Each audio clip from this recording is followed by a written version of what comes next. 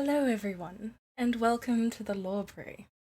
I am your local librarian, Scarlet Song, she, her, proud bard of the College of Inspiration, and today I am your lore weaver. Before I shine the adventure's dappled light upon our fabulous cast, I have a few little tidbits to get through.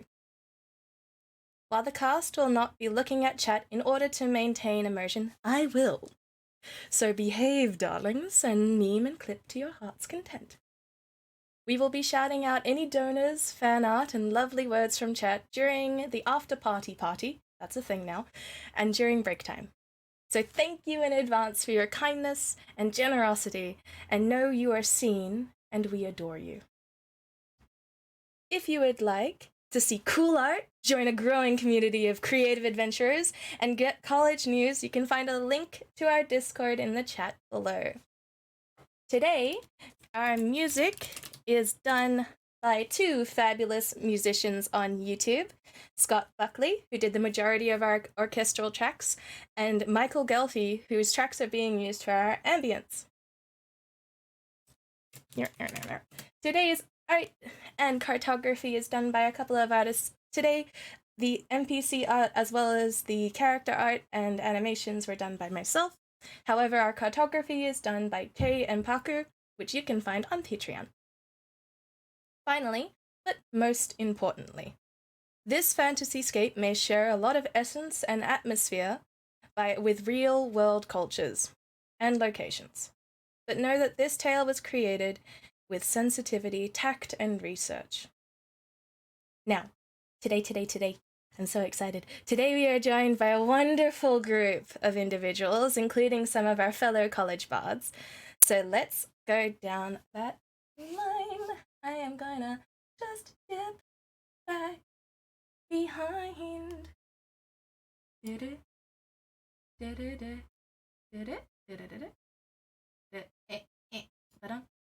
Behind the counter.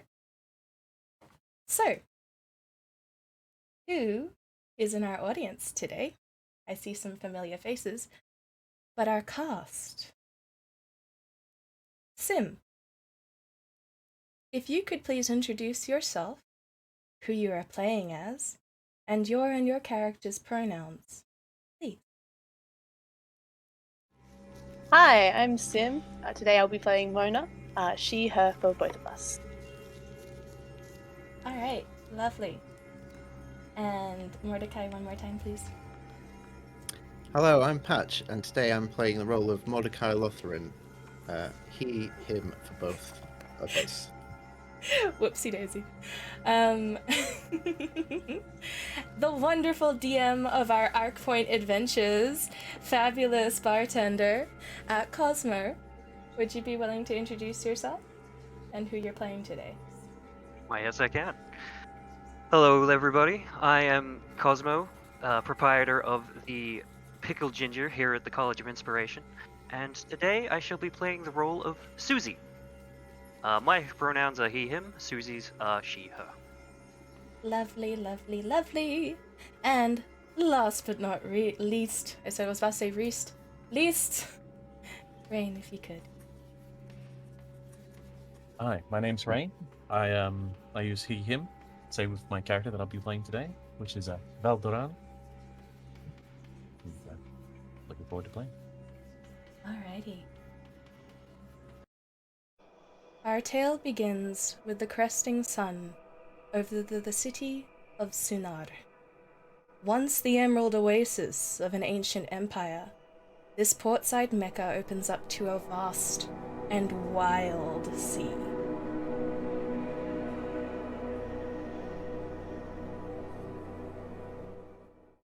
And to even wilder isles. The wind is strong here. It picks up the sands of the desert beyond the walls and takes stray glimmers of fine, crushed, opal-like sand into the waters and onto the shores below. A quiet shore. Quiet for the first time in 500 years. Normally, the edge of the coastline would crackle with distant thunder, the chaos of the wild magic storms that erupted long ago.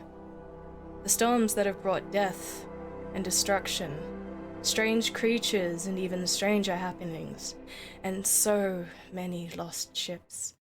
Those who sail swear to never head that close to the islands ever. But suddenly, about a week ago, the storm ceased, and a curiosity that had had 5 centuries to build was piqued. Your mutual friend, the Tabaxi, Professor Papyrus Everlast, an archivist of great prowess, is one of those curious minds, and sent you all an invitation to join them on their expedition to the long unknown, but not forgotten, islands. There is whisper and hush as we crest over each wave.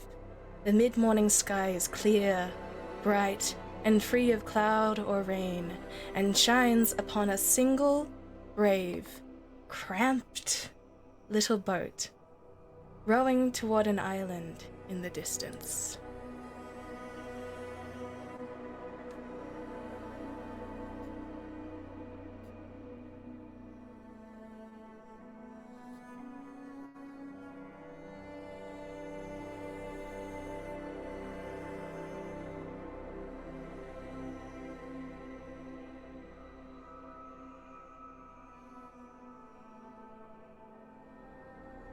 The ship that took you didn't want to come much closer, for fear of the Isle's supposed magics.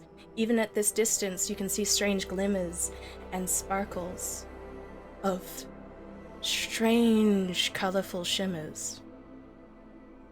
But you've made a promise to a very good friend. So my question to the party is, what are you doing in this small, cramped little rowboat? And what does it look like?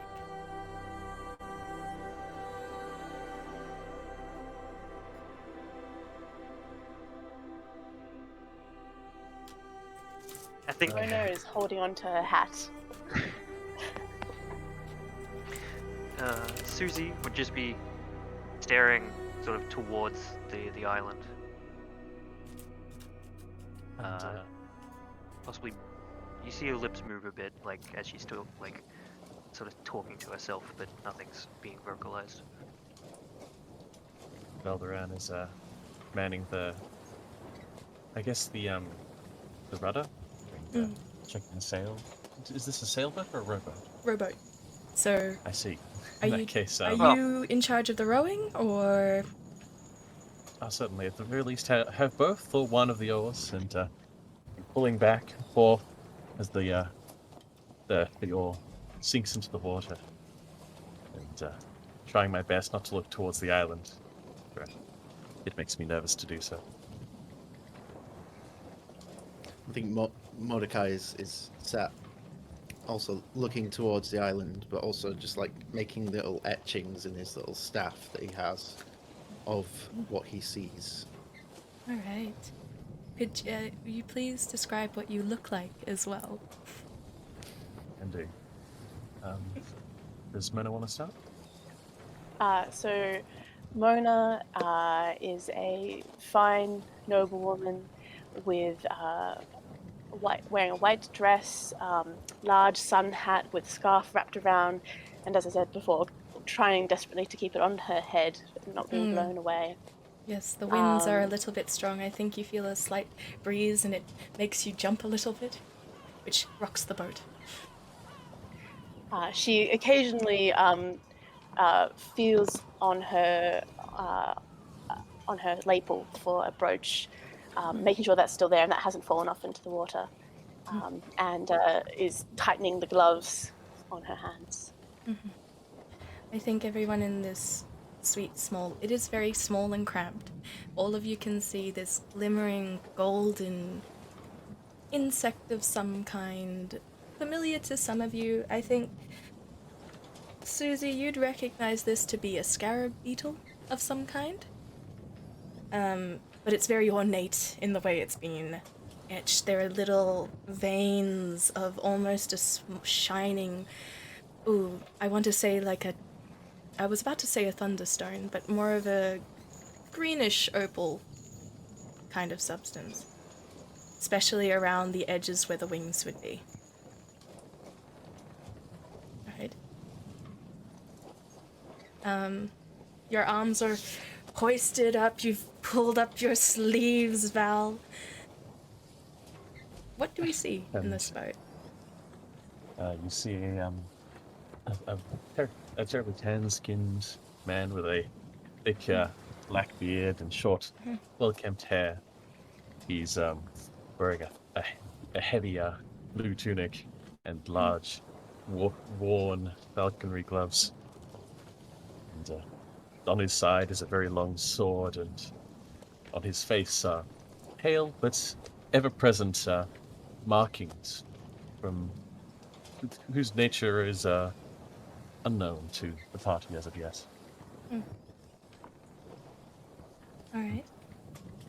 Mordecai, you are So- holding this long staff, and you said you were etching things in it?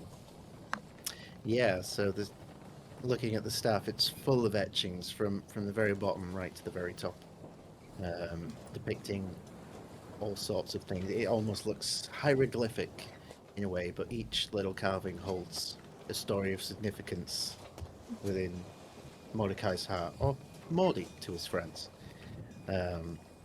He's wearing blue monk robes with orange straps, and at his waist he has various little intricate leather pouches and satchels. Tied around his big bushy brown hair is a blue sash, and beneath that a equally bushy beard, which also holds the biggest smile in this boat currently. Yes.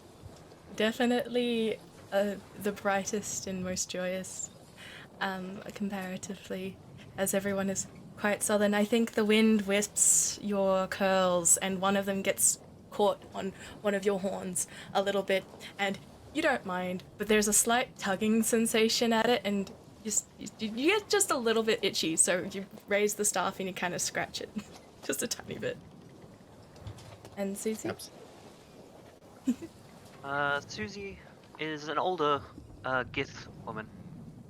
She's tall and lean. Her skin is starting to wrinkle.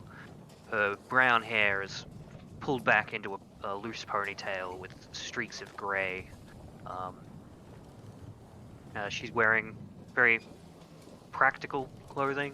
Nothing fancy about them, just like a padded shirt with a metal breastplate over the top.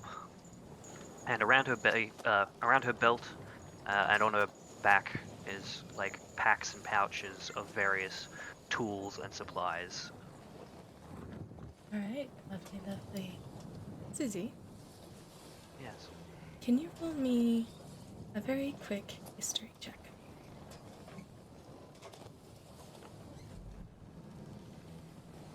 That one? Oh, we're starting out strong! Whoop whoop!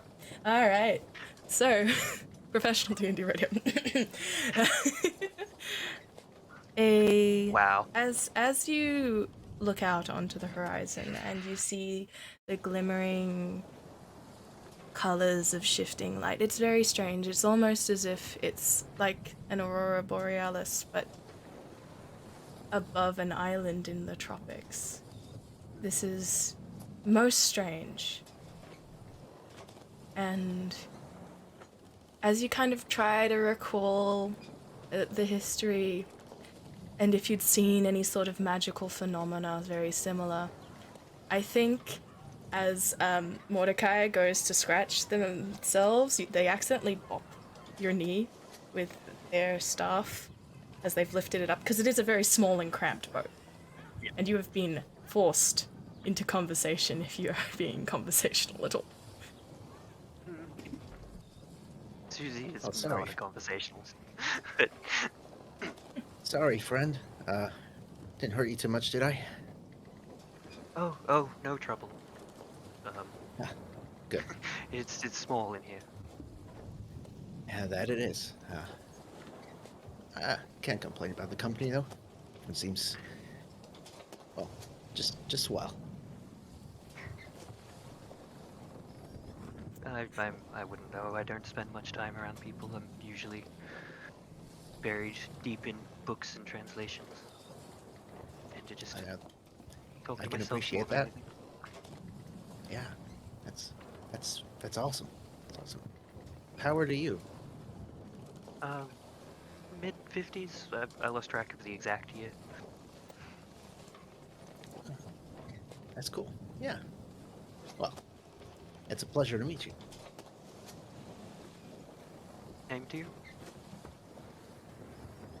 I'd like to think that during this conversation, unfortunately because of positions, Mona, you have been staring at Val as Val has been rowing, just as the positions on the boat kind of sit. There's definitely, you can't avoid direct face contact because of how small this vehicle is. That is, I do rather wish they'd sent a larger boat. They did. Oh. The larger boat just didn't want to go any further. Such Yes, a shame. yes, it would be hard to chart such a thing. And this venture is not exactly safe. Or it's a bit of a faux pas or superstition around these islands. The Lasuna do not want to venture out this far. Completely poppycock. It's just an extraordinary adventure waiting to happen. You say that now, but if that storm comes back, I intend to turn this thing around.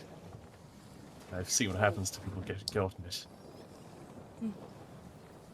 On that note, as you are slowly nearing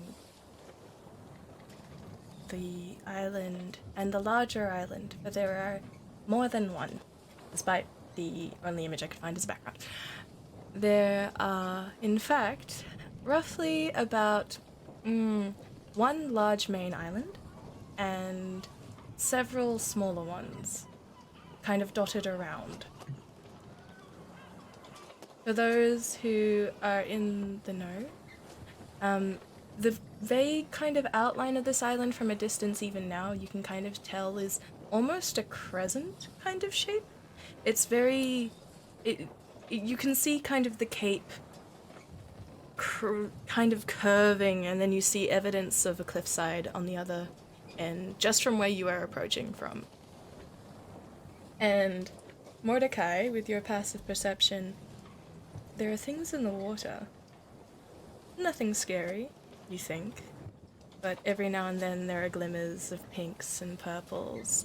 And as you kind of peer closer, and as you guys kind of, this boat comes closer and closer to shore, you see a bundle of glimmering stones deep in the water. It's a little bit difficult because of the waves and the roughness. If you'd like to investigate further, you can. It's definitely piqued my interest, I think. In that case, would you be willing to roll me a perception check? Certainly. That's a nat one. Oh my god! Guys, Starting off strong. just For a because... total of... For a For a total total of... of 4. Lovely. Man, you go to, like, look into the water, and I think your weight slowly starts tipping the boat. Who saves him? Because he's about to go over. Susie's the closest. She'll grab him. The hand comes out. She's like, What are you doing? Ah! Oh, I think you just saved my life there, friend. Guess I owe you one. You're welcome.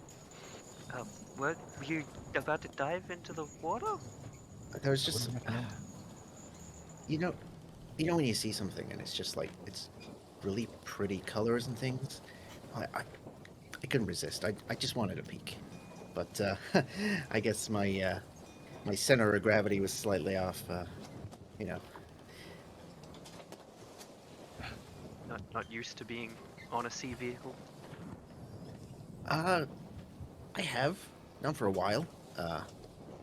You know, I've been around. But sometimes my excitement just, gets the better of me. I've been there. Susie, since you've gone and kind of reached over and your pass is actually quite high, you too can see the things glimmering in the water. Okay. So if Should you I roll too, as well then? if you'd like.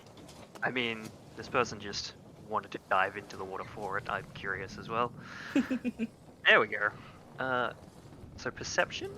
Mm-hmm. That is a total of 23. Damn, fam. All right. So as Val is cresting and kind of, you feel something kind of scratch a little bit on the edge of the boat. Mona, you do a little bit of a wobble. Susie, you realize that you're passing a coral reef where the entirety of the coral structures below the water are crystalline. They are see-through. They catch the light in strange ways. I think you see very strange-looking fish. I do think that if you mention this at all, Val, you recognize these to be some of the fish that more brave fishermen catch and sell for rare trade. Because in this area, the species that are in the waters have been affected by the wild magic storms. And they're not exactly typical. Do be careful not to fall overboard. As enchanting as the aquatic life around here can be, they're not things you want to test your luck with. Duly Yeah. noted, friend. You guys make your way toward the shore. And you see the outline of a ship.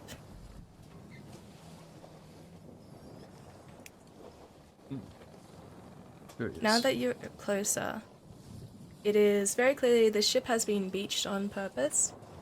There is no port in these waters.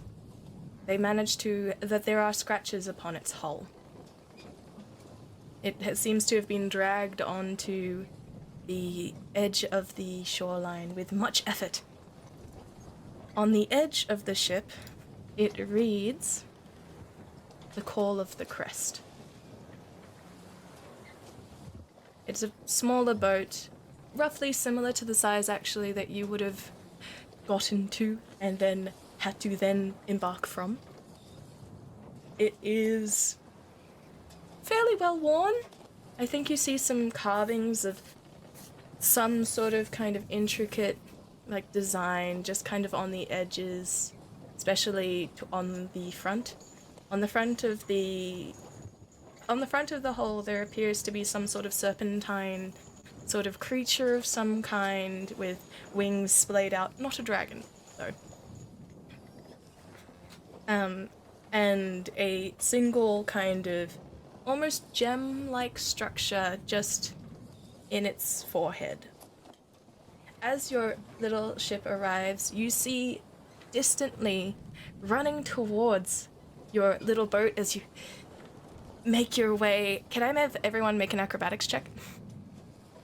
As you slowly get to that part when you hit the sand line and the boat starts rocking, and oh boy, it's the mid-between between beach and deep ocean and gravity. Not friends. So, what y'all get? 22. Mona got a 22. Twinsies. 17. 17, and Susie, how's it going? Susie got a 16. So All right. I thought it was pretty good, but then everyone else is just way better. With grace and skill, some a little bit encumbered by the metal breastplate, you manage to get out of the boat, kind of push it toward the shoreline. And before you see a figure dressed in dark robes, purple scales, running towards you. Not desperately, but in the, oh, someone's coming, kind of quickened step. And you see a purple dragonborn before you. Not many of you have seen a shade like this in Dragonborn. There are some species there are some variants on the Dragonborn race within this area.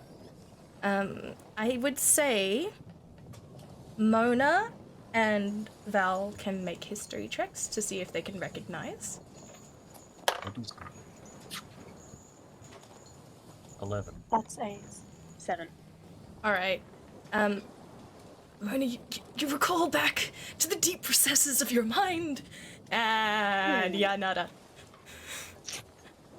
Quite curious. Val, as you guys step a little bit closer, you notice that the horns on this Dragonborn, some of them are floating in midair, some of them are almost gemstone-like, and you realize this to be an amethyst Dragonborn. You have only ever seen one other Dragonborn with a similar scale tone to this. And that was a long time ago when you were much younger, and you went, that is different, and it sort of sticks out in your mind, just a little bit. Oh, nice. Oh, heavens! I didn't...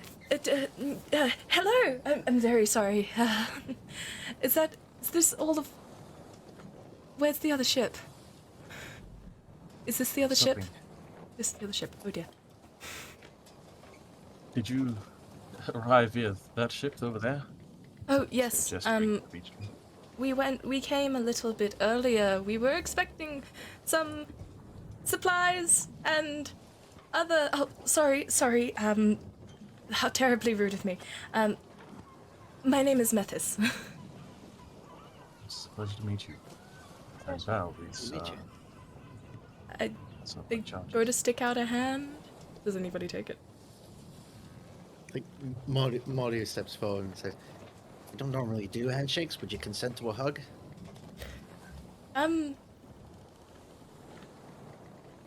You know what? Sure. I could use a hug right now. Bring it in.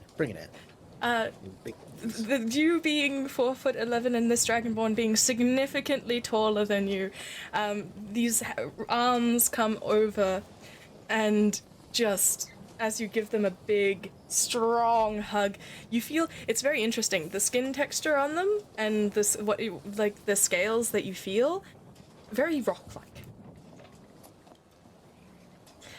I'm just squeezing. Thank you. There's the good stuff. Oh, ow, spine. Sorry. No, much appreciated. It's been an interesting set of hours. Oh, hello. Why are there only 4 of you? I was really expecting a ship with supplies, potentially magical ones, and they gives a quick glance back at a small encampment that you see kind of more distantly on the shoreline.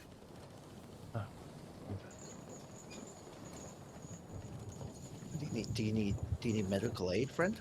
It's I don't know quite if you have any experience with magical effects, debatably curses, we don't know what it is yet. There are some some of the original expedition party, we went ahead a little bit, you see. We were worried that treasure hunters would come and potentially try to pilfer things from the island instead of valuing them for research. There is the many legends in this area, especially about the Orb of Light. For those who are... If you'd like to roll on Orb of Light, you can, but Val, you're probably the most familiar with this legend being local. And also Yes. Mona too, I believe, would know of this. But yes. About those various treasures on this island, I assume you're quite versed in the accompanying dangers that they're known to hold. Yes. So you see, that's why I normally hire people that are much better at the fighting than I am. And as they say this, there is a fat lot of good that did. And you see a small halfling kind of appear, and I'm just gonna move some folk over because they are actually too short to be seen everyone else. They are standing on a box. You see a smallish halfling, brilliant green eyes, leather armor, sort of a red cape-like thing. I would say that potentially, Val, you'd be able to roll a history check on this sort of outfit because you have seen this sort of thing before. I might do. Sure thing. That would be 14. All right. This outfit belongs to a group of mercenaries. They go by the Crimson Cloaks, as uncreative as it is, but they are a group of mercenaries, fairly easy to hire. They have mostly scrupulous morals, but they get the job done if they're paid right. Yes. Not the kind of sort I might hire on an archaeological dig. Yeah, well, look, mate, there's just... When you're one of the few who are willing to actually come out to this fucking place. Half my men, and their gestures back to the campsite, and the Amethyst Dragon Board is very much, yes, half of... We went out to attempt to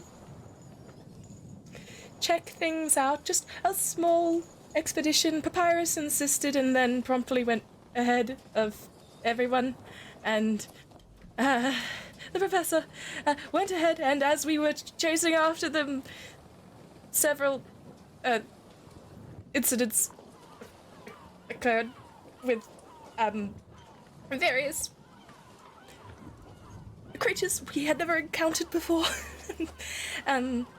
Perhaps it's better if you just come and see. And they kind of guide you towards a campsite. It's set up on the edge of the shore, very close to the ship, but you couldn't quite see it beyond the ship's hull. Closer, kind of more safely on the shoreline, so high tide can't get into any of the supplies. There are boxes stacked, but more importantly, you see just a plethora of people that look either wounded in some form or another. One of them is just straight up a different color. There is a person who is bright pink, sitting on a box, looking very unhappy. There is another person who has feathers that they are coughing out repetitively. Another seems to have grown some sort of weird, I want to say, almost like octopus suckers just up the side of their head, crawling over and down their neck, and is just like inspecting them like a bad acne situation. And the halfling who has not introduced themselves yet, yes, gestures at all of these people too, which to some degree are wearing some form of crimson-like cloak, either a half cloak. So one of them's wearing a full mantle, but that full mantle looks ridiculous because they are very clearly shrunken to half their size. Nice. Wow. Yeah, this. Well, I commend them on their bravery.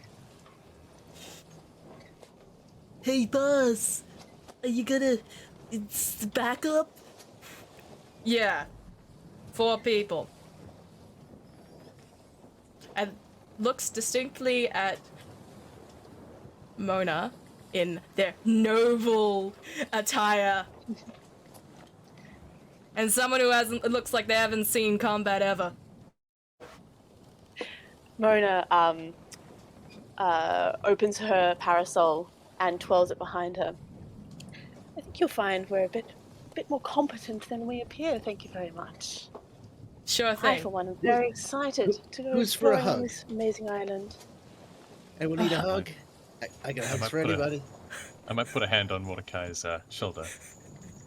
Probably best not to say that these aren't lovely people, but I would steer clear of anyone that's been afflicted. I'd like a hug, says the one that is like has been shrunken to half their size. Well, bring it on over. You're like the perfect height. Come on, let's do this. You go. It's up to you. I remove my hand. As you remove your hand, Mordecai, with your passive, you can feel that as they go in for a hug, they are very clearly reaching for your pockets.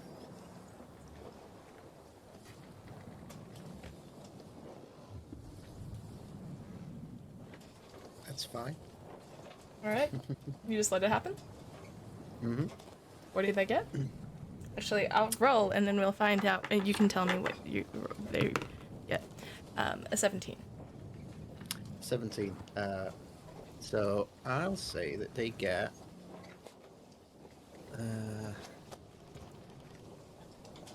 one of the pouches which contains 4 gold pieces and like some half-eaten biscuits. I would say, Susie, you definitely see this happen. Yeah.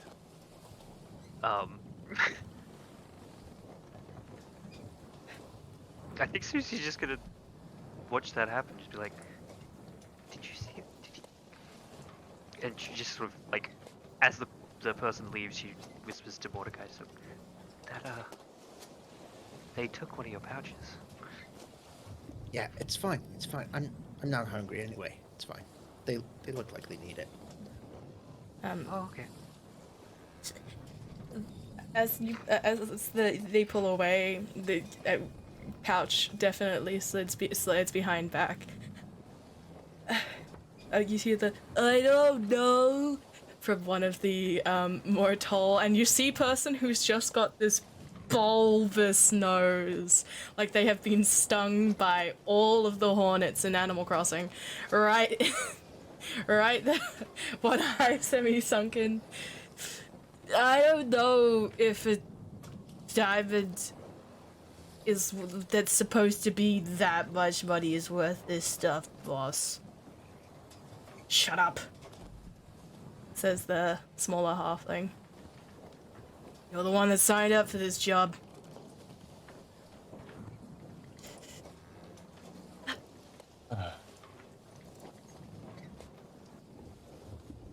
You look like you're sissy. Oh, no, this is the Amethyst Dragonborn kind of pokes up. Yes, no, we have lost a couple of, crew members to the, gestures at the forest behind you. And as you kind of look behind you, you see, again, the glimmering lights, they're a lot stronger now. There is a lot more color in the sky. Some of the branches on the trees have been tinged different colors. There are weird textures of reds and turquoises kind of just sitting in the soil.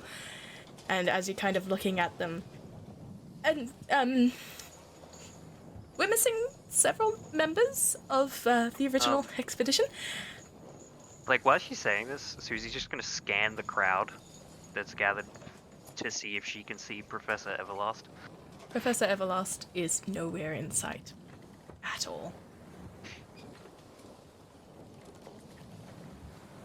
Is one of the missing people happened to be a Tabaxi fellow? Oh, yes, you're referring to the professor. Yes, he Yes. was the one who invited us here. Oh, you're the friends. Yes, the Papyrus did go on and on and on and on about all of you to some degree or another. Papyrus He went. does like to talk too much. Yeah. I mean, who am I to deny a person their passion? I've been interested in this island since I was just a small little scaling. But they kind of went on ahead. Or we lost them. We just straight up lost them. There was an incident involving some sort of we were all overcome with some varying stages of some strange emotion.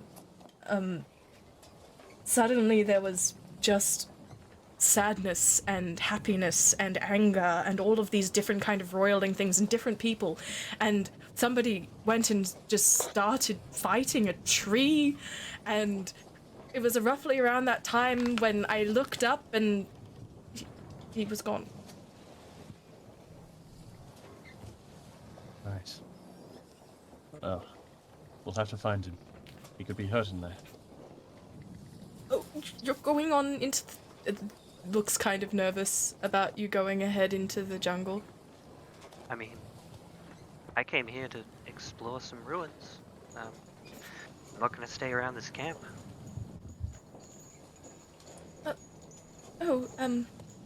I suppose that both makes sense. Are you going to be all right? Again, looks towards Mona, who is dressed the least adventurous out of everyone.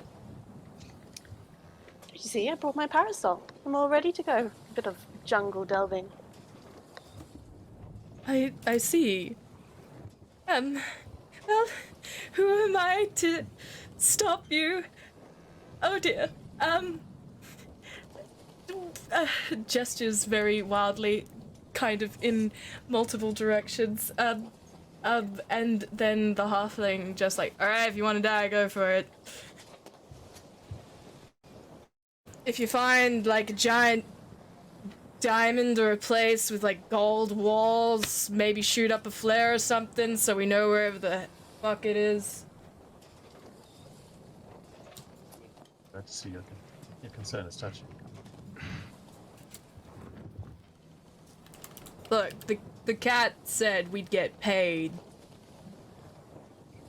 This is not the payment gestures to the crowd of people in various forms behind them.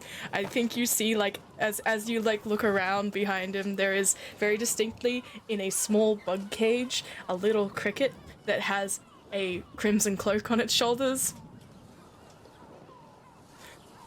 This is not the payment we expected when we signed up for this gig. We expected, I don't know, the orb of light or whatever, the fucking fancy diamond, or like treasure to sell to fancy rich people who value that shit. Well, You know, some say from where I come from, like life experience such as this, as drastic as it can be, is the greatest form of payment. Like, you'll never get this anywhere else. So Tell that to think of the Daisy. stories you have. And gestures at the tiny Daisy, cricket. have you heard? Gestures at this tiny cricket in a cage. That That's- was a that's giant half-orc before. Look at her. You look fantastic. She would be one of the first half-orcs ever to experience being a cricket. That's new. Bold It new just- horizons. He just looks incredulous. I don't like any of you. Goes back. Well, the feeling is mutual. Yeah, whatever. As you kind of they go off, you see, He was you see, Little. I suppose the one piece of advice I could give you is beware of, tinkling noises, I guess. That's what we all heard before this started to happen. Just the sound of something, like, almost like stone hitting stone, but much lighter, almost like a bell. There was also some strange growling noises, but one is expected in this sort of place. Right. Thank you for your concern. You point us to the start of the trail you originally followed? Oh, if you're talking about that, you could just that way, and you see just he's honking, no care for the local environment whatsoever, just hacked and slashed. In just a path has been formed. Some areas have been burned. Oh dear. We are dealing with an ungracious lot, aren't we? I mean, Yeah, it certainly seems it. I wish you, but despite, oh, one question. Like, we came off a bigger boat. Are they at least like visible on the horizon or something? No. Okay. Nope. So they literally just turned around. if anything, they didn't turn around. I think you would see, because you can see vague images of ships in the distance. So they're Right. there. It's just no one wants to come close. Right. And as you are looking out onto the horizon, Susie, can you make me a perception check? That I can. 8. 8? Sorry, I think 9. piece... 9. Oh, 9? 9's not too bad. I think you flinch as a piece of sand kind of like gets blown up into your eyes. But for the briefest second, you could swear that you saw something very large crest in the waters that you were just rowing your boat. Yes. Mordecai, I saw you that too. definitely see it. All right. Just see the smile get bigger, and as slightly chuckling to himself. Wow. All right.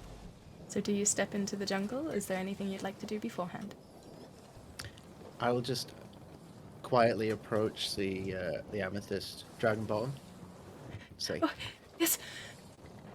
just so you know, Yes. you're doing really well. Like, Oh, really, really well. Like, I'm proud of you. Clearly, you're proud of you've me? had a trying, you've had a trying time. It's one of those things. But you know what? You're still here, and you're still trying to make a difference. And that's all that matters in the world. Have So, you always been amethyst? fair play. Yes, I've always been amethyst. Okay, I just wasn't But- sure if you had been afflicted like the others. No. Very much not. My mother was also amethyst, and my clan is amethyst as well. There aren't very many of us, but we have always been this sort of gestures at self glimmery. That's nice. Nice and not nice. There is a history in this area of gem dragonborns being taken as a particular kind of servitude, especially in Rarity.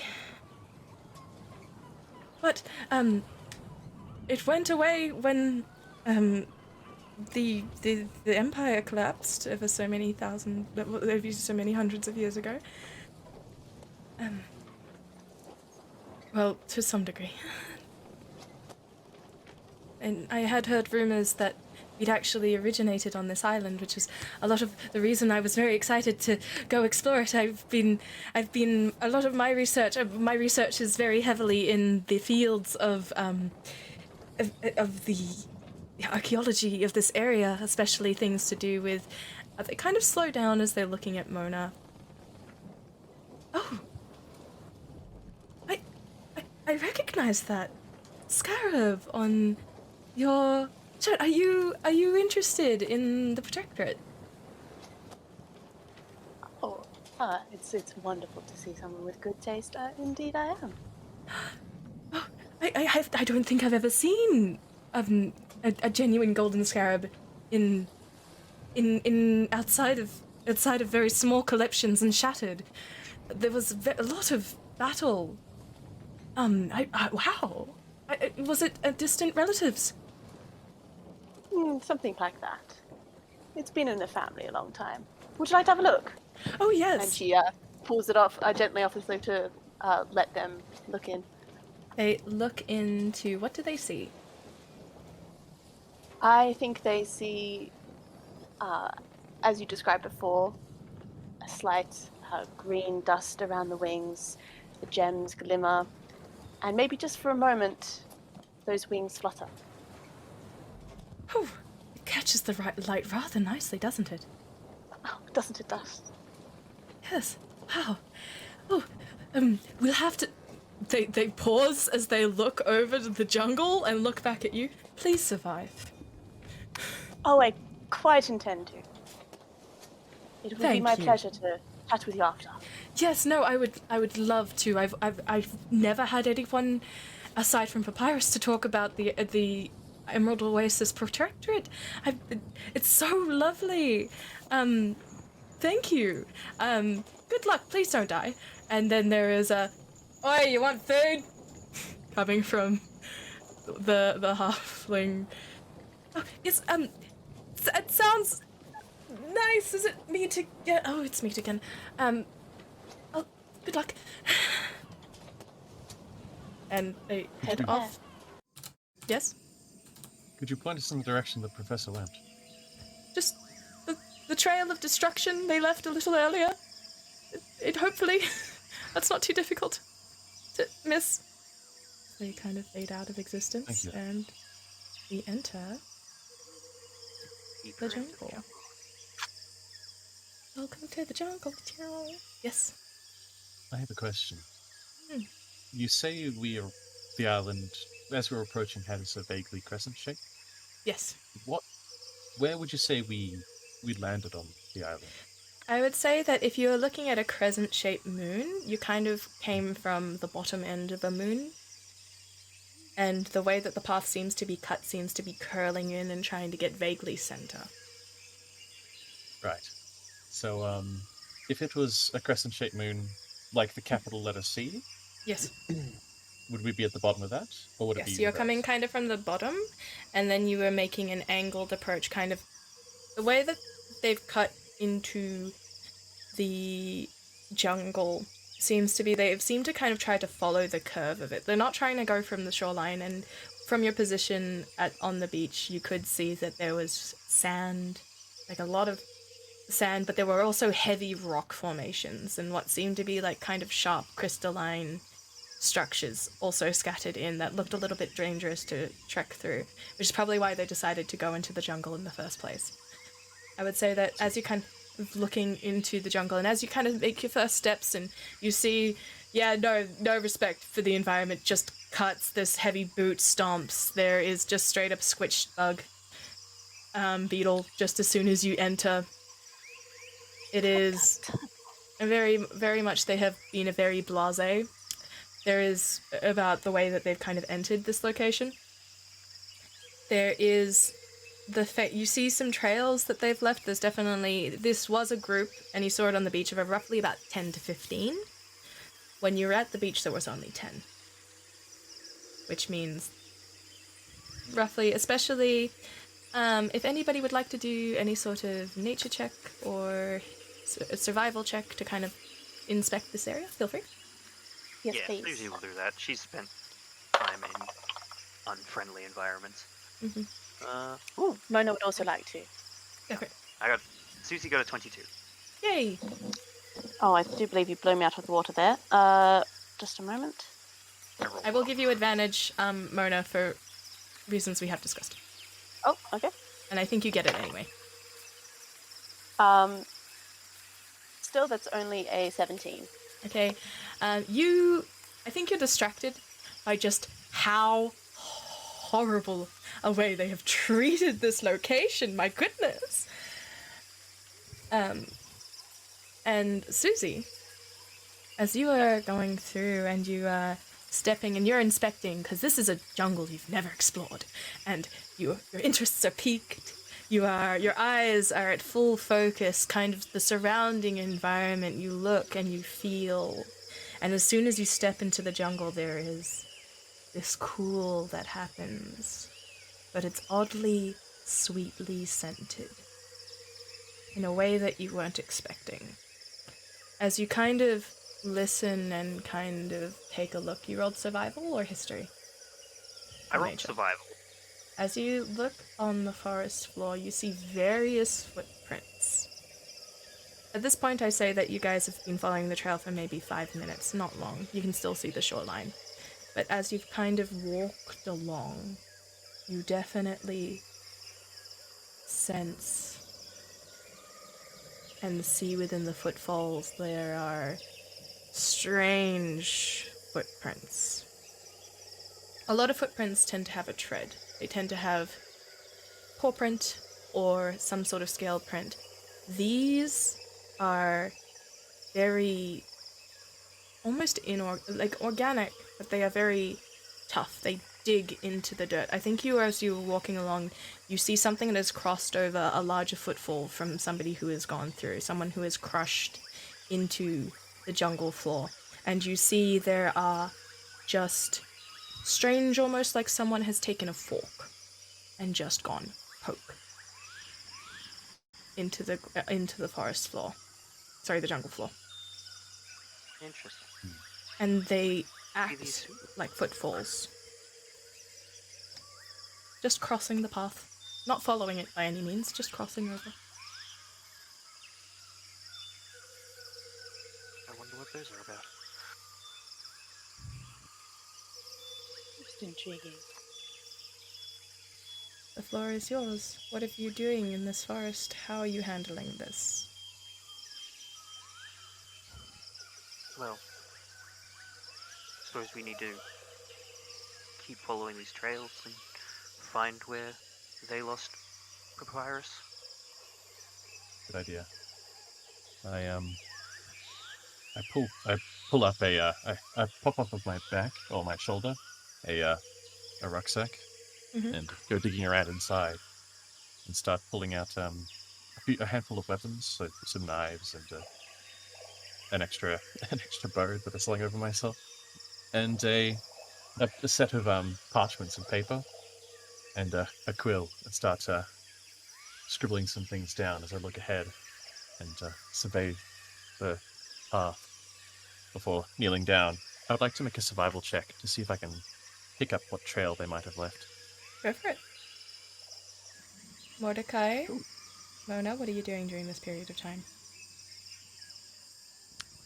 I think Maud is taking everything in, still wearing this gigantic smile. Looks to perk. be looks to be in deep thought. And he's just eagerly awaiting whatever comes next. Sounds good. I rolled an 18 on my survival. Awesome. It's not too difficult for you to find the trail. As I mentioned before, they were rather blasé about the way it was handled. At one point, it feels like they've spread out, like a small group decided to go left while another one went right. Roughly around, you get kind of to almost a grove where almost as if a mangrove has begun, or there was a mangrove of sorts here. These roots kind of stretch out like strange hands and wrap and coil, and as you kind of look at this tree, you kind of do one of those head tilts where you keep following and you keep following, and you because there's just something very strange about the way that this tree sits. And Mona, as you kind of look over and you feel yourself kind of in tune in an environment that brings you a lot of warmth, it's very familiar for you. You hear this skittering of insect life in the distance, and something in the air thrums for you. It feels comfortable, but wary. Something familiar to you, though. Mona takes a moment to reach out, even just closing her eyes and soaking in the atmosphere. She brings her finger to her lips and whistles softly to see if she can draw out creatures that she can sense. Roll me an animal handling check with advantage. That is a natural 20. Ooh! Alright, so this strange tree that you are looking at, as these footfalls have been divided up, so I think, who sees it first? Nope, it's Mordecai because of that passive perception. Mordecai, Susie, Val, and then eventually Mona, but Mona's got her eyes closed and is kind of feeling and in tune with everything as you whistle and you listen. And a thrum begins to start. It's soft buzz in the air. For everyone you all get that panic sense of something just coming alive. This I can't whistle very well, sorry. Peeks through, but as it comes out of your lips, it starts to hum like a tuning fork. And as it hums, the forest hums with you.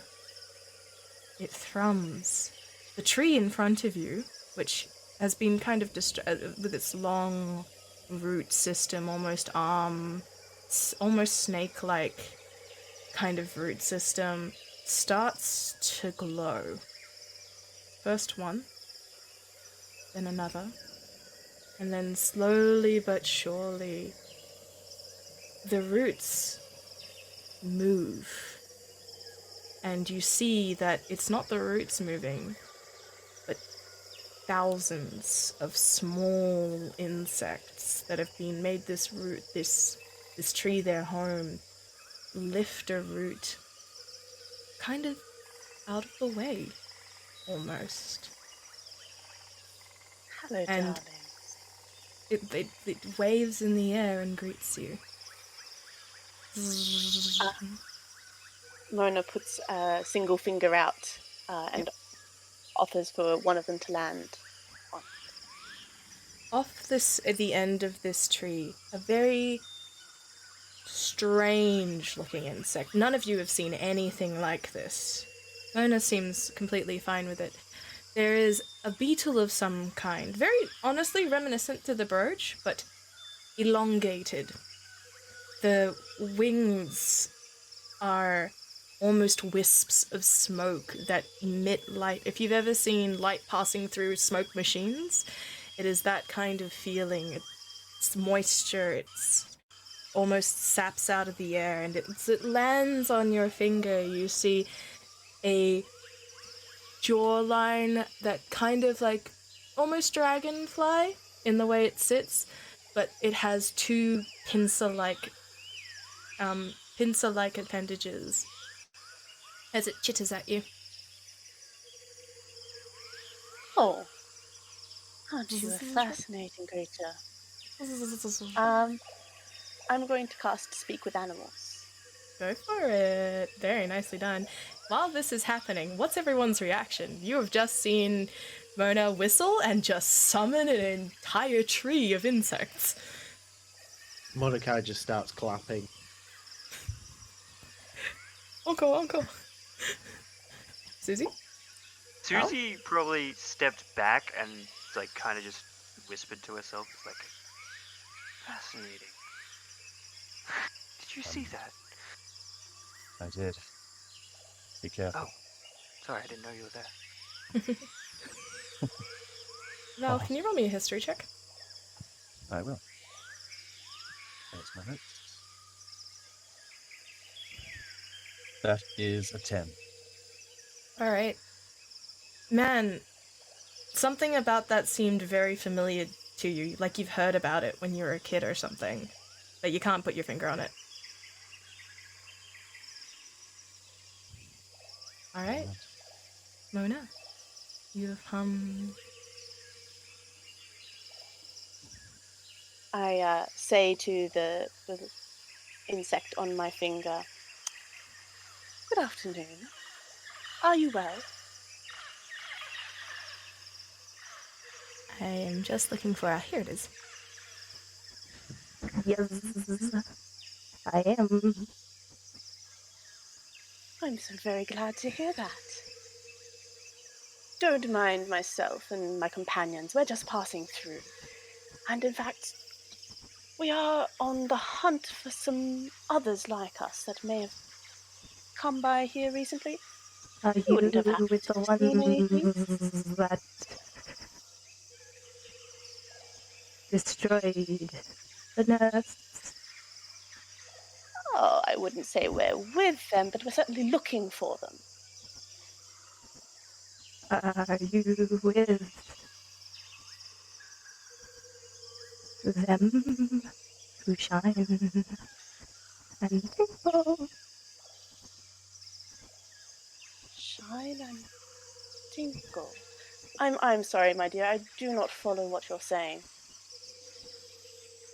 Creatures long walking were once not shine or stone. I see. No, we are not with them.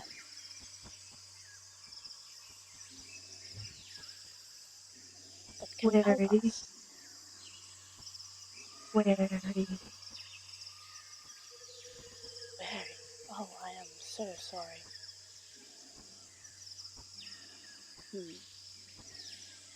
If we promise not to let them continue, can you show us the way?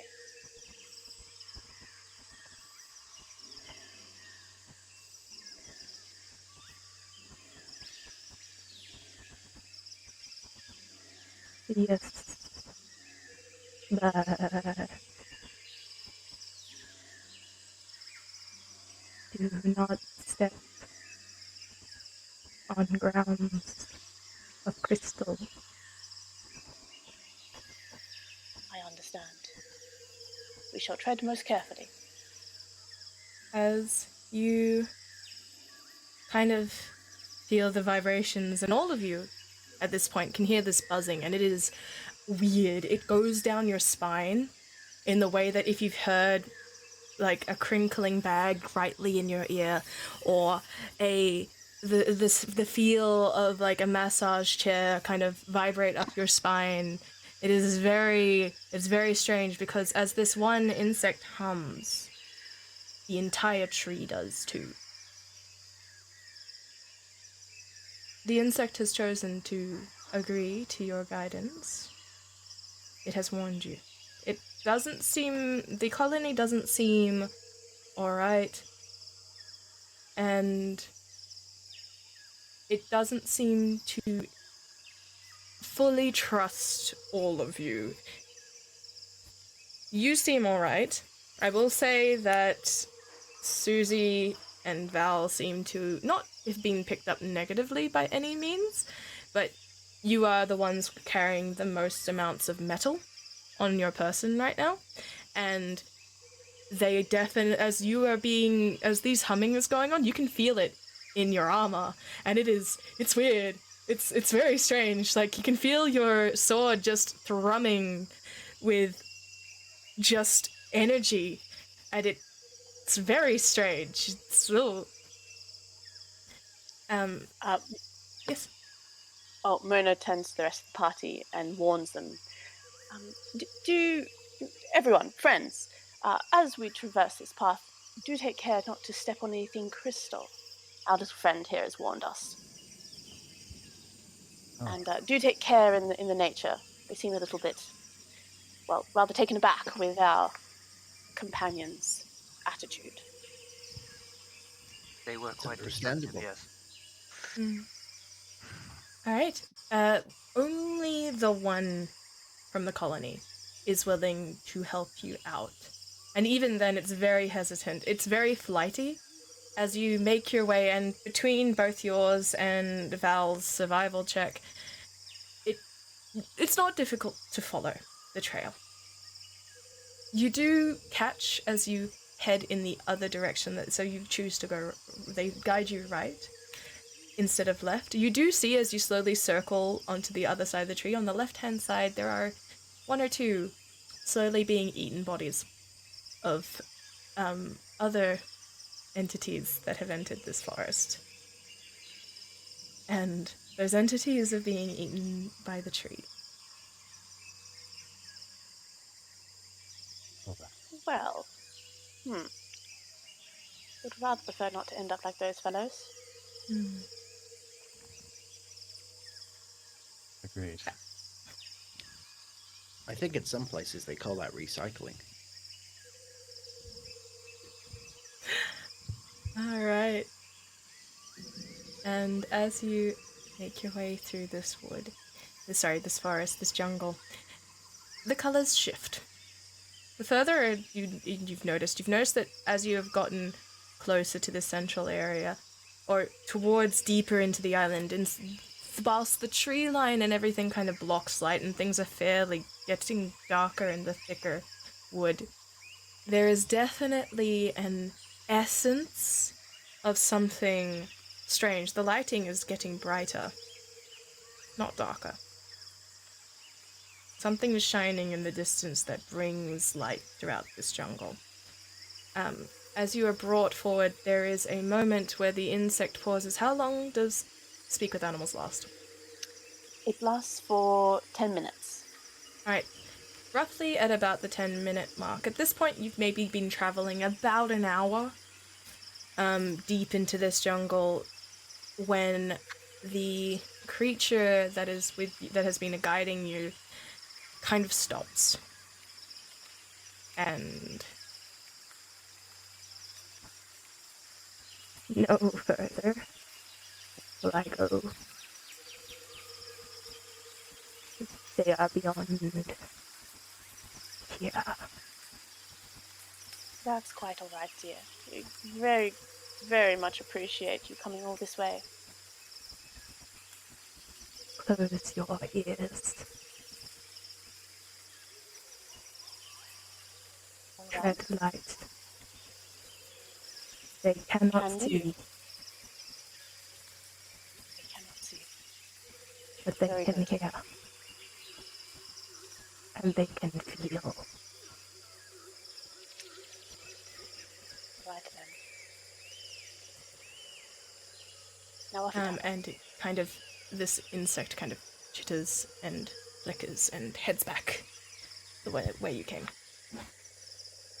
And Mona relays that information to the rest of the party. Perhaps we should keep our ears closed as we head through this part of the forest.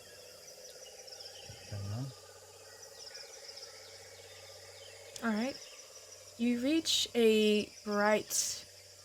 As you kind of headed toward... Unfortunately, I do not have an image relaying this. But as you have gone through, you're slowly approaching this sort of light area that was described to you. And you see a boot. Growth of crystal kind of emanating from a severed toe. And then you walk forward and there is more body. And then more. And across the span of, say, 20 feet, an entire being has been shredded. Perhaps humanoid. There is crystalline growths kind of going through. And as you kind of look along the groundwork in this area, in the distance you swear you see some kind of structure. A little bit further, maybe another 3 to 4 hours travel. And then I think Susie, you catch the smallest shred of orange and ginger fur caught on a bramble. I go inspect it carefully, like making sure I don't step on anything crystalline. Cool. I go towards this bramble.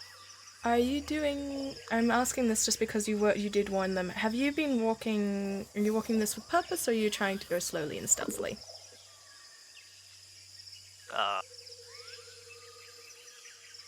Probably, like, as Susie catches that, sort of catches her attention, and she'll still be carefully, but not slowly. She's like, I need to check that out immediately. Alright, so you will be rolling stealth with disadvantage then. Okay. What's everyone else doing? I suppose I'll be sticking close to Mona and Mordecai, and I believe Mona relayed that we should block our ears, so I will then looking through my backpack for some fluff and lint and try to use that. My ears up. Alright, cool. Mordecai? Mordecai is just like trying to figure out the best way to like flap his ears over themselves to close them. Oh, And very then nice. eventually decides to pull the headband slightly down to cover his ears, and he looks really happy with that. Alright. Susie or Mona, are you doing anything to cover your ears? Mona tightens her scarf, so her hat kind of bends over where her ears would be. Squish. Squish. Susie Alright. probably had like undone her ponytail and then like sort of wrapped her hair around Roughly. her ears and then Okay. tried to tie it back up. Awesome. You try. Alright. As you go close to this fur, I'm so excited to say this. Can you please roll me Fate? Ooh, okay. Did you want to know my stealth check yet, or? Yes, stealth check and then Fate. Okay. So the stealth check was a total of 8. And your Fate is 1 out of 100. Yes. That is a 33. Awesome.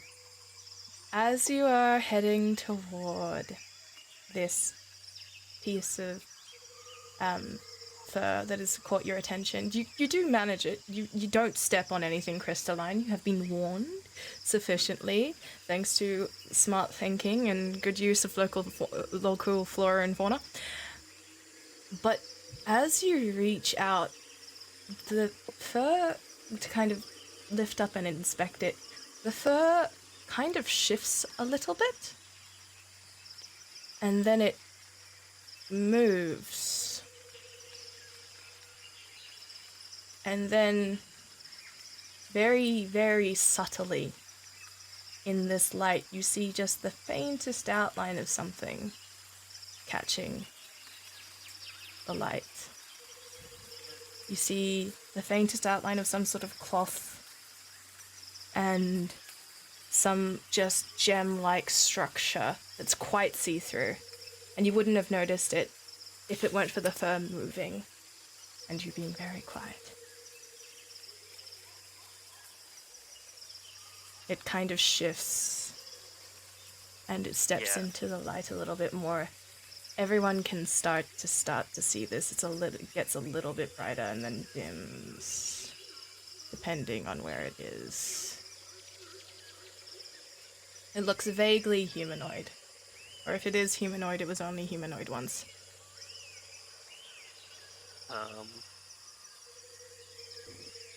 What do you do? Susie's probably just stopped where she was and is just staring at this, like trying to be as still as possible. Alright. What is everyone else doing as you see this creature in the distance? Catching light. I would like to make a perception check to see if Perfect. there are any others about. As I look over both shoulders and take in the surroundings of. Awesome.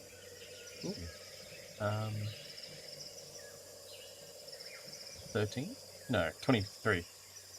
13 or 23, which one is it? Those are two very different numbers. 23? You think that you see something, but with that 23, I am more than happy to show you what this looks like more in full. You see a strange creature. It has very sharp, crystalline teeth that extend in a jaw that is far too wide. If it had arms, those arms have been snapped and grown into something else. It walks on 2 feet with 4 or 5, depending on where it is, sort of outcrops that is debatably defined as toes. And as it kind of steps through, you can hear it listening. It moves its head around. But the thing that catches your attention with it more than anything else is the cloth which seems old and strange, across its eyes and down the sides of its face, like a wrapping or a blinding of some sort. It seems ceremonial, but what scares you, and it does scare you, you feel this pit of fear kind of seed its way into your chest. You grow cold. It looks very similar to the face that you see every day in the mirror. It looks very similar to the markings on your face.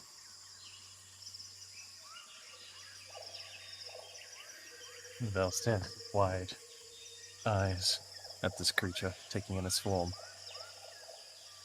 He almost instinctively or unintentionally drops his cartography tools and they float to the ground, but the inkwell and pen less subtly as they Yep. plunk into the dirt.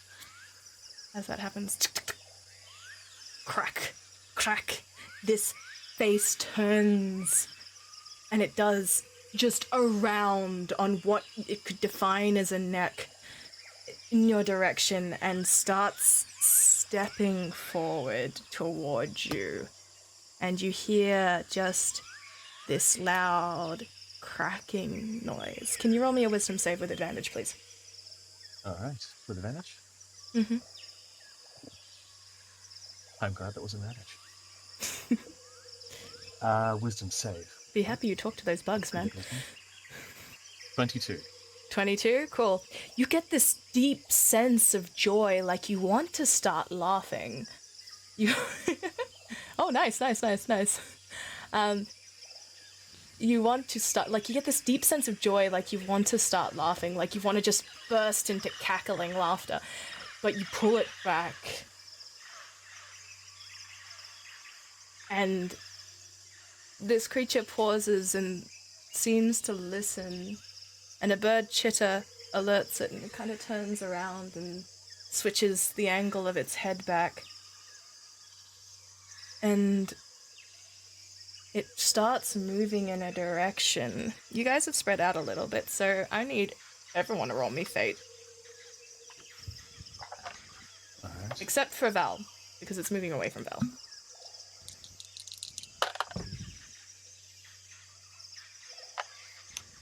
$42. Okay. That's a face that I'm going to enjoy. What's up, Buttercups? Mona rolled a 1. Oh no! On a D100? Very nice. Very, very lovely. Very, very lovely. Thank you for this gift.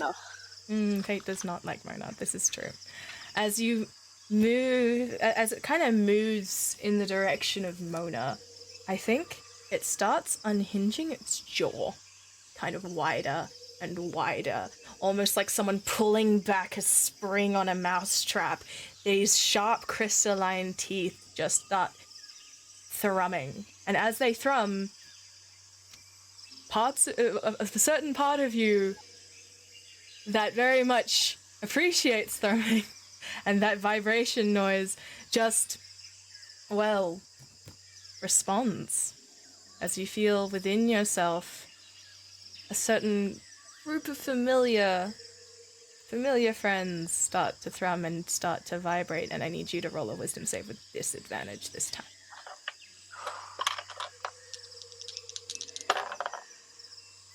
Wisdom save. Mm-hmm. That's a 16. You have this overwhelming sense of sadness. You feel like you've lost everything. Again. Everything. Your heart, your soul, you failed. And as you get this surge of just overwhelming emotion, one of the buzzing noises in your ear chimes. And you watch as the rest of you watch, Mona, you see just this small golden-like creature chime. Ding, ding. And this creature that was heading towards Mona starts turning in that direction. It starts approaching. And Mona, you watch one of your fine friends get swallowed whole. And then crunched. And then shattered. And then fall to the ground in front of you. As the creature turns back in your direction, and I need everyone in this fight to roll initiative! Okay. Ooh. Yeah, that's okay. I am making sure that I have enough of these lined up because this always goes wrong. Okay. Let us take a look at what we've got here. Huh! So for context to those who are not privy to the Lord Brew dice, oh my god! Alright, here we go. Mona, it is approaching you, so naturally you go first. What's going on? What's happening? Mona is going to, yes, still mourning the loss of one of her companions. She is reluctantly going to send a group of them out to the opposite side of the clearing and attempt to shake a branch gently to create a noise. All right. Can you please describe what they look like? So, out from under Mona's white lace sleeve, a group of about 5 little golden beetles, very similar to her brooch, crawl out and buzz around the other side of the clearing as they start to form a swarm around this branch and shake it. Alright, this is an interesting roll for me. Could you please roll me an animal handling check? Alright. With advantage, because they are your swarm. Animal handling. That's a 15. Alright, cool. They shake the branch. It's not too difficult to do. The creature is in your area, and it does kind of cock its head, but that's all. Do you have anything else you'd like to do for your turn? No, I was rather hoping that would work. I will, I think stay... Is it within 5 feet of me? I'd say it is, yes. It got very close before your friend sacrificed itself. I'm going to attempt to stealthily move back. Alright. If that's something I need to do. You can move stealthily, slowly. Roll me a stealth check.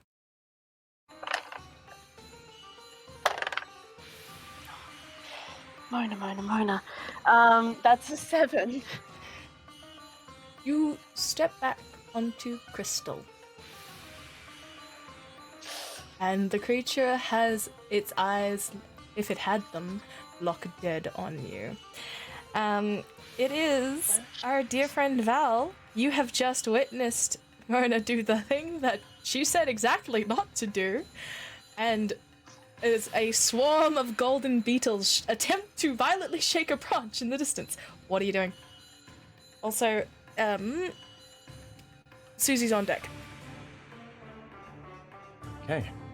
I break the eerie silence that is hanging in the air as I charge forth and yell as I draw forth a longsword. The creature turns its head towards you, most definitely at that. As it does, I'll make a strike at it, swinging up high. Let's have a look here. Longsword. Plus 19 to hit. 19 hits. Go for it. All right. What do you do? What kind of damage are you doing? This is a two-handed longsword attack, so a d10 into slashing. Cool. That is 9 plus 4 is 13 slashing damage. 13 slashing damage. Anything else you would like to do? As your blade slices down, there's almost like a slight ching as the crystalline structure of this creature kind of recoils. And I need you to roll me a d100. Okay, let me get that out. You know what I did? I grabbed 2 d10s. All good.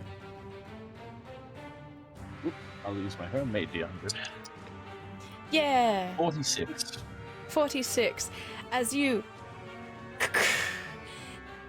shatter off pieces of this, you feel a sudden cold rush as your weapon starts to emit cold, almost like it's been frozen. And you look down, and the square feet, the 5 square feet in front of you, which the creature is on, is snow. Tearing a hand from my weapon. As I imagine ice or frost comes with it, Mhm. I make a strike against the creature as a bonus action. Cool, go for it. With what are you using? My hand. Your An hand? unarmed Cool. strike context. An arm strike. What damage are we doing? It is bludgeoning, and it is 23 to hit. Yeah, it hits. Ow. 6 Slap plus it. 4. 8 bludgeoning damage. Okay, you So- bitch slap it for 8. As you smack it, the cold that you feel in the area kind of crystallines back. You take 1 point of cold damage. Alright. Well, yeah, actually, no. Yes, you would even through the gloves. Alright. Cool. Exhaling some fog, I take up another stance with my sword and end my turn. Very, very nice, very, very nice. And very lovely. I believe a certain Susie.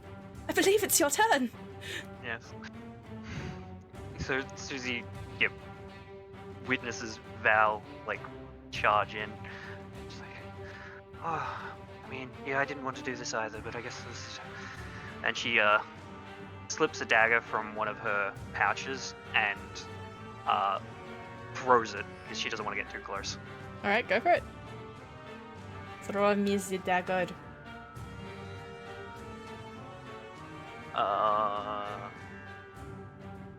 That would be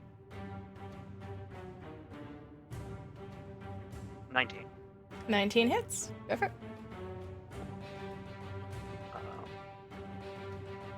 Does it look like there's any particular weak points?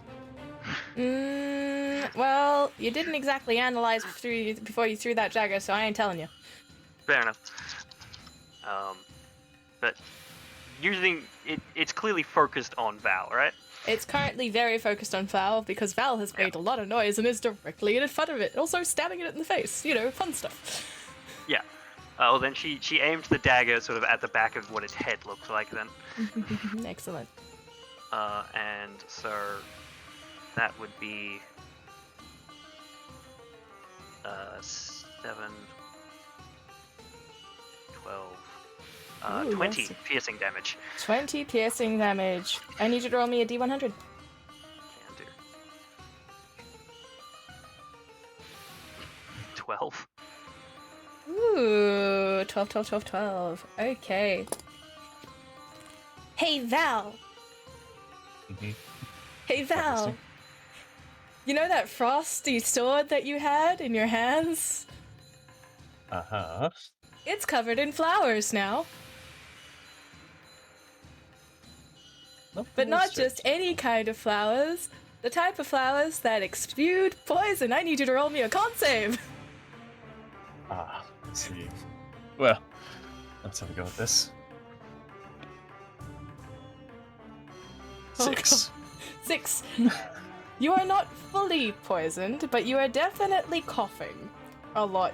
For the next 2 rounds, anytime you make an attack roll in melee, you do it with disadvantage. Unless you can find a way to steady yourself from your... Alright. The joys. Alright. Susie, is there anything else you'd like to do with your turn?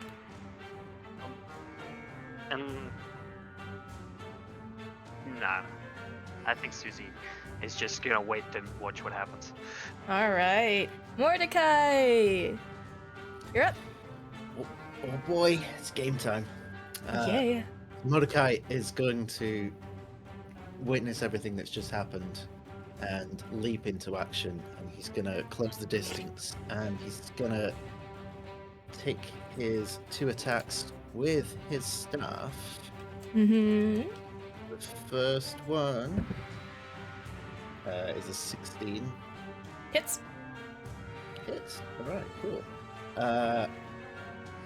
Let's try a stunning strike. Ooh, here it comes. Do the thing. Let's go. Let's go. So, first of all, that's going to be 8 points of damage. Mm-hmm. And then how does con save? Con save for stunning strike. All right. What's the save? 14. Sorry. I got distracted by the... Nice, why do you do this? I come up with cool homebrew creature and you give me a 4. Go on. We love to see it. It is stunned until I the think end you of see the turn. as it goes to like bite down, and this is very frustrating because it's its turn because it rolled a 10. As it goes to bite down, nothing happens because it freezes in place. Sadness. My poor crystallite baby. Ready to make all of you hurt. Alright. And For context, Yes, we all rolled to, we rolled a in 14, order. 13, 12, and 11 for initiative. And the creature rolled a 10. So how do you think I feel?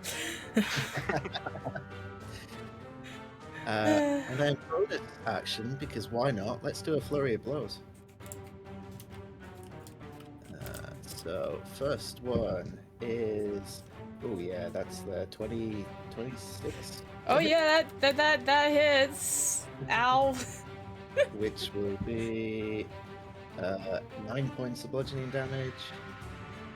Oof. And the second one is maths 15 to hit. 15 to hit hits.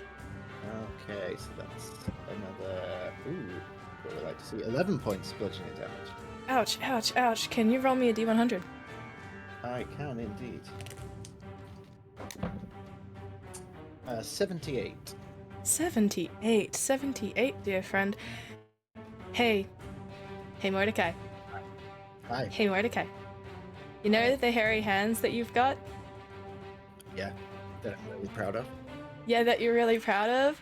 All of the hair on your hands has just turned to grass. Oh, that's awesome. As you go and you punch this creature, there is a rippling effect. As you've noticed that anytime you have hit it, there has been some sort of offset, and then things spark in the air, like a strange offset of some sort of magic. As you've punched this creature, there is a ripple, and as it ripples up your arm, each hair turns into grass. And then it only reaches up to your elbow, thankfully, but you're definitely a little bit more bushy than you were before. I'm owning this. We are in the Smile. library. Yeah! Awesome. Okay. On that note, we are back to the top of the round. Mona, you have been saved by your friend. However, that friend's sword is now flowery. I'm very, very grateful for your assistance there, Val. I'll see what I can do.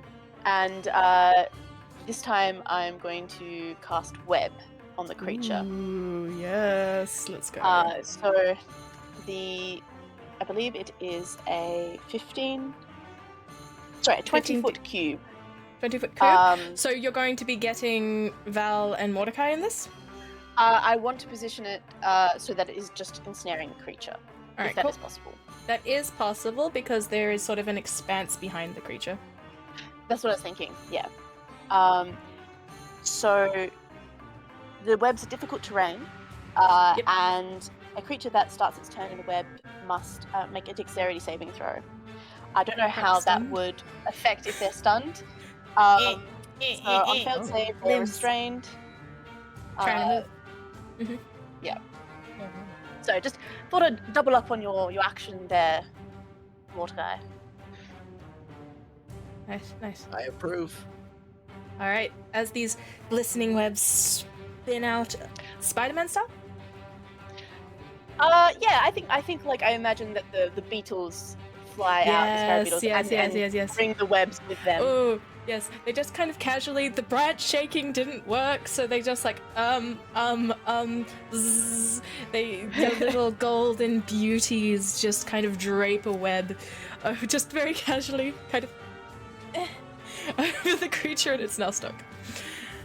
Alrighty, And then I will use my movement to step back forward, away off that crystal. Cool. You Close are to now immediately. off the crystal. Can you please roll me a Constitution save? All right.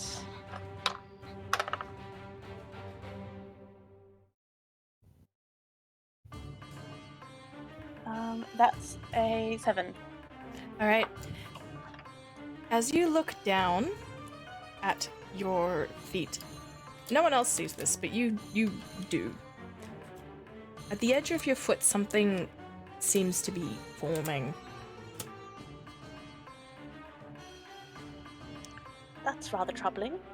It's a little bit shy. Alrighty.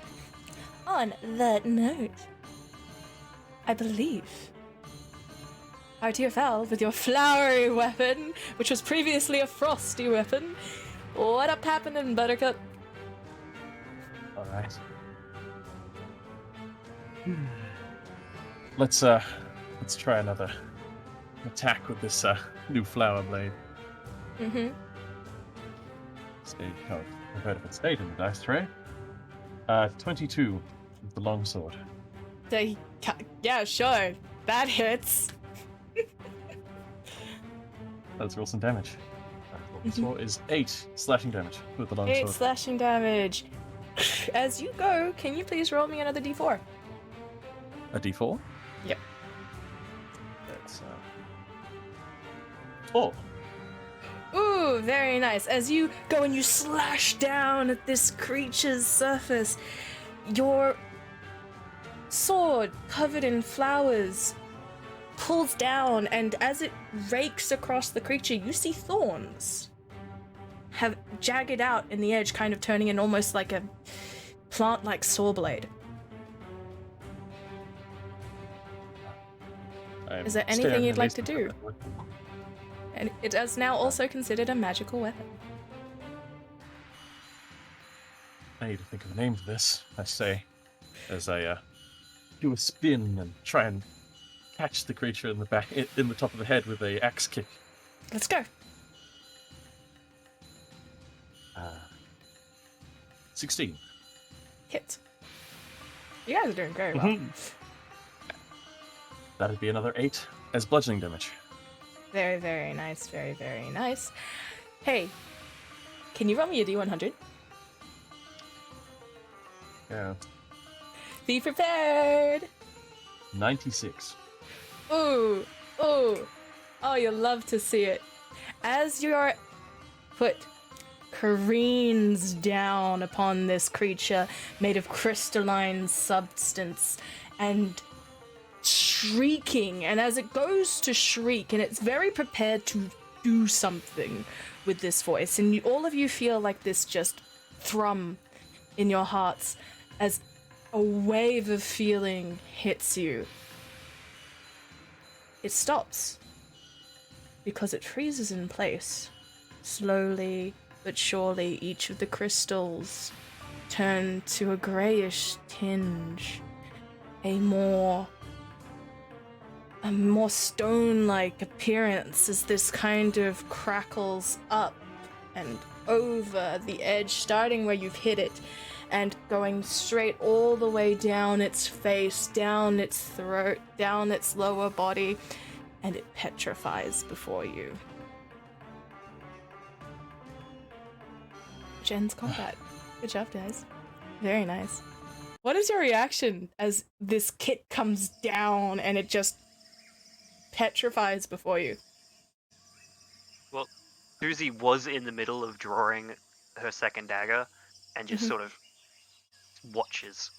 Like she's not like she's just paying attention to see if this is just another thing that it does, and just sitting still, Mm-hmm. dagger at the ready to see if it gets up again. I'd say the rest of you would immediately see Mordecai like take a step back and actually steady himself with his staff. And when you see his face, he's not smiling for the first time, and there is like a bead of sweat going down his temple, and he looks like it's kind of like shock, but definitely recognition. Mona? Mona observes the rest of the party, nods to Val. What a dashing strike. Thank you very much. And then she's going to look down at her foot. No one else can see this for reasons that you are aware of. But you feel just the sharpest, almost like you've stepped on salt. But you know, the thick rock salt kind. And as you look at the bottom edge of your boot and kind of sticking out to you, as you feel around that area on your fine, noble footwear, you feel the growth of crystal. Right. Well, that doesn't bode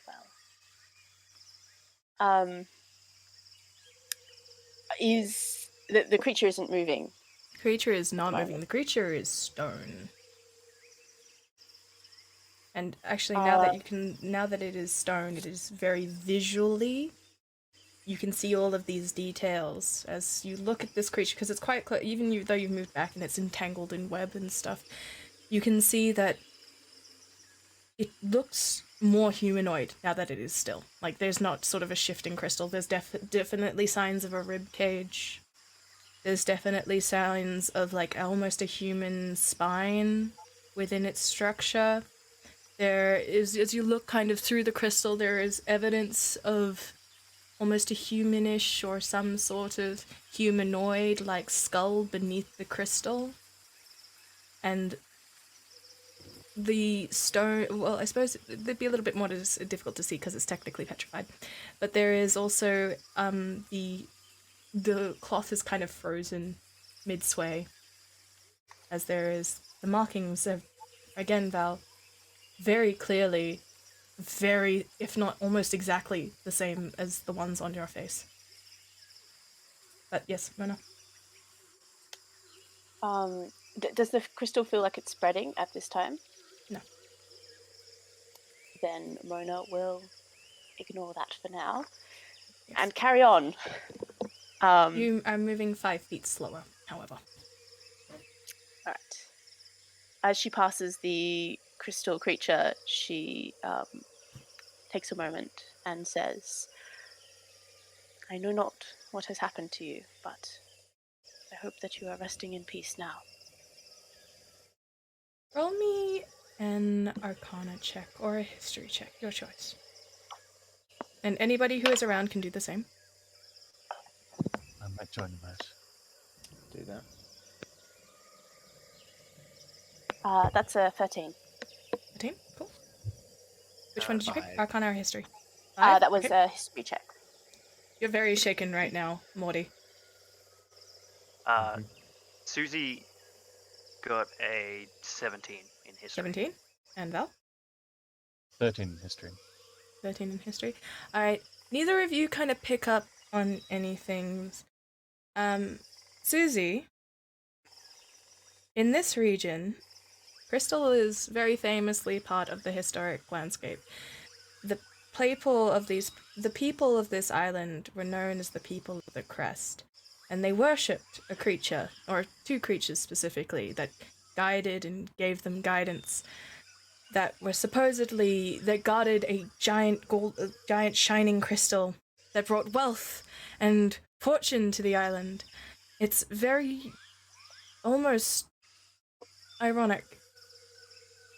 that as you kind of look at this creature, you think back to markings, and you understand that the markings on this creature's frozen visage and their bindings look very similar to ones that you saw to do with the royal family, or specifically the religious area of the people who worshipped these crystals.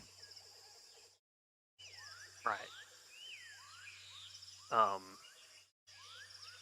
Do I happen to notice the similarity between I the think you ones? would at this point, given that he's right there staring at it, being like, wow, I just kicked this guy and it's frozen. Yeah. Susie like stares at that, looks like sort of takes it in for a second, and then like looks over at Val, and just walks up and sort of like, like half a foot from his face, and is just sort of staring at his face. Val's sort of, for a moment, not quite aware of this, but will very quickly pick up on it in a sec. But before doing so, takes off one of his gloves and looks at his arm, and which is also covered in these much lighter skinned tattoos, Mm-hmm. and is looking himself up and down, and then flexing his hand, and then looking at the creature. At which point, someone enters his peripheral vision, and he turns to see them for a moment, not realizing to hide the shocked and shaken expression on his face before taking himself. Yeah, can I help you? Is You, there? the markings on your skin, He they puts on the match gloves. the Got language back on the on. bindings. Yes, they seem to do. My markings. They're a family trait.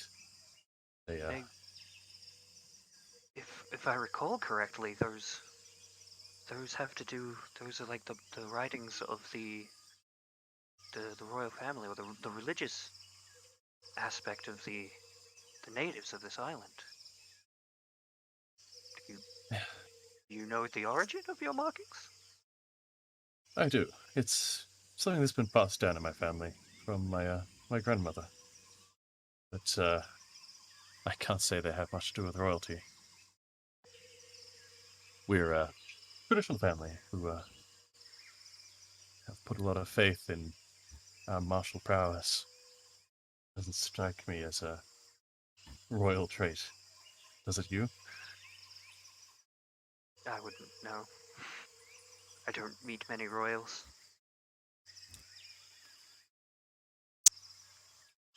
Right. While this exchange is happening, I'm Mm-hmm. gonna say the dagger Susie threw sort of Mm-hmm. just like floats back up to her, and she Mm-hmm. just takes it, and she's just like, "Oh, thank you," That and that pockets it. ooh, as you go and you pocket and you say thank you. People do see this, by the way. You do notice this happening. Uh, I've seen weird things in the last few minutes. Hmm. Speaking of which, your sword, my dear Val. Mhm. As you kind of look at it, it came into at first it was cold and then there was a bloom of flowers. As you look at it now, it seems to be wrapped in some sort of thorn crystalline sort of vine, which is what is doing what it seems to have affected it. Except it's not just wrapped; it's kind of imbued. You now have a sword on top of the longsword doge that does 1d4 piercing damage. It is magical for the sakes of overcoming magical resistance. It does not, however, feel permanent. And it feels kind of semi-brittle, like something could snap it, but you're not too sure what. All right. Well, be careful with it. As you survey the area around you, for those who are shaken and not shaken alike, you realize that this crystalline sort of grove is covered in the remnants of creatures like this. There are scattered pieces of crystal that at first you thought were just rock formations, but are in fact bits and pieces, and you see almost fossilized bone within them for some of them. Many of them have similar wrappings. But I will say that as you kind of look in this area, there are several kind of, not holes in the wall per se, but there are sort of several dozen alcoves in these crystalline structures that look like they would fit roughly a medium-sized creature. The ones that are shattered seem to be the creatures that are shattered either are on the floor or in these alcoves. About 4 of them, however, seem to be unaccounted for. You have encountered there's one here, but the implication then is there may be more. There's still 3 out there at least. Yes. However, We Yeah. best keep our wits about us. in the distance now, as I mentioned before, this area is oddly illuminated. There is a strange kind of eminence of light, and in the distance, catching that light above, like a rising kind of almost pinkish turquoise column of just a change in the air. You hear water. You hear an almost hissing sound of something highly pressurized, kind of shh out. And in the distance, cresting past several trees, you see a pyramidal structure.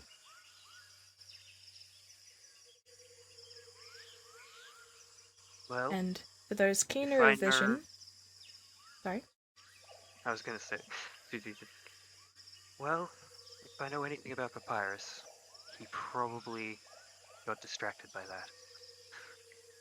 I concur. Believe we should As- head there. Post haste. As such, I was about to say, because of these segues, you do in fact see paw prints in the mud, heading in the direction of that temple. But this is where we will take our break. So, thank you everyone for popping in.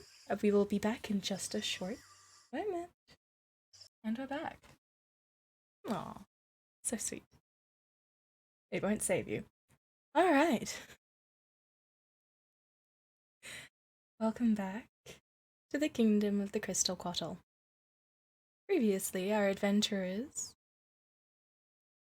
went looking for a good friend of theirs in a wild magicked forest. As you stepped through, you encountered big crystalline creatures, strange insects, strange noises, interesting emotions, and now have a firm and wonderful blade in your hands, covered in crystalline thorns. You step towards a structure in the distance, following the footsteps of a very, very familiar putty tat. You make your way through the jungle underbrush. As you move towards this structure, things get weirder. They were already quite strange. The flora and fauna of this area seem to have crackled with an interesting kind of light. But here, they shine. The background, unfortunately, does not do it justice, but as you have stepped closer to this stone structure, you approach a pyramidical kind of structure. Parts of it crumble, parts of it don't. Some of it has strong kind of, again, crystalline protrusions in places. And as you kind of approach or go by them, you start feeling waves of emotion. There is a large cluster as you enter this open area. The jungle has consumed this place, but that strong sort of pressurized water noise that you heard earlier seems to have come from a fountain in the distance. A broken one. 2 emerging kind of Couatl forms that you recognize from various carvings in the area arch either side pointing in cardinal directions for those of you who are better at survival than others. One is pointing towards the east, one is pointing towards the west, and in the center is where the fountain sort of sprouts, but at its base is sort of a stone sort of structure. Again, in this area, just swathes of stone, rock, bone. You walk out into what should be a city. For Mona and for Susie, both, and to some degree Val, this is recognizable to you. It's very similar to Sunar structures, the city that you all came from. An older style. When the Empire was around, this style was more usual than others. Susie, with your background in archaeology, you definitely recognize that these were very of a similar culture. Someone that would have traded with Sunar, not fully influenced per se, but there was definitely enough trade. You see remnants of like ancient sort of Sunar style brickwork on one building. So there was some cultural influence here. They were cultural neighbors, so there are definitely aspects of each culture that have shifted over.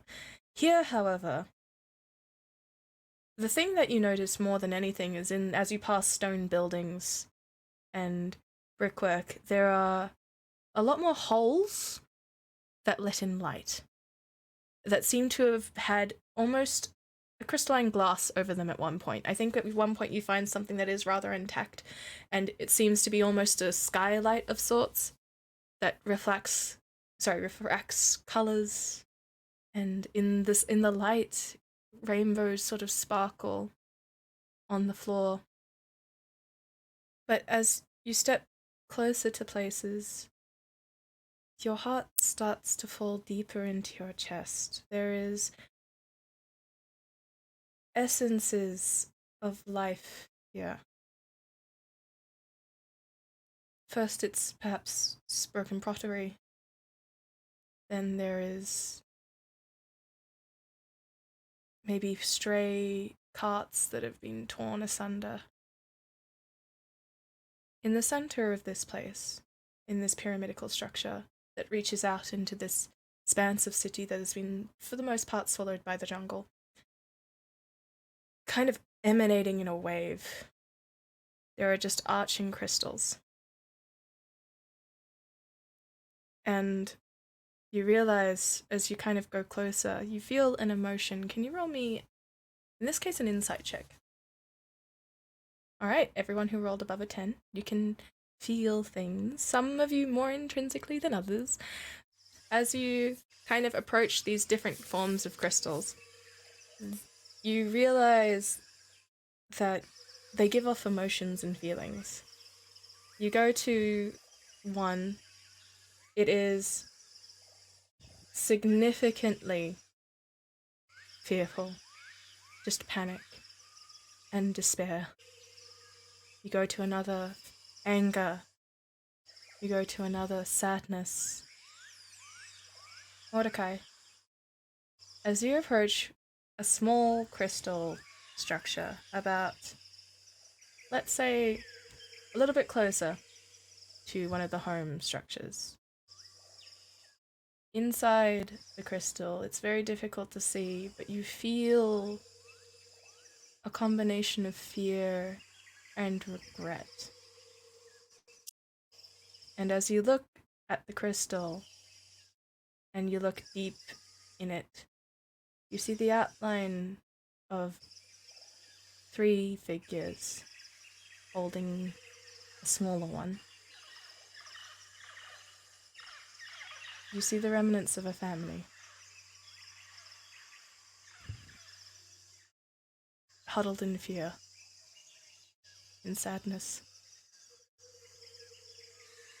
but frozen, crystalline, and there is no pulse, there is only feeling.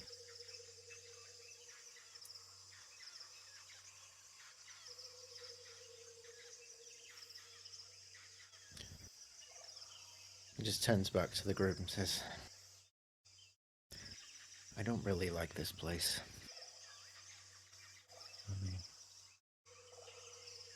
Sense of adventure has really worn off, I will say. Yeah. I'm used to exploring tombs, but those were usually purpose-built. This feels like it wasn't meant to be a tomb. So, I called upon you because as you head towards this larger structure, as you know, you do see evidence of soft little tabaxi feet that have pitter-pattered their way through this structure. Kind of, you follow them, and one goes directly to the right, and then to the left, and then up, and then down, and all over the place. In the way you're very familiar with Professor Papyrus Everlast. There Yeah. is... Yes? I was just gonna sort of out of character comments that much needed sense of levity from this bit. Oh. As you kind of follow these footsteps, and they do catch your eye, you see, again, similar to your markings, just in various places. You can't understand them. At one point, they're on a sign. At one point, they appear to be on a building, carved into stone. You don't see these pools of crystal. I think at this point, by the feel of things, you are semi-avoiding being too close to, as they're affecting your hearts. In the center of this, you see these little tiny kitty tabby wabby feet go all the way up towards the top of this structure. There seems to be an entrance of sorts. It is not blocked by any means, it seems to have been pushed open. But as you kind of approach the structure, you do hear noises outside of the norm. You hear the sound of stone or crystal tapping other stone or crystal in kind of almost a scuttling kind of way. I give a gesture to everyone else to sort of perhaps stand a little lower and turn and say, I think there might... Paris's tracks lead towards that structure there. But I think there might be another of those creatures about. As you say That's that, just- you do... Sorry. As just we move forward carefully, implying that we should maybe stealth forward. As you do say that, you do see one just shimmer through in the distance. You're keener to them now because you have fought one, but one sort of steps through and seems to be kind of on patrol, if anything. It looks like it's got a purpose.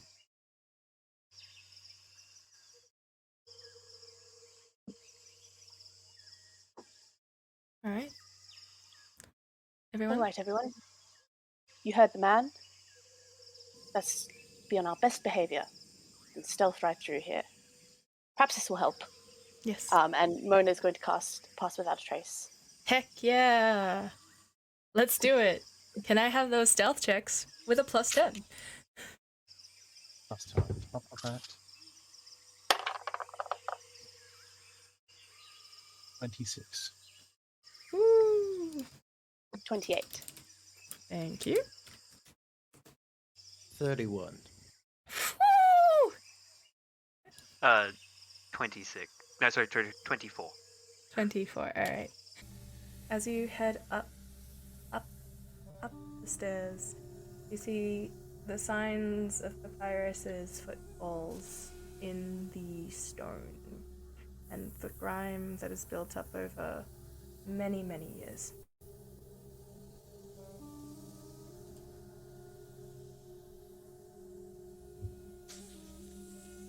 You get to the door frame, and it is strange. Much like most of those who have been on archaeological expeditions before, this is, your token, standard stone door, but there seems to be something a little bit off with it, honestly. It has the same sort of symbol that you saw on the fountain, two Couatl facing away from each other. And toward either side, there is sort of evidence of somebody who's pushed with all their might, struggled, and then pushed again, and then scratch marks where they've attempted to really pour at it, for lack of a better word. But the way that they've gotten through doesn't seem to be through this initial entrance that you look at. And you see sort of track marks. Can I please have an investigation check from someone?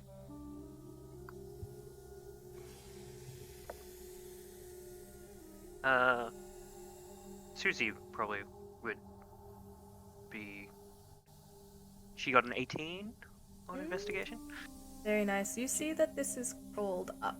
So, Papyrus appears to have tried to push this door open, failed miserably, and has seemed to have like scurried along somewhere else to try and get something out. It seems to have caught their eye. Just kind of look around. You look around the left-hand side. There seems to be some sort of other entranceway. There is a giant Couatl head sticking out of the side of this that has an open mouth and spewing out water.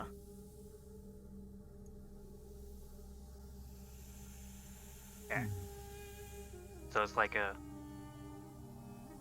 so it's built into the side. It's built into the side. In fact, this is, as I mentioned before, you had the hissing fountain. There is only one of these coming out of the temple, but the water that falls out of it is kind of not sludgy. That's the worst. That's not quite the word I want to use. It's thick though, like something is in it. Pregnant? Yeah, it's quite viscous. It's probably the better way to describe it.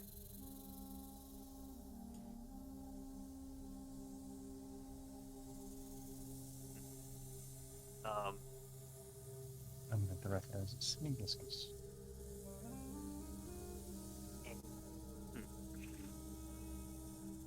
What are you doing? And can I look down, like, into the mouth, or is it like... Oh yes, no, it's quite wide. It's basically your height. Oh, okay. It's very huge. Is it dark inside? Oh yeah. You don't see for nothing. Cool. Susie pulls out a torch and lights it and shines light down the pipe.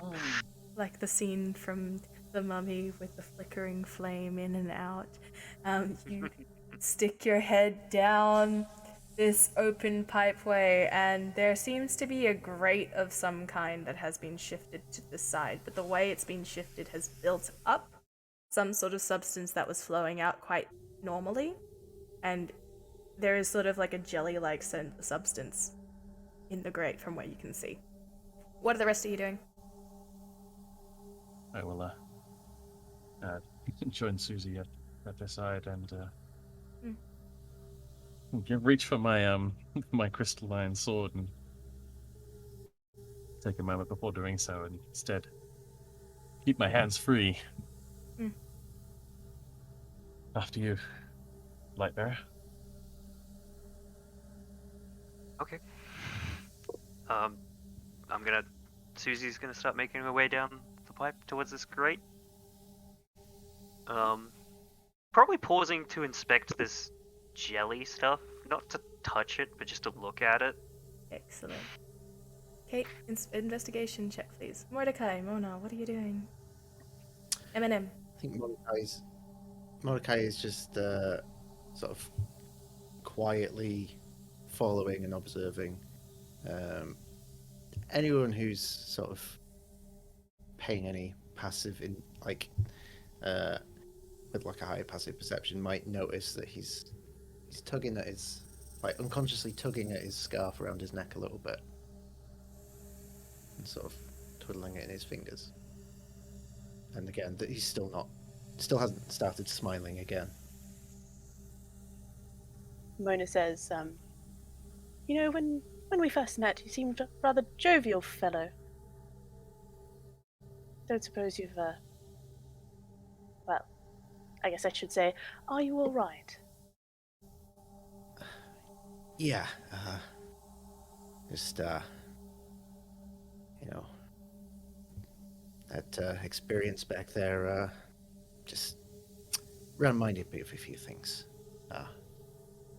Things I have experience with. Not the most pleasant. I'll be back to my chipper self soon, I'm sure. Just, you know, going through the motions. I'm sorry to hear. It's certainly much more of a serious matter than I personally thought we might find here. I Well, have a feeling it's going to only get worse. I have every faith that it will. You know what Papyrus is like. All too well. But, it does seem like we have a rather good crew.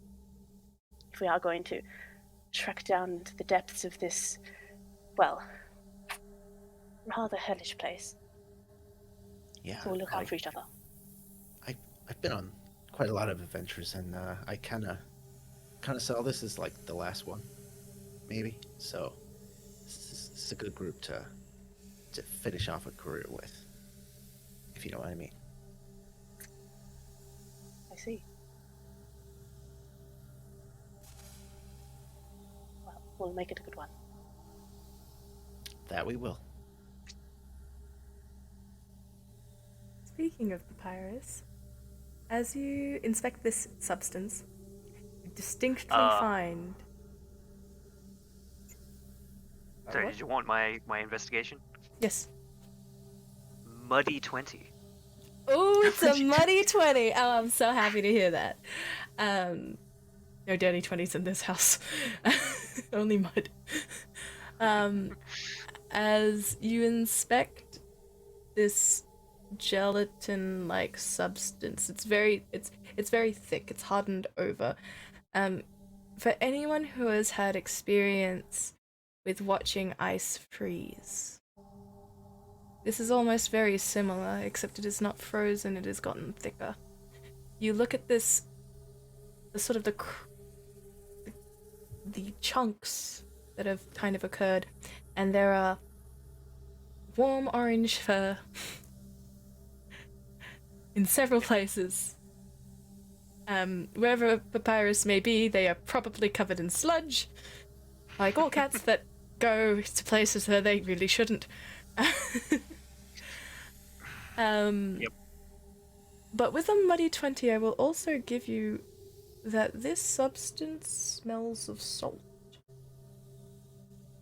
Halt. Yeah. Interesting.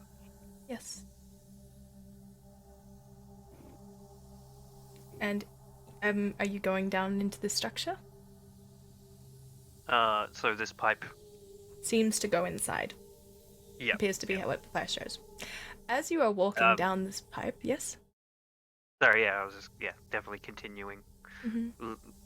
using the torch to light the way for Lovely. everyone. As you go down this walkway, I would also firstly like to say, if anyone's looking in Mordecai, as you were talking to Mona as you both go down this walkway, Mona's eyes kind of like slightly glow a tiny bit, just with your passive investigation. Like you can see that they've got like a slight glow to them, like something arcane is within those depths. And Mona, I need you to roll me a wisdom save.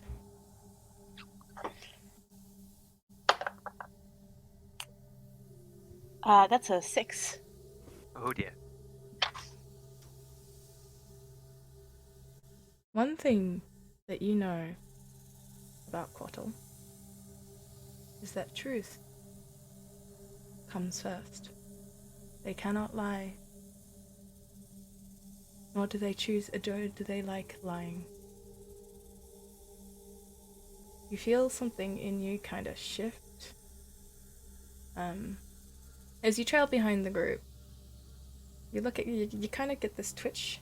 And as you kind of go back, you think at first you look at your foot and to check if the crystal has gotten any worse, which it has a little. just a tiny bit. And you see a shoe that shouldn't be shown for a brief second, and the outline of a dress that should not be shown. Just true.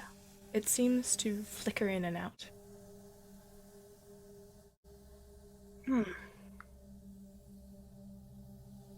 Can't an old girl keep her glamour? Jeez. I'm sorry. Don't mean to offend. As you slip your way into this tunnel, it does exit out into a like a pool of sorts. It looks like it was a watering fountain of some kind. It's, again, very strange. The water seems to flow in two directions, inside and out. And as you follow this path, you exit out into the source of this water, which is just a regular pool. But how can a regular pool emit this much water into the outside? It's bizarre. And you've been walking through it, which means I get to ask you to roll me a charisma save. Oh dear. Susie is not charismatic. Yeah. Did I get all? Okay. Would you say this is a magical effect? Yes. Then, as a satyr, I have advantage. Yeah, your little hoofs. Tunk, tunk, tunk, tunk, tunk, tunk, tunk. 18. 18? 18 as well. 19? 10. 10. 7. Anyone who rolled below a 15, you cannot lie. If someone asks you a direct question for the next 24 hours, you cannot lie. Okay. You step out, and you enter the temple proper.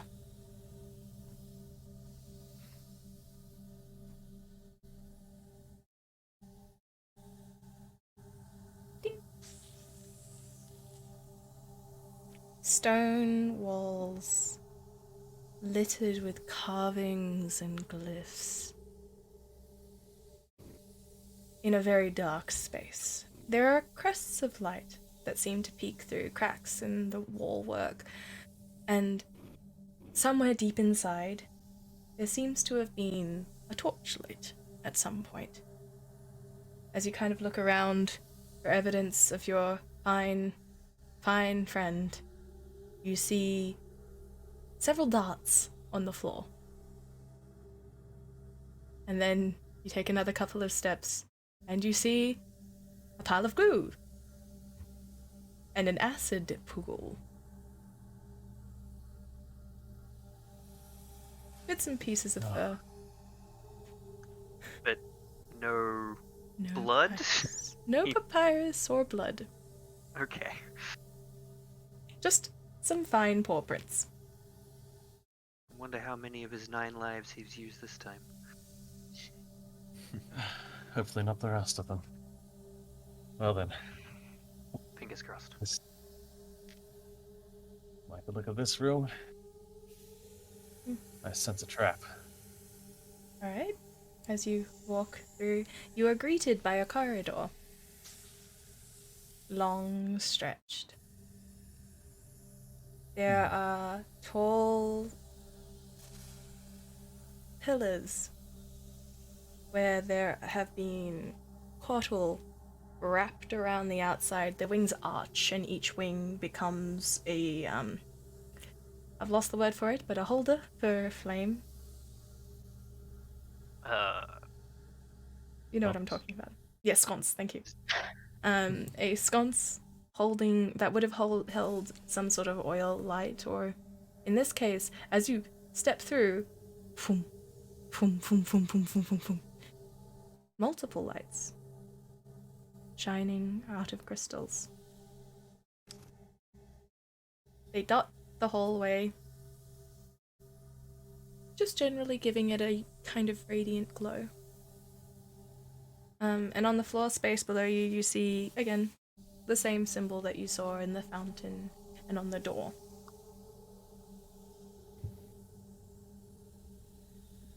you see Papyrus's paw prints just kind of around, and then they stop. And they're gone.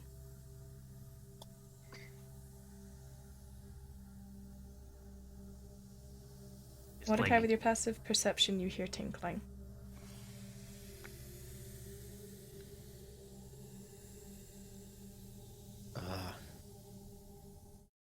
Was the sound of tinkling something we're warned about, guys? Because I Yes. hear it. Oh yes, I Hear it right now. Wasn't that creature making a kind of tinkling sound? do believe the advice was we should cover our ears. Just immediately starts stuffing his ears back under his headband. Mhm. Likewise, I reinsert some bits of lament. Mm-hmm. I don't think Susie changed her hairstyle at any I point, don't- so she still has it. What? Likewise, Um, Mona's hat is still pulled down tight. But she does close her parasol. Very wise. As you Bad luck. inside, as you are kind of listening out, can I have somebody roll me a perception check? I shall I'm taking the lead, so. I do so as well, or is it? Okay, go for it. Everyone can if you want. Just different results and different answers. Susie got a 21. Ooh, nicely Six- done. 16 for Val. 19 for Mordecai. 19 for Mordecai. And a 18 for Mona. Oh no. Alright. Jeez, guys. Very nice. Very on cannot, edge. cannot withhold information from this group. As you kind of like keenly look out, you are very nervous and sensitive to this. You see after images of yourself. There's a glint, and as something vaguely dips into the light, very faintly, dips into the light, you see in your own vision fractals cast before you. You are all looking at this stone, like the place roughly where Papyrus stopped. There seems to be a sconce of, there seems to be an area where Mordecai is looking up at one of the sconces, and Val is trying to pull something from the floor, and the images fade.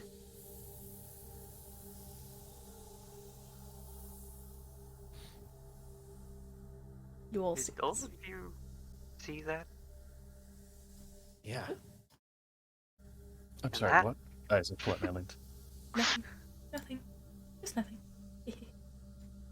Val pulls some lint out of his ear. Sorry, I missed that. Did you all see that? Yeah. There was something there. I was I really saw- expecting something dangerous. I saw you. But like, ghostly you. I don't usually see ghosts of living people.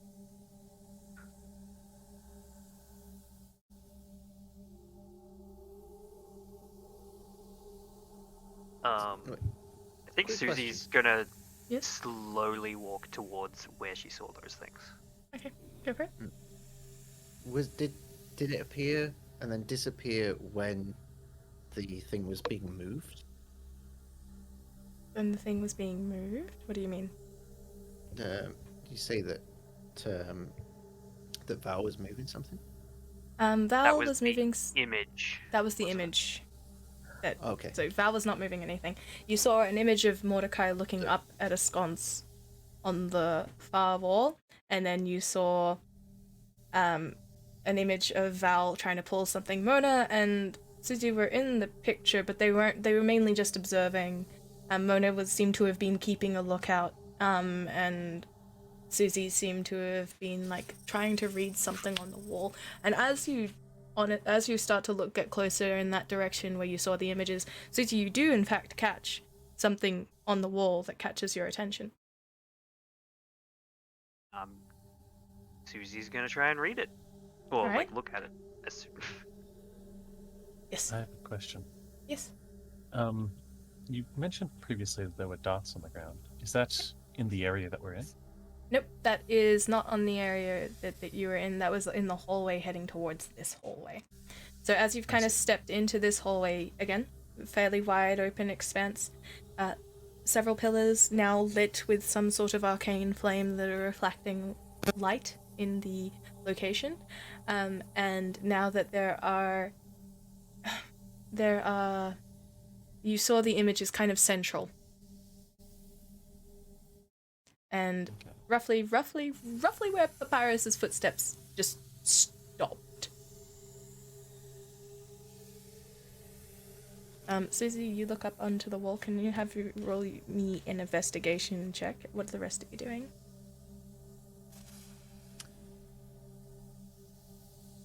I think if Morty saw this vision of himself, he'll probably attempt to replicate what he saw.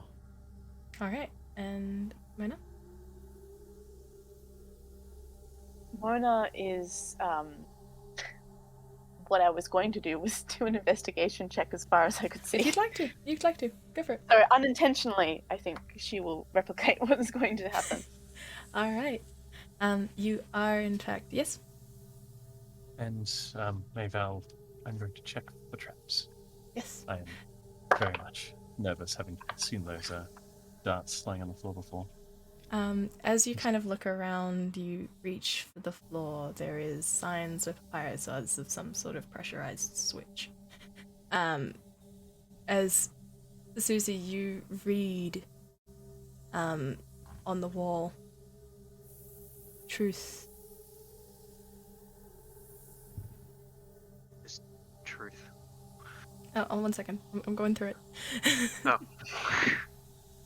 Because it does take you a minute to kind of go Yeah. through, even, but mixing a mixture of primordial and celestial seems to give it to you. Yep. Truth. Oh, it was 23 on the investigation, by the way. You were making the face, that was the happy one. I assumed it was good. Truth. Honesty. No falsities lie in the halls of those who shine in Yuangera.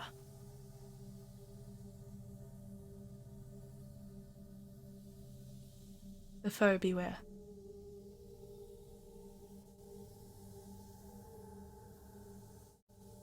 And you see carved into the wall, just as Mona, you kind of look down.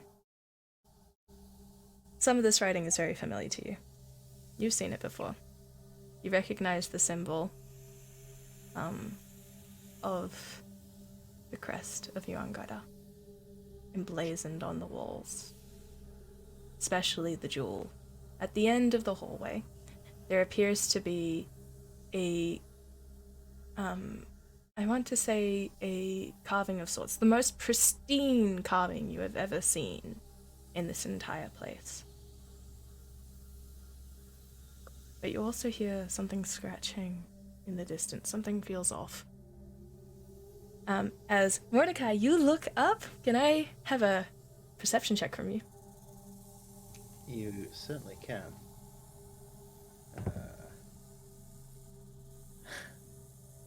Oh boy. That's gonna be a hot 6. Hot 6. Well, you kind of stare up at this sconce, just as you were kind of trying to do before. And you get like just the faintest glimmer of something on that sconce. Like, it's not light. It kind of catches the light, and the only reason you get it is that it reflects and refracts light kind of all over the place. And it's like the briefest glimpse, like someone has just cast a rainbow before your eyes, and then it's moved. I think Val? he's probably like he's probably doing the like the what I like to call like the stereotypical dad thing, where like the hands are on the hips and the eyes are squinting, Like his tongue might be slightly stuck out in concentration, just like. Ah.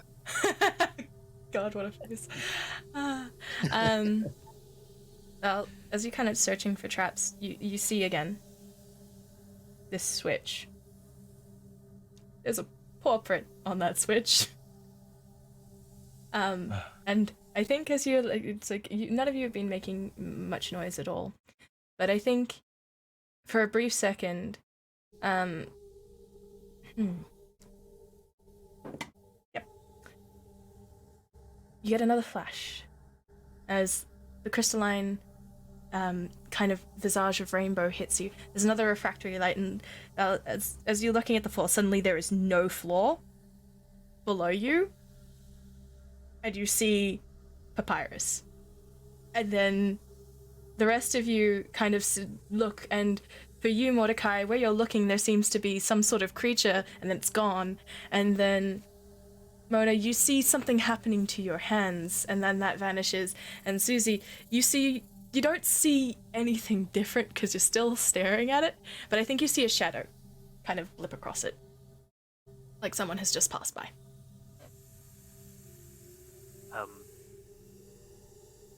Like, I think her eyes will like follow in the direction the shadow sort of went.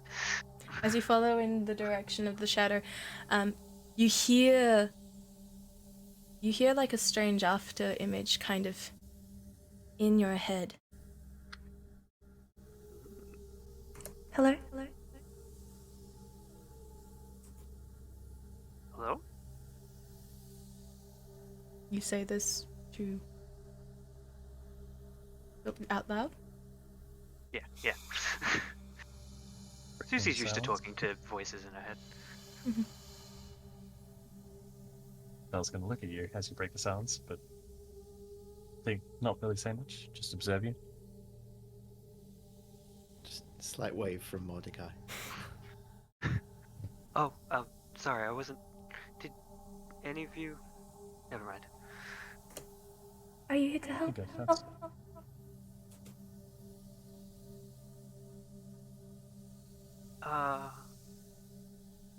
Help in what way? They try. Help.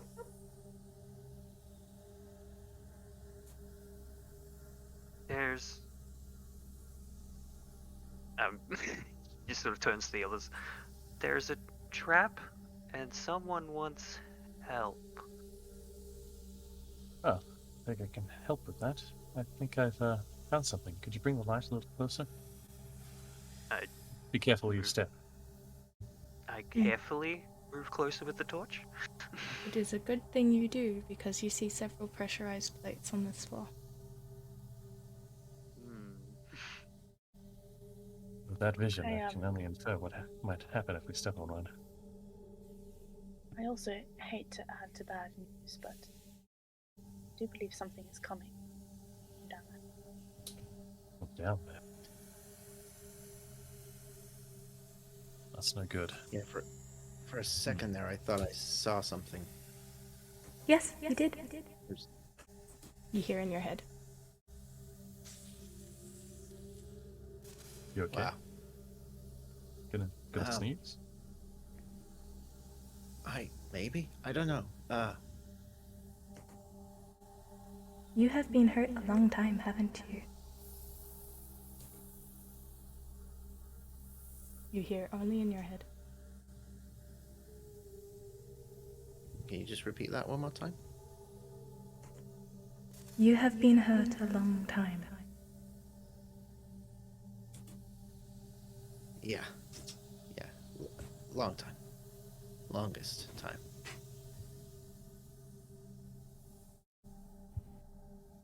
Sorry, this is weird.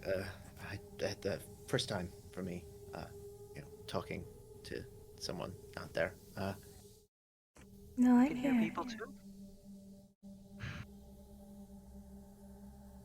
I just Sure. want to know if you're safe.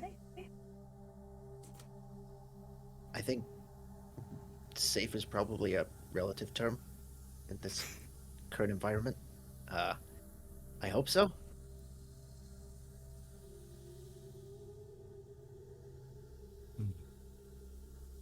Mona, in your head, I recognize you. I'm afraid I can't extend the same courtesy. You wear the symbol,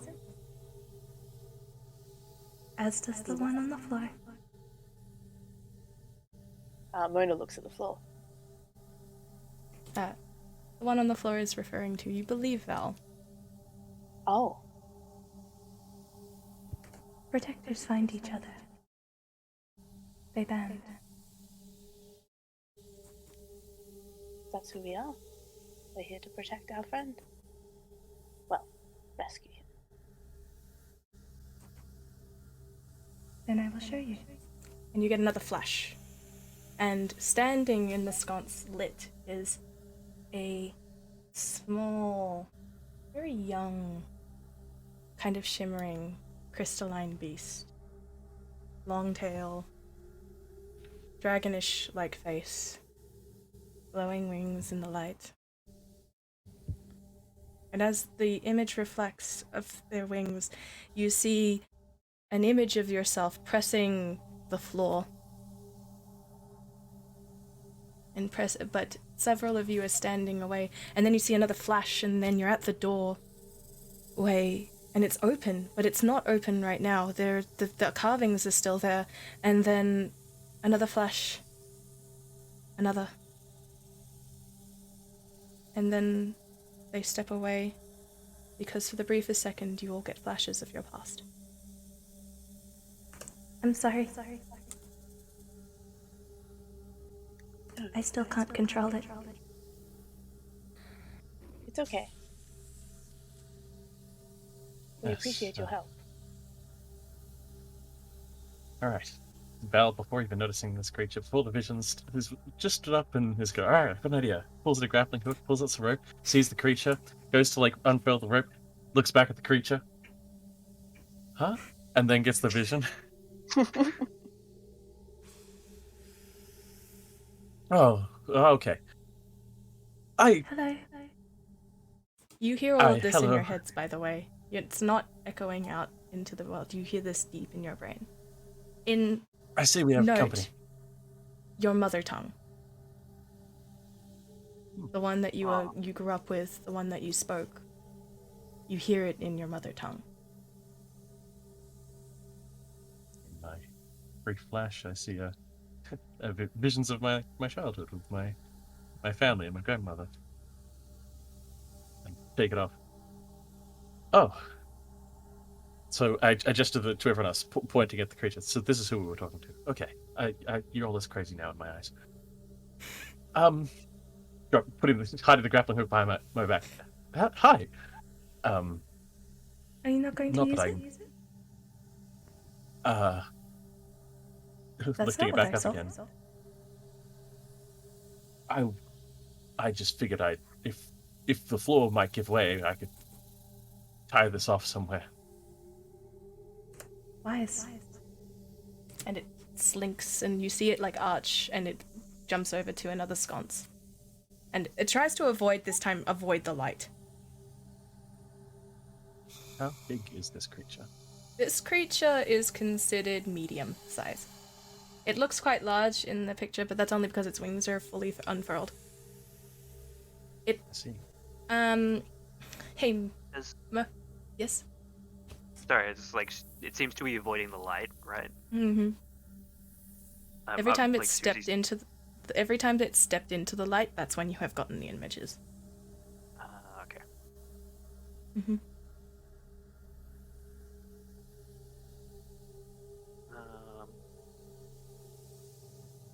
I think Susie's gonna put out a torch just for now. Okay. For all of those without dark vision, you're fine, because there's still glowing lights in this room. Yeah. Oh God! Can't be saying things like that.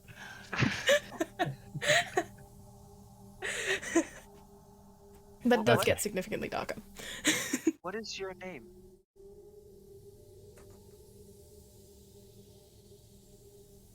I don't know.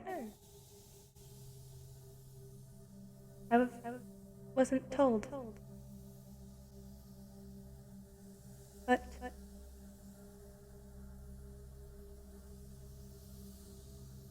The ones who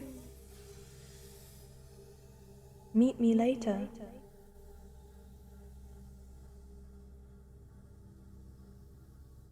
Call me Arafel.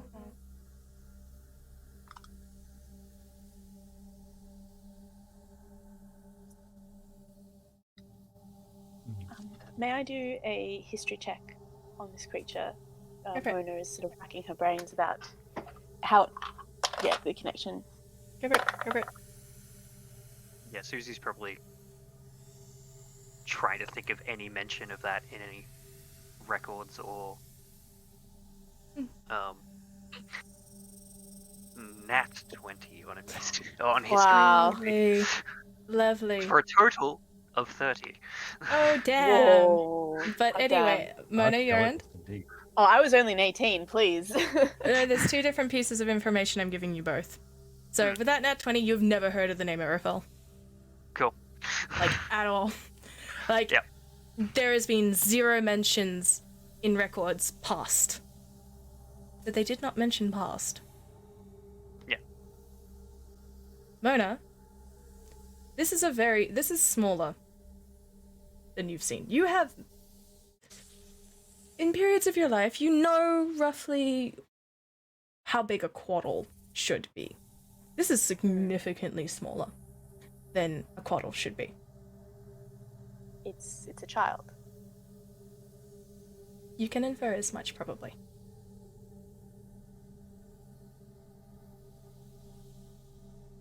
There's definitely an uneasiness in the way it handles itself. From what you know of the Couatl species, they usually inform their young of their purpose before they pass on. But this child doesn't seem to know. They're also known to have great fortune-telling abilities, which is one of the reasons why this area supposedly had great wealth and fortune, because they were guarded and guided by beings that could see the future.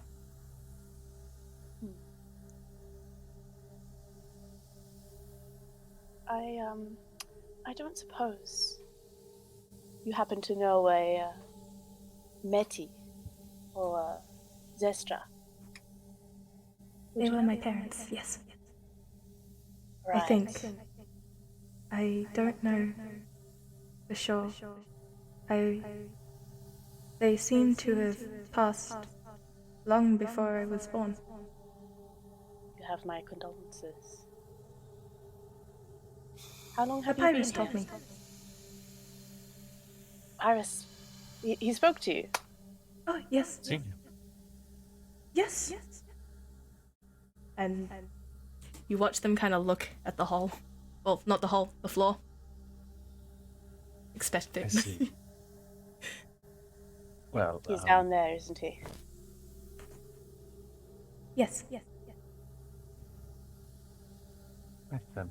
All right Uncoupling the grappling hook and cutting my rope in half, I sort of walk up to one of the sconces and reach up to tie it off. I'm not sure how tall it is. They're quite tall, so you're gonna either need to climb up or you're going to need to wrap it around. Excuse me.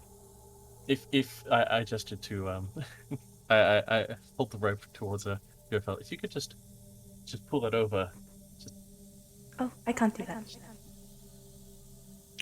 Oh, let me help you. And using the mechanical equivalent of Mage Hand, Mona sends some of her swarm over to carry the hook. I lean back. Hand the These rope. thousands of lots of golden beetles vibrating near your face. Val leans back cautiously and tentatively hands the length of the rope to the swarm. The swarm goes and does a barrel roll. Don't worry, Val. They don't bite. Well, at least they won't bite you. Oh, that's They'll bite reassuring. later. Yes, well, that's what I was afraid of. Okay. Huh. As long as we're finding the professor, that's all I care about.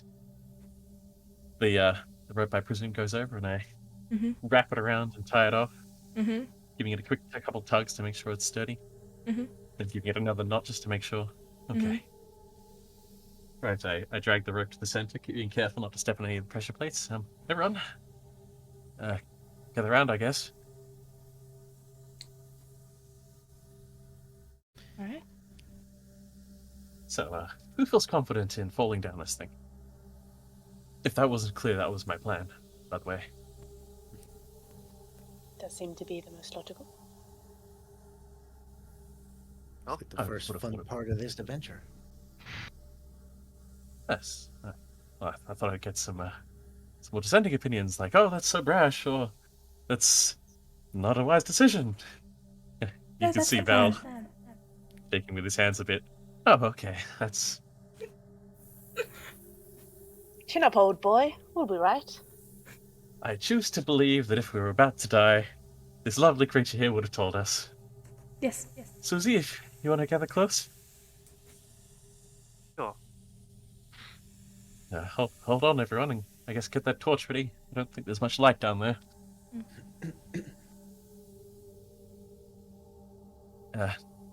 Tally ho.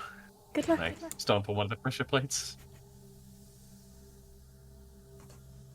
Oh, be careful of the.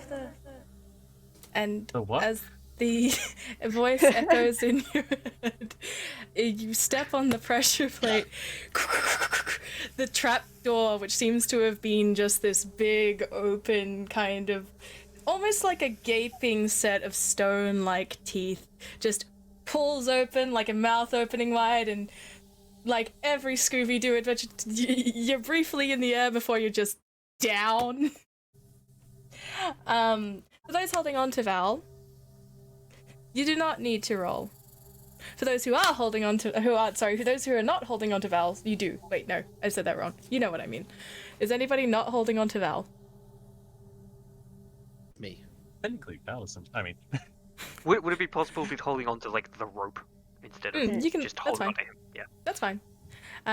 So you go dip into you plunge, for lack of a better word, into the depths of this location, and because I don't have a depths organized, I am going to lightly darken the area. You jump down. There is no light in here. Mona, you're the only one that can see anything. And one of the things you see, much like, you know, just as usual, when you look deep into an area where a cat should not be. Oh! Ah! God! Jeez! Oh. Hello? Hello? You're not that creepy man with the crystals growing out of his face, are you? I know that voice. Good Where are afternoon, you? Professor. Mona, dearest! And I am not alone. Oh, Yes, thank fret not. God! Where the rest of you? Oh, I must say, I was not expecting all four of you, in the hole with me. Oh, You invited us here. Into the hole? Well, to the island. Oh, yes, but I was expecting you on the expedition. Hello, friends, and, Pyrus kind of cozies up to you. I think, going to Mordecai, because Mordecai is canonically the most huggy. You get just a big bundle of cat in your arms, towering over you by just only a foot. He just leans into his ear and he goes, I thought a putty cat. You did. I am in fact here. And, sorry, I'm stumbling because Papyrus is stumbling, but I'm not stumbling because I'm supposed to be the DM. As you have entered this hole, I stepped on this thing, and then I was down here. I had a very fine friend recently. Made new friends, always do. But I was running away from something. Weird crystalline eye thing. My friend just disappeared. Rightfully so. Seemed very scared. Oh, poor Poor small child. Poor small Was- child indeed. Was your friend a small Couatl? Yes. Indeed, that is correct, Susie. I mean, I didn't want to just say they were a Couatl. It didn't feel right, you know? You don't want to just assume things about new friends. It's a bit rude. Well, anyway, good to see you. Good to see you alive and everything. Oh, yes, no, rather alive. Came close several times. Big, scary, crystalline beasts within the forest, amongst other things. Now, when your invite said you would come across a breakthrough and to meet you, I kind of expected you to stay put and be somewhere accessible where I could find you. Oh, Not here. well, the call of adventure, and I got very interested. There are several unique artifacts to this region that I could not resist. And shiny and what things. specific curiosity has almost gotten you killed? Oh, well, where we are, dearest. We are in Yuangera. This place has only been rumored about. Yes. It I is- have noticed. It is the crest amongst the stars. The people here had wealth and riches and disappeared. It is one of the greatest mysteries in archaeological history. I couldn't resist this. No doubt. But I must say, it is not quite the ruined civilization I expected. There is a lot more sadness. Yeah. One of those ruins that wasn't meant to be a ruin. Yes. I'm talking to my shimmering friend, which you apparently have all met. They talk rather strangely into your head. It's very interesting hearing the voice of my mother talking to me, but also not talking to me. It's very interesting, but felt deep warm in my chest. Yes. Poor thing.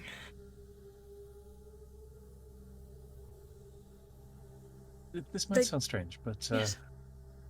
not to trail you off. Actually, Oh, yes. it's not very important. I was just Oh. gonna, Mordecai, you didn't happen to have any of those biscuits left.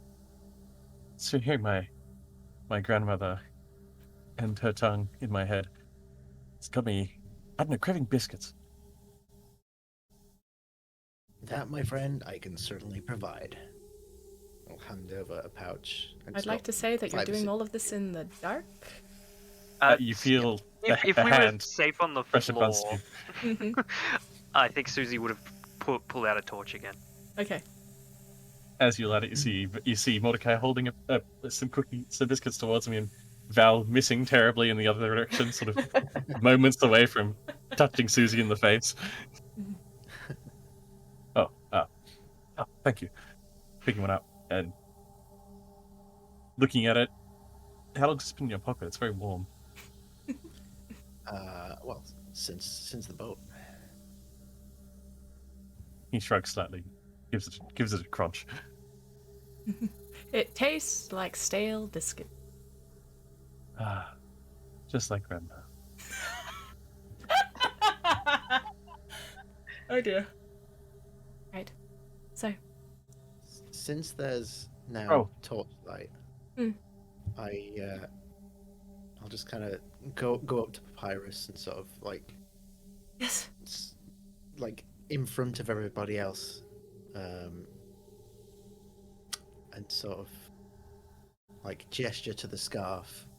Say, Yes. you told me Yes. you told me you found something. Yes. Like, No, I did. you'll just pull the scarf down just a tad so that only Papyrus can see. Yeah, it's starting. So, you Yes. know. No, I know. whatever. I know. There is truth here. The child said so. At least, I feel like I can trust them. They seem rather honest, and Couatl very rarely lie. I didn't quite inquire about that. I was kind of distracted. But I did hear. They say that the crystal in this area, this orb of light, can help with elements such as that. I read it in a library in between dimensions at one point. It was very fascinating. Every time I speak to you, Papyrus, I'm reminded that we live very different lives. Well, of course, it wouldn't be fun if we were the same person, would it? Unless... No, I rather like my tail. It is particularly bushy. Yes, though I have lost a couple of hairs to various things in this jungle. My poor fine tail. But... Susie would be currently just, like, sort of looking around this chamber. Like, Susie, once she lit the torch, like, can you inspecting the roll walls and stuff. me a wisdom save? Yes. And Mona, I need you to roll me a charisma save. Okay. 8. 12. You are thankful for the dappled light, Mona. Because as you look down, things are shifting again. You see a hint of gold at your throat. And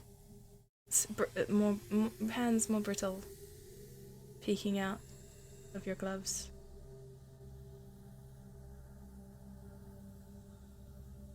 Papyrus, however, is blocking a lot of this from the rest of the view, because kind of very much in everyone's faces.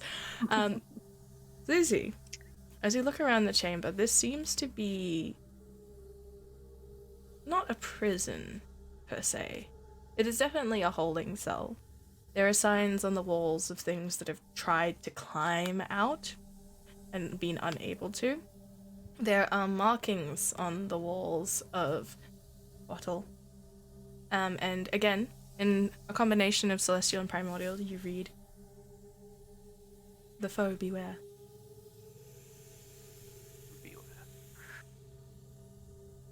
Truth lies within these walls. And as Papyrus looks at you, Mordecai puts both paws on your shoulders, braces with a big, bushy smile, little whiskers twitching with excitement. I do believe he can help.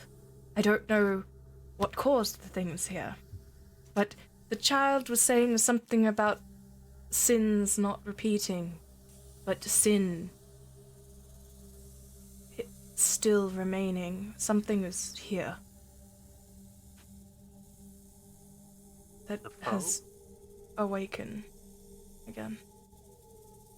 The foe? That's what all No. these markings on the wall are saying. Yes, no, I tried to read them, not going to lie. Even with my eyesight in the dark, I did lose my glasses for a little bit. It was a bit of an issue. And as it's saying this, there's a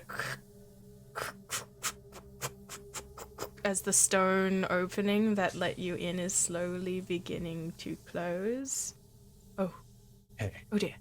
We appear to be in a rush. Let's walk and talk. Let's walk and talk. Is it not climbing and talking? Yeah, there's no other way out except for the hole we fell through. As far as you know. Okay.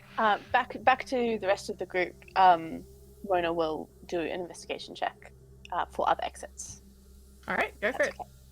Okay. Behind the group, as this thing is slowly closing down, and the light is slowly fading. It's a 21. 21.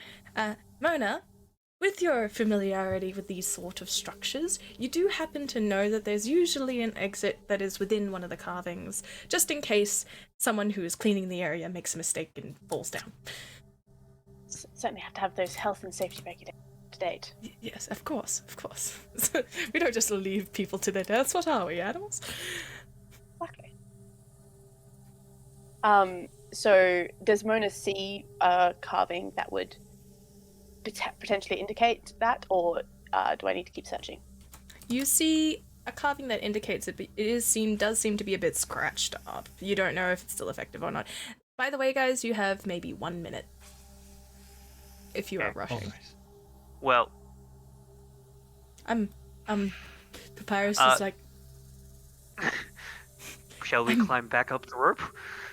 That seems prudent. Papyrus, Yeah. as I gesture out with a hand towards him. We don't have much time holding the rope with the other hand. You first. thank you. Papyrus, being a tabaxi, scuttles up that thing like it's nobody's business. Just fully up. Alright. I'm gonna make a jump and with climbing speed of 30, I'm gonna climb the rope. All right. She'll Yeah. do the same. When we get to the top ledge and we reach down with a hand, if anyone gets close enough, I'll help them up. Awesome. It's a whole bunch of rapid movements. I need somebody to roll me fate. Okay. I rolled a 67 for fate.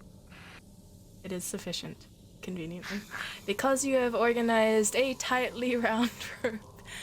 As you scamper up, can people describe to me what this dramatic end scene looks like? Is the kind of plays, but I can't play it because that's copyrighted. So, what happens? Well, Susie just sort of puts her hand out. It's like, "Can you hold this for me, big dear?" And the torch is just floating in midair as she walks, like climbs up the rope, and it just follows up behind her. It's technically I'll mage hand. unpack that later. Technically. Mordecai, you can kind of make out the edge of some sort of figure doing this with Susie. As you are climbing rapidly up the rope, your little hooves straight onto the thing, and then as you kind of turn and you watch as Susie gets up the last little end bit, everyone's helping pull everything up. Firstly, you do not see your friend. The crystal Couatl seems to have disappeared. But as you look behind, you see Susie just very calmly making their way up off the thing, and you see the outline of a figure behind them, holding a torch. I think in the split seconds before noticing this figure and just seeing like the torch in midair, Morty probably looks at his staff and thinks, "Can I do that with this?" And then he notices the figure Mm-hmm. and thinks otherwise. Potentially. Mona hikes up her skirts and Du-du-du. is probably not particularly elegant as she climbs up. Yep. Ryder, you definitely Luckily feel you were at the bottom. something cricking as you're going up. I think at one point there's like a couple of your golden beetles like scurry below your feet to kind of help push you. Thank you, dears. As you lift yourselves up and you make it safe on the floors below, and you notice that not only is your crystal friend missing, in the short period of time that you were down there, the walls and the color of the area have changed. There seems to be a trail of some sort of weird sludge stepping between all of the pressure panels, as if it has gone and done a round. Pyrus, for his part, has totally unnoticed this. Like, oh, thank God I'm out of that hole. Now we'll be able to explore further. And has started to just scamper away down to the end of the corridor. Reach out for a bit. It's just too fast. Is everyone out? Yes. Alright. I think first things first, Papyrus. Are you hurt? Do you need any medical help or anything? I had a couple of now further, very much at the other end of the corridor. Oh, it's just a couple of scrapes, nothing too bad. Come check out this delightful carving. Well, Papyrus does as he does. Here we go again. Val, Val seeing his half length of rope, like now trapped in the floor and attached to a sconce, gives it a quick pluck and it goes dum. I guess I'm not getting that out. Oh well. Let's There's no more. You have Let's move on. sacrificed your grappling hook to the gods. oh no, only half the graph. Only half a grappling hook. As you make your way down this corridor, very carefully avoiding these traps, I need you all to roll me an acrobatics check. Well, that's easy enough. With I stay advantage because you on know that they one. exist. Thank God for advantage. Oh, sorry. 26. For sure. 26. Unnatural 20. Ooh, muddy 20s. Acrobatics, right? Dirty 20. Acrobatics. 12. 12. Nat 20. It was a 6 without advantage. Sorry, Mordecai, what was that one? 26. 26. Oh, well, dang. You guys and your wonderful acrobatics avoid all of the things. My sadness, I swear. Anyway, you make your way to the end of the tunnel, where Papyrus appears to be quite intently looking at this area that to some of you briefly saw a door. The sludge trail seems to be some sort of footstep. Is it similar to like the sludge that was in that pipe? Little bit, yeah. Quite similar, in fact, but darker, dirtier. More viscous than the other one. Papyrus, for his part, completely ignoring. Fair. Is there any way... So, we saw a vision of a door, but there doesn't seem to be an actual door? No, there seems to be as you move closer, and as I make sure that there are no spoilers secretly beyond the depths of everything. Let's just tuck that over here. You see a carving on a wall. As you hold your torchlight to it, Susie, as I will say, the arcane light that was in this room has dimmed quite significantly. And I will move Papyrus out of the way. You see before you, if you don't mind stepping back just a wee bit, and let me move that down a little bit so you can see it a little bit better. There you go. You see the symbol on the wall. For those who have archaeological backgrounds of any kind or any sort of history with this culture, please roll me either a history or a religion check. Thanks for it. 25. 25? Lovely. So, anyone... 7. 7? History. Mm-hmm. An 8. An 8. Mordecai? History. I did not roll. Okay. If you don't want to, it's fine. I'll roll. What was it? History or Religion. religion? Okay. Okay. 17. 17. Alright. As you look deeply at this wall, you recognize this symbol to be the two Couatl guardians, Susie, of this area. You've seen it in books before, Revenants, but they're never anything this detailed, nor in color. They are, if I make sure I get this right, because it's a very long name. You see the one on the left you recognize to be Meti, the wind off the moon's shadow. And on the other side, you see... you see Zestra. The glisten of the the horizon's ray of dawn.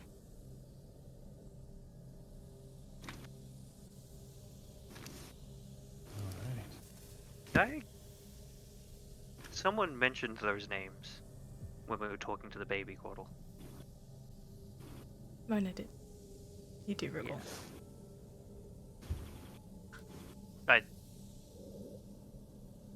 Demona, do you recognize the Meti and Zestra? I have heard of them. While this particular symbol does not, well, it took me a moment before you mentioned, but yes, I have heard of their names. They are quite famous figures. I mean, wind of moon shadow, horizon's ray of dawn. The moon and sun seems to be a common theme amongst this island. The island itself, I think, its name is something along those lines, if I recall correctly. Indeed so.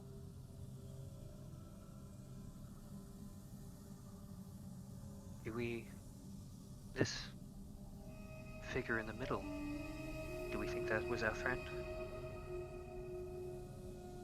That hadn't even occurred to me.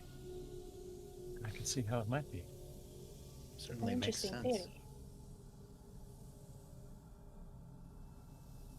Either that or some... What was that treasure you were talking about, Papyrus? Oh, yes.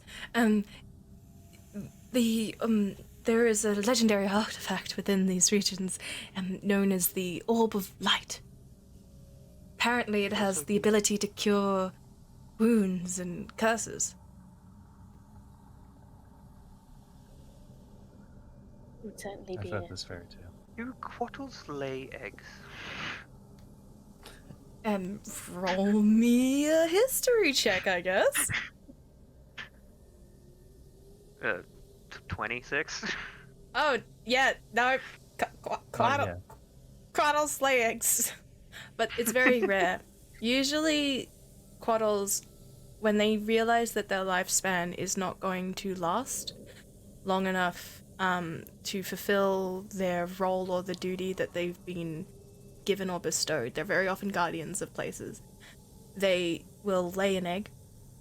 They will mate and lay an egg, and once that egg is hatched, with the 26, you just get the information.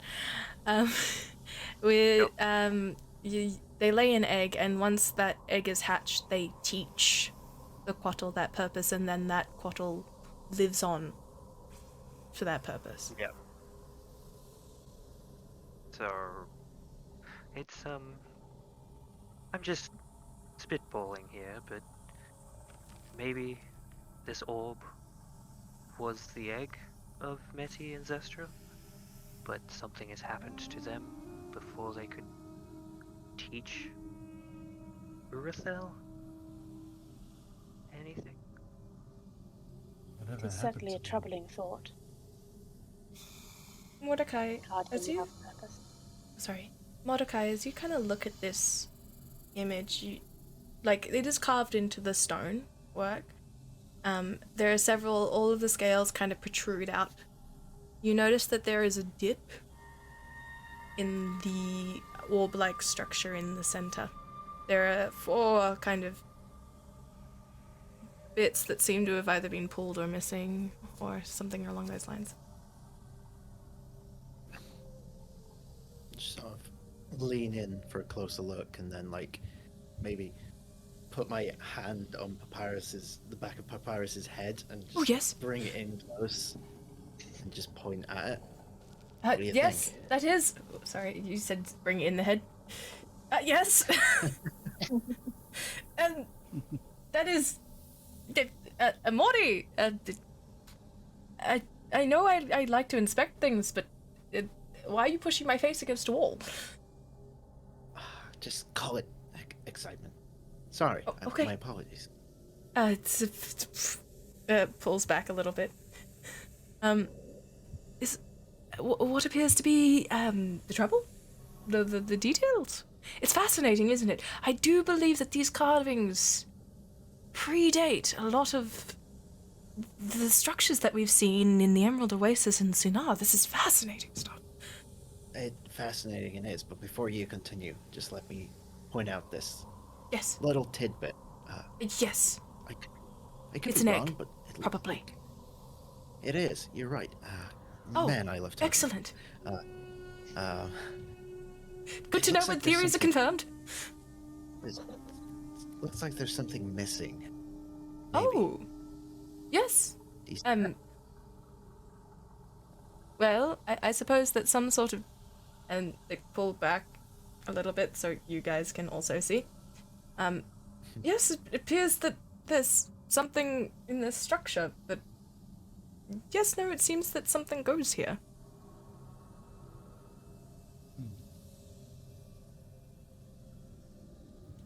Perhaps we should find what goes there. Did you pick up Yes. anything on your way here, Papyrus? No. Aside from losing several hairs and probably a life or four to, and then they finally notice the sludge on the floor. How long has that been there? Well, How long has it been since we fell in a hole? Probably about half an hour, 20 minutes. You kind of dipped in and out. oh well, Not long. it wasn't there before we came down to you, Oh, and now it's here. well, the small one did say that they were running from something. I tried to help them. They said that they needed to get through this area, but I couldn't figure it out. Something about scales? Or tipping the balance? It's very, very vague and deep and mysterious. Rather lovely chap.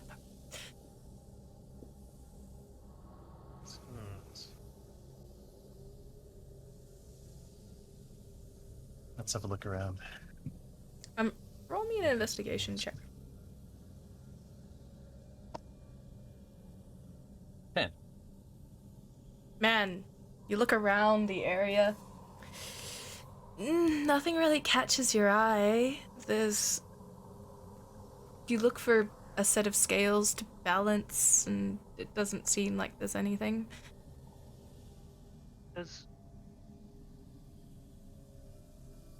So this is carved. This thing is carved into the stone, right? Yes, and aspects of it seem to be raised. Does any of it move? You pull around, kind of touch around. Roll me an investigation check. My dice are on fire. 26. Jeez, they really are. As you're kind of feeling around the image, you kind of like put your hand, see if there's like a secret passage, something to push. You feel this move.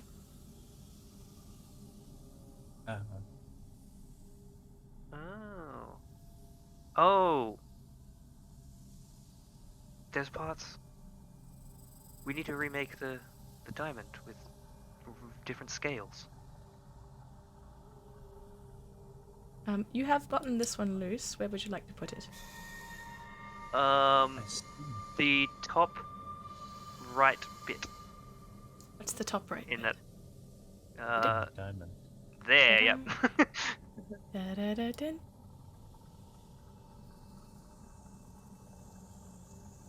That seems right. And then there's a bit just under the head of each of the. Oh, sorry, no. There's one just under the head of Zestra. I'm going to assume. Zestra is Like the just sun. on the neck. Yes. Yeah, this one? Yeah. Yes, that And does in fact move move. that and put that like on right there where it seems to slot in. Okay. And then the part that was, I think, hidden by Mona's hat originally. All right, let's switch this around and step back a little. Sorry about that. That's cool. Yeah, there's one just a bit more than halfway down Mettie's body that looks like it would fit in the top left. All of you are watching this happen. What do you do? I am standing back in awe of his masterful direction. And then Morty's just like clutching a little tighter onto his staff, prepping for something to happen. Mm-hmm. The final little, the one under just at the base of the wing of Meti. Mm-hmm. That little scale fits into the little left of the diamond. Think. Do do do do do do do. Um, As you kind of pull these things back, you feel something shift in the wall. There is kind of a cracking noise, and that image that you saw of a doorway as these two, now you realize, stone panels kind of shift and sink in and then pull to the side, the left-hand side, and go into the door. You are greeted by a large chamber filled with water. It's a pool in a pond, and on a pedestal sits a... Oop. Actually, that looks really cool. On the pedestal sits, just in the center right here. On a pedestal, you see a cracked stone, quite large in size. But whilst it's whole in this image, it is a lot smaller. It is like cracked open, it is fallen, and there is something wrapped around it.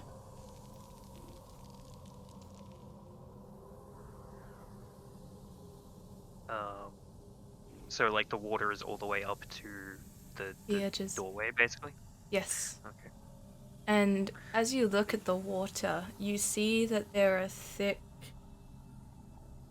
sludgy patches kind of dripping down from somewhere above you. We should probably avoid that. As you kind of approach... Are you approaching? I probably get close to I go to the doorway, but I'm not going to get into the chamber itself. Alright, cool. Just going to try and look around in there. Mona, you're feeling strange. The water? The water does not look deep. If anything, the water looks like it's been pooling out. It looks like it is it seems to be shifting as if something is pulling it, like there is some sort of drain of some kind. As you kind of look around, your passive perception is high enough that you see that it's slowly filtering underneath this pillar. As if it would, end up somewhere coming out of a pipe that we walked through. Potentially. And you do see that sort of sludgy substance is kind of all throughout this chamber. Just, especially in the water. That viscous, thick jelly. How far is the platform from the door? Not far, maybe 20 feet?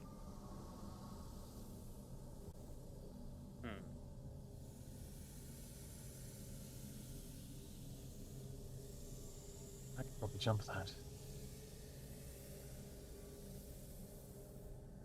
You can What if do you you'd think, like. Daran? Is there anything on the roof of this chamber?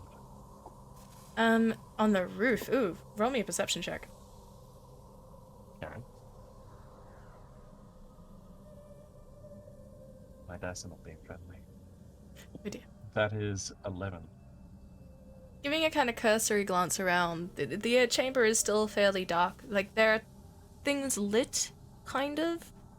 But while there are torches alight in this image, they are not, in fact, lit in the actual thing. The only light source kind of coming from Susie's torch. The chamber reaches high. They're very tall ceilings. Like, as you kind of step forward, if you are you entering the chamber, or are you just standing at the doorway still? Val will enter the chamber to look at the roof. Just As you walking very shallowly into it. As you step into the chamber, there's a distinct echo to each of your steps, indicating the room is much larger than you think. And above you, you see like the sludge dripping out, and I think your eyes trail up. It seems to be coming from some kind of source up. As Val's eyes begin to slowly drift upwards as everyone stands behind him, I guess. What are the rest of you Morty doing? Morty Fire will is- follow in, Mhm. but the rest of you notice as Morty steps into the chamber, he appears to be walking on the surface of the water. Oh, you're going into the water? I'm walking on the water. You're walking on the water. Excellent. Roll me a wisdom save. Okay. As your feet, as your little hoovesies touch jelly-like substances. Thank God for advantage on wisdom saves. That's a 21. Manage on wisdom save. You have this distinct wave of anger sprout through you. Anger and frustration. You see an image in your head, but you banish it. But that image is something that you don't recognize. I think Susie sees Val looking up and also realizes we can't really see the roof. Papyrus, for Papyrus's part, is starting to just step into the chamber being like, oh goodness! Unless someone's stopping them, they're going straight for I the think, Oh. yeah, Mona might grab him by the scruff. Just Mona, like as your moment there, chap. hand reaches through the exit, you see the glove shift and change into something very familiar to you. I pull my hand back, hopefully with Papyrus. Roll me an acrobatics check. Oh no, sleight of hand. Let's see if you can get this cat before it can realize that it's trying to stop him. That is a 23. You catch Papyrus. Just like, Moda, there is knowledge beyond this threat. It's literally staring at us in the face. Yes, an incredibly water fearing. Papyrus. Yes, it's Doesn't just seem healthy. water. Do you know that for certain, Professor? Well, do we know anything in this life for certain? We don't know anything in this life for certain, but we can certainly investigate before we go recklessly into the thing that might be dangerous. And then, like, Mona looks past and sees Mordecai, who's already, like, walking up. Oh, right. Into the water. Mordecai, are you still walking on the water, or did you get off? I think he's just stepped in a little bit and then he's just sort of holding his ground. Are you staying on it, though? Yes. Roll me another wisdom save. Val, No. good luck. Thank you. Okay, that is going to Susie? be Sorry. a 22. 22?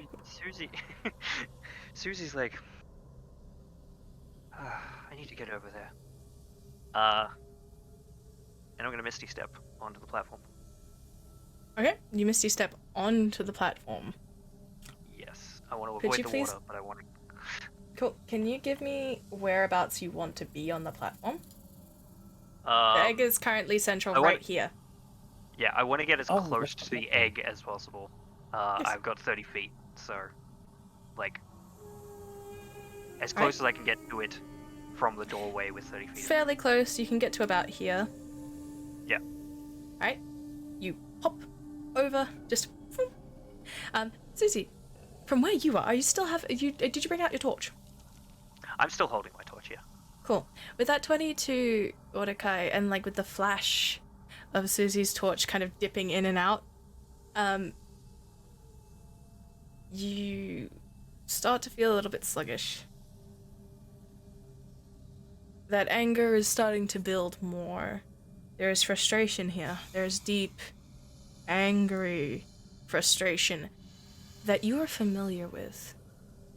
It is the type of frustration where you have been told something, where you know an outcome and you're just waiting for it to happen. the type of frustration that builds in your chest, and you know that you can't stop it. You just have to accept it. But how dare you accept it? How dare you be made to feel this way?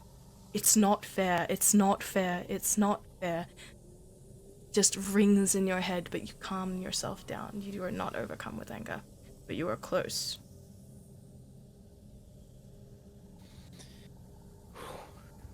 And just like rub his forehead as he's beginning to sweat, and he'll. How far away would I be from the platform now? Not very far. You could make it within like a couple of steps at this point. You've been walking through. I think, sort of at this point, realizing what's happening, he would use his what is it called? Mirthful Leap. Ooh, yes. Like the true satyr you are. So, which will add an extra 7 feet to my jump, which will be 4 feet. So 11 feet I can. Sprung! Like a gazelle, but not quite a gazelle, because you're a satyr. You elegantly leap. Describe, what does this look like? Because Morty likes to be flashy when he can, because it brings a smile to people's faces, which is what people need right now. He's gonna he will spring forward and attempt to somersault, and nearly doesn't land it. He barely lands it, and only by using the staff to steady himself as he lands on the platform. Okay, cool. Good to know. You manage to make the leap. Your staff trails this muck, this thick sludge up with you. Susie, as you have teleported, bam, suddenly you're on the platform, checking things out, being like, oh hey, look at this. You look back to where Val is kind of glancing up, and you have torchlight. And now that the torchlight is shifted, you can see better. There is a dais higher. It's kind of overlooking this space. And there is a figure sitting on this dais, watching all of you.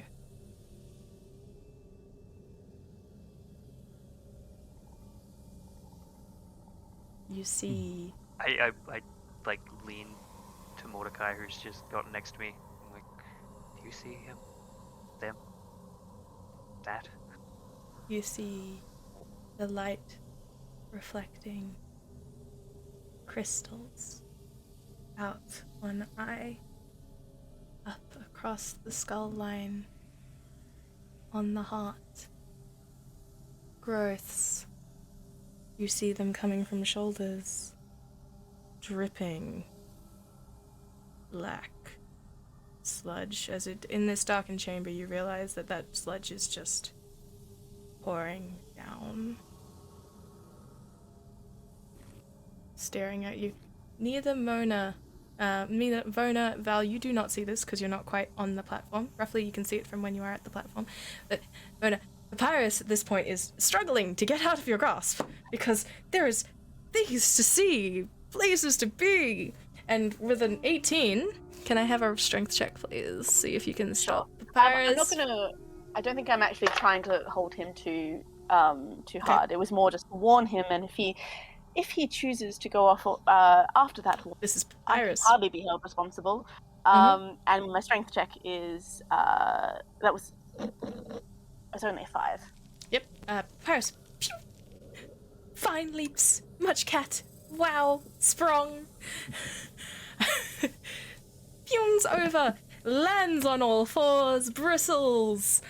Turns and wonders what's going on. And immediately just goes dead quiet. That was very unlike him. Starts leaning towards Susie and Mordecai. Mona, you were the only one not in this room. What are you doing? And Val, actually, you've been, you have looked around. Do you try to get to the platform? Yes. Val will take a running leap. Okay. And spend a few points to increase his jump, to double his jump distance. Nice. I just really like the idea that everyone is running and they're like, ha, running, ha. This creature is not moving, by the way, it's just staring at you. I choose to believe I see at the very least a silhouette of the dais above, A which little has bit. caused me to want to leap and get closer for a better Yep, look. yep. As I'm leaping, I've got one of my hands on a board with daggers that's on my side. Mm-hmm. I don't think that's the right word, but you get my meaning. So I take the leap and land on the platform, eyes transfixed on this thing floating above us. Okay. Waiting for movement of any kind. It appears to be waiting. Susie, after noticing it's not doing anything, is going to move closer towards the broken egg crystal thing. As you move closer toward it, Mona, what are you doing? Mona, in respect for what appears to be quite a secret chamber, takes off her hat. As one should do. Yes. And enters. As the rest of you are quite distracted when this is happening, but as Mona removes their hat, you see their forms start to shift. Mona, what do they see? In a similar light flowing noble woman's dress, except this time she is wearing the dress of a noble from quite a long time ago. Her skin is sallow and sunken. Her eye sockets are empty. She becomes a creature that would probably fit very well in these ruins. And a faint glow from her green eyes.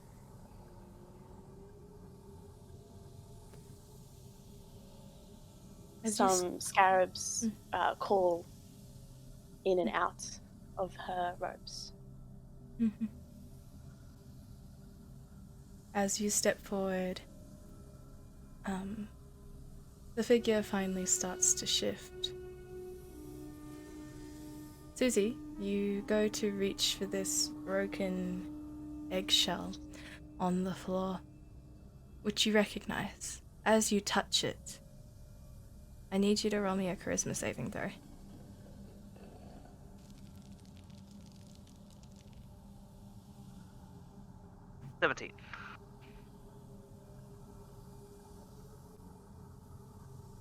You have heard of things to do with Couatl. They are not necessarily vengeful spirits. That's not how they operate. They are guardians. They protect. But as you touch this, and with your torch shining a little closer, you see a refracted image of the side, reflecting onto the water. You see a Couatl, full-grown, scarlet feathers, bright horizon-like wings, fall to arrows. In pain, you see a blue, like the night sky, and then dusk and dawn at the same time at the edges of its feathers, try to wrap itself desperately around this egg, and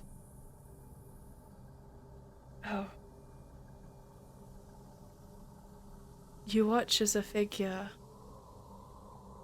approaches with a magical force, something spiritual, something powerful, and you see the figure light in your torchlight.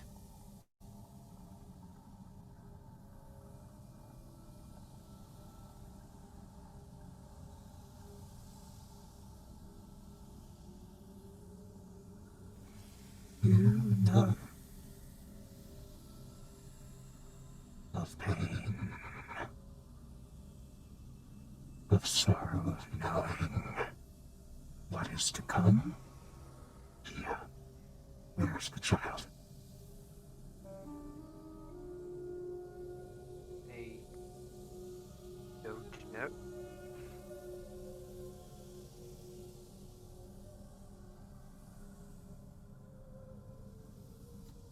As you kind of say this, you see the pools around you start to shift and ooze. The refracted images reflect an image of a person in not crystalline. This is a person that is human, covered in tattoos and crystalline fingers and structures, and you see just what was once reverence turn to sallow anger. You told us to. You tried to stop them.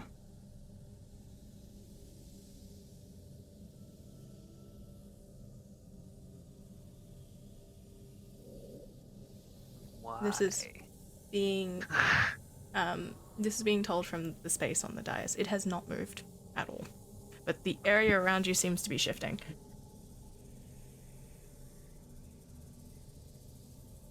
Does like anybody else? Is it just me hearing this, or? No, everyone is. You can hear it all. Oh no. Everyone can see you now. Whoa! What is that? Casually, there's just, you know. Don't mind me. I forgot my moisturizer today. Please do continue with whatever that that fellow is. Oh no, you recognize this If I'm voice. in any harm, I'm fine. You have heard it once I before. recognize it. Yep. All right. Can I do a history check? Yep. Mordecai will take a step closer to Susie. Yep. Staff in hand. Mordecai, that feeling of anger is starting to swell. It's not affecting you, but the atmosphere around you, since you've stepped in anger. You feel anger. Yes? Susie? Not Susie. Sorry, that was my fault. Mona. I only got an 8, unfortunately. An 8? Honestly, an 8's probably enough, because this is one of the last people you spoke to before you were entombed. Oh. That person. Yes. I see. Maybe not that person. When you were supposed to come here on a delegation for peace, before that there was a messenger of the temple of the Couatl. Just going through the motions. Foretelling the future.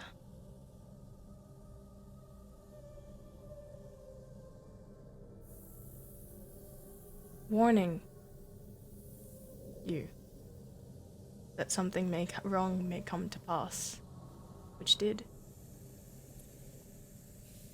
It's a shame that I didn't listen.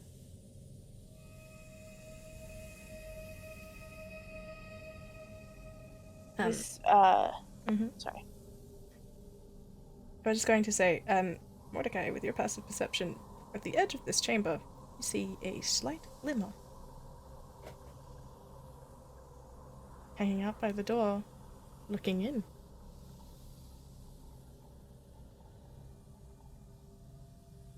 I'm What do you want definitely with the gonna child? divert my attention that way. For it to be destroyed.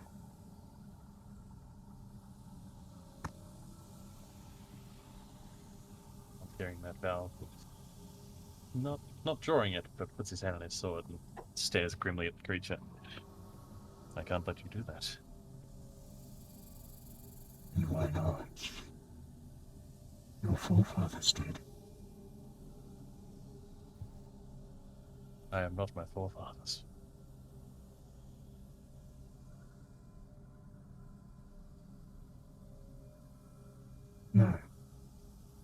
forefathers ran once this crystalline started, once the Couatl fell, and the poison spread, they ran and fled. And they lived.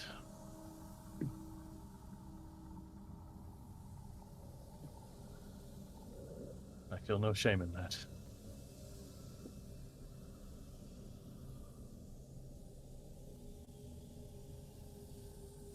What are the rest of you doing?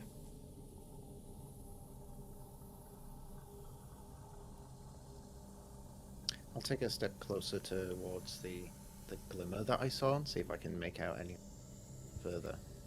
As you step towards it, it steps into the chamber, and because of the magics within this chamber, which, by the way, mean that you all can only speak truth. Good to know. You see the image, a very small, very vulnerable crystal line serpent entering bravely.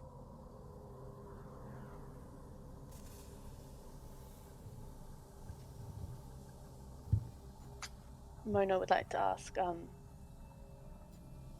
what purpose does destroying the child serve?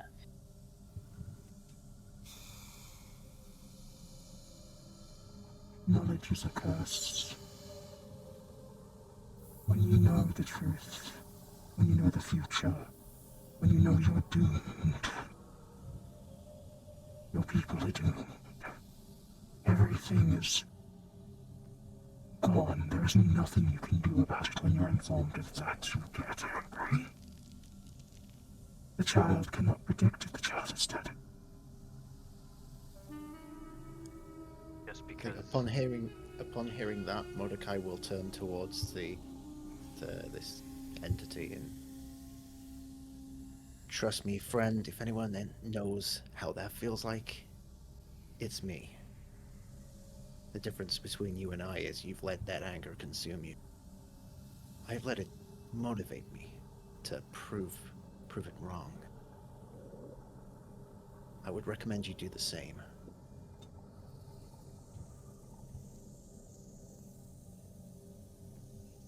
You are cursed. That's true. I see. But it's no matter. I can hear them. You can hear the tinkling in your head every day, and you are part of the structure.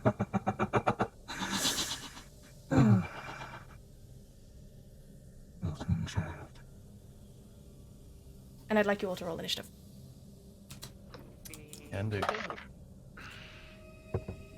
Let's hope I Variance don't on put... my grandma. Alright. So, as you are kind of brought forth and you feel yourself move and shake, and this structure around you starts to move. The pools around you seem to swell as this figure, which has been sitting the entire time, dripping black sludge, stands in their seat, and on their turn, because they rolled a nat 20, is going to descend off the platform, and I need everyone to roll me a wisdom save. Alright, that's jank. Wisdom? 16. 16? 16 too. 16? 22. 22? Once again. Nicely done. Yeah. Evan. 7. Anyone who got below a 15? You are Yes. overcome with anger. You feel empathy to a degree, and the confusion of it means that you roll any attack roll against this creature with disadvantage. For the next minute, until you can shake it, which you can try to do at the end of your turns. Gomen, my dear friend Mona, you are next. They were just a little bit faster than you. That's all right. Mona is going to reach into the depths of her robes and pull out a dagger. Ooh, lovely. With a bonus action, will Hunter's Mark this foul creature who has Very turned nice. against Eden. Yep. And it feels rather affronted by this abomination, although you can't really comment on his looks. So she's going to throw her dagger at him. Okay, go for it. That is that's only a 12 to hit. 12. Alas, misses. You see this. You see the. It sort of hits one of the spiked claws on its hand, made of crystal, and just tick, tick, off to the side. I'll take my second attack, pulling another dagger out. Yep. That's not better. That's 21. Nicely done. That hits. Please roll damage. Okay, so the Hunter's Mark. Oh, and I'm also going to activate Favored Foe on this guy as well. Lovely.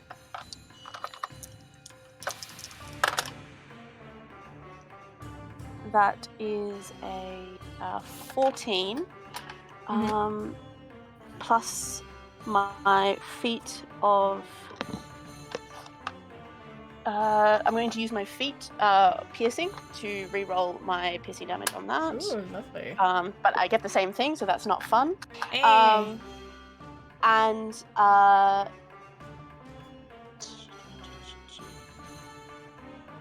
And then I'm going to use my swarm to assist me.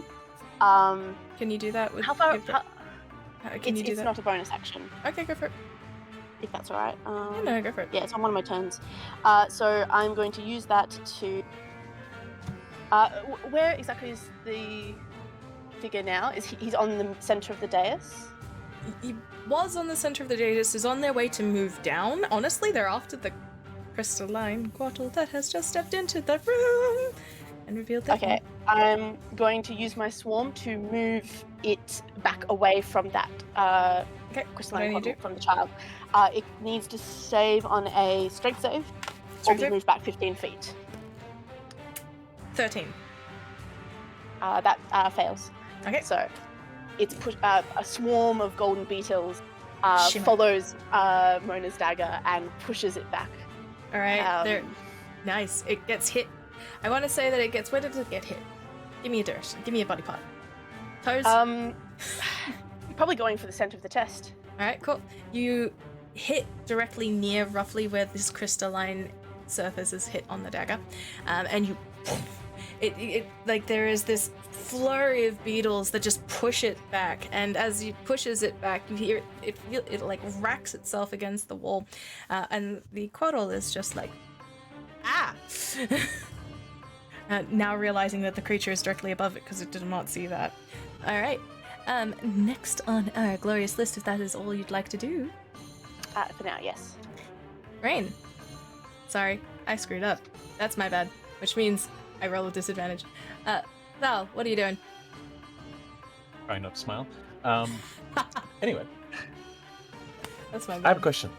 What's your question? Earlier in the game, I was semi-poisoned and have disadvantage on attack rolls. That's Is gone. that since passed? Yep, that's gone. Excellent. Well then, I'm going to. You said there's the Couatl's on the other side of the room, right? Yep, the Couatl is currently now 15 feet away from this creature. Right. I'm going to run, and I'm gonna run. Take the dash action as a bonus action with a key point to increase my jump distance once more and clear the water. Yep, you Make clear my the way water. towards the Couatl. Nicely done. As I jump, Mm-hmm. how high off the ground is the creature? Roughly 15 feet. Darn. I'm 10 feet tall. I can jump. You're 10 feet tall? Sorry, I am I'm thinking in. I'm 6 foot tall. I can swing 10 foot. Okay. And mean- the creature's there. Flavor it, man. I don't mind. Let's give it a go. As I'm clearing the water, I would like to attempt to attack the creature with my sword. Okay, As I swing high underneath. Cool. You do so with disadvantage, but go for it. Attack it with it. Yes. Okay. A 19, does that hit? It If does not, I have hit, a yes. thing. Okay. It does. Okay. So this is with crystalline longsword. Yes, the crystalline longsword, imbued with the power of flowers. Which, if anyone in the chat has a great name for, I can't read it, but if you'd like to tell our lovely DM, they could certainly relay some hints. I need this die, and I need a D4, I believe. Next on the list, by the way, is Patch, and then... Oh gosh darn it, I did it again, because I'm looking at the chat. It is Mordecai, and then it is Cersei. Yeah. Alright, so total up is 12 slashing, 1 piercing damage. Okay, ooh, very nice. And since I attacked with a melee weapon, I have +2 to my AC. Oh, So I very have 20 nice. AC until the start of my next turn, as I take up a position between the creature and this figure and the child. Nice. Alright. In that case, Mordecai, you are up. Okay, so here we go again. Gonna close the distance and make 2 strikes with the quarterstaff. First one is a 21 to hit. 21 hits. Lovely. That is going to be 10 points of damage. 10. Let's throw in a stunning strike. Here it comes. What's your DC again? It's con save of 14. Wait! It has a thing! Legendary resistance. Ah! Why do you keep stinging my babies? Alright, yep, nope. You see the this humanoid figure kind of starts seizing up. And as it starts to seize up, the hovering that it was doing is slowly dissipating and it will be falling on its next turn. Sad. Alright. Second attack. You have advantage on these attacks, remember, because it's stunned. That is true. Good job. Thank you for that, because that was Of not course. going to hit. It now will, because that is I'm a not gonna 23. lie about that. Alright. Yeah, no, that hits. So that's going to be another 7, and I'm going to spend another key point to use Hand of Harm, which means it's Ooh. going to take extra 4 necrotic damage. Lovely, lovely, lovely.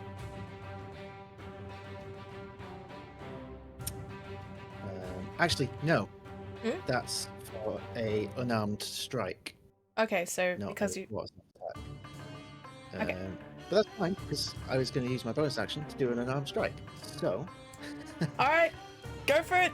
I say... let's see if this hits. Oh no, I don't think that will hit. That You have... is a- Still stunned. It's Yes. stunned. Okay. Advantage, as much as it kills me. I know how to play monks. 24 to hit. Alright, yes, that hits. Unfortunately. Okay, so that is another 10 Alright. Nicely done. bludgeoning damage. Damn, I guys. know, I'll use Round the one. Yeah. Hand of Harm there, if possible. Okay, yep, cool. Guys, come on. Sweet. It's not even over. First round's not even over yet. Why are you being so mean? It's just feeling a bit vengeful, like this pure undead evil creature. Alright, Susie, you're up. Right. I think Susie wants to look more at this. The egg was sitting on a pedestal. The egg was sitting on a pedestal, yes. So if I'm going to move the creature out of the way just briefly, So the egg was sitting right here, in this central Right. point. It is cracked, and just As if it opened, like something. yes, like came something out of has it? come out of it, but there seems to be something at the base of this as well. If you're going to be can you roll me an investigation check, because this is going to take you some Yeah. time. Nat 20 with a +7. Oh my god, you people, honestly. You are a very lucky group of aunts and uncles. As you kind of like investigate in this flurry of activity, the sludge around you is moving and swelling in various places. You look down in this concave and you realize that below this, below where the egg is sitting, there seems to be some sort of like I mentioned before that the egg had been wrapped in something, right? There seems to be something attached to those wrappings below, and you look at the between looking with that stupid nat 20 grow, you realize that the wrappings look very similar to the wrappings on this creature, the ones that are around its neck, and they give off and an arcane force. Do they look kind of similar to the ones that were around the eyes of the other crystalline creatures? Yes, Okay. very much so.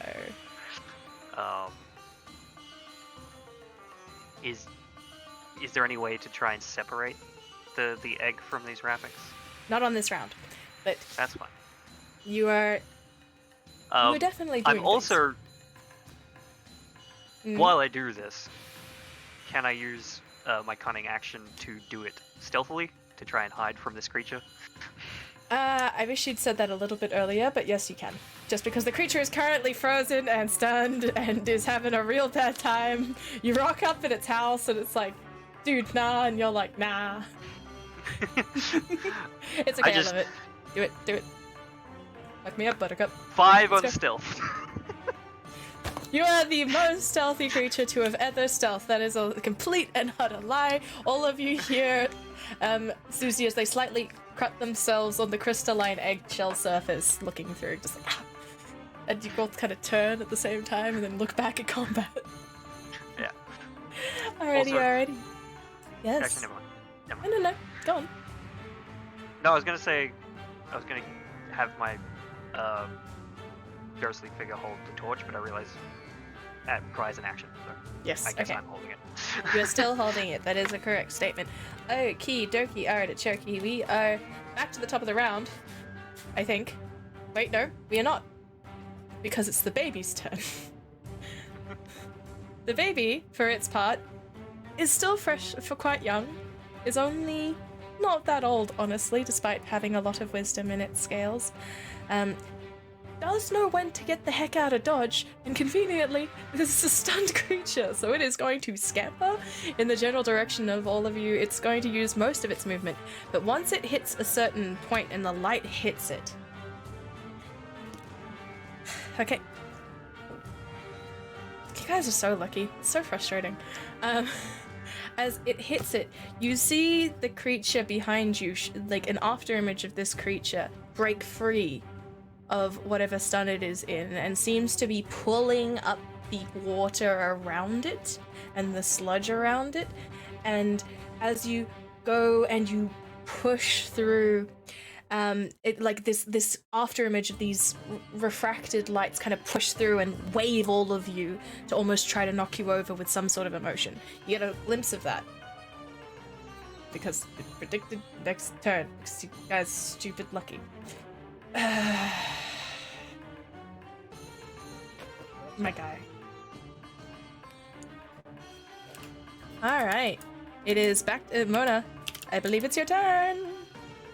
I'd rather like to get over to the platform where Yes. everyone else is. Cool. So You'll have to bypass the wait, no, sorry. It is not your turn. It is the creature's turn. Oh. My bad. The creature does exactly what I said it was going to do. But you are all mentally prepared because of the itty bitty baby. So all of you, I would like you all to roll me a dex save with advantage. Makes sense. Mm-hmm.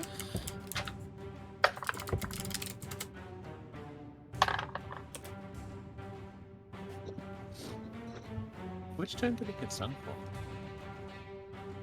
I believe it's finished after. Is it stunned for a full minute or? It stuns until it's Mordecai's turn again. Yes. Yeah, end of my next turn. Yes, it does do the thing. It does have a thing though. Okay. Legendary Majiggies. Woman. What's alright. 25. 25 hits. Saves. Oh, sorry. Saves. Oh man. My brain is like here. It's been a day. Bonus dex save is 19. Alright. I got a nat 20 for a 28. Susie got a muddy 20. Oh my goodness, all of you people. Why can't you let me have nice things? Like hurting you. Alright, awesome. Oh, I can't hold these fire dice. Oh. Well, at least I had legendary resistance, and it is very frustrated at all of you, but that was its entire turn. So, Mona, sorry, you were saying before you gracefully leapt over this pool of anger sludge? I just wanted to leap on to where my companions are. Yes. Are you going to require a roll for that, or? Yes, I am, especially since the floor is a lot slicker than it was a few seconds ago. Fair enough. But that's all good. Acrobatics, is it? Yes. That is a 23. 23? I feel almost wronged by how good you're doing, but I'm too proud of all of you. Alright, you with how does a mummy leap? With care, because one wrong move and you're or leg or something. I think that she lands on all fours, and creaks, and is just like, oh, can't do that too much. And is going to go in what she has brought with her, even after taking off her hat. She still does have her parasol, and from her parasol, she's going to draw her sword. Her rapier. Lovely. The old rapier and the parasol trick. I'm a big fan. As am I. So I'm going to attempt to hit this guy. He's stunned still, or is that if that's finished? It's still no, sorry, it's no longer stunned because. Oh yes, because of the action shot. Yes. Cool. That is 23 to hit. 23 hits. Brilliant. Sadness.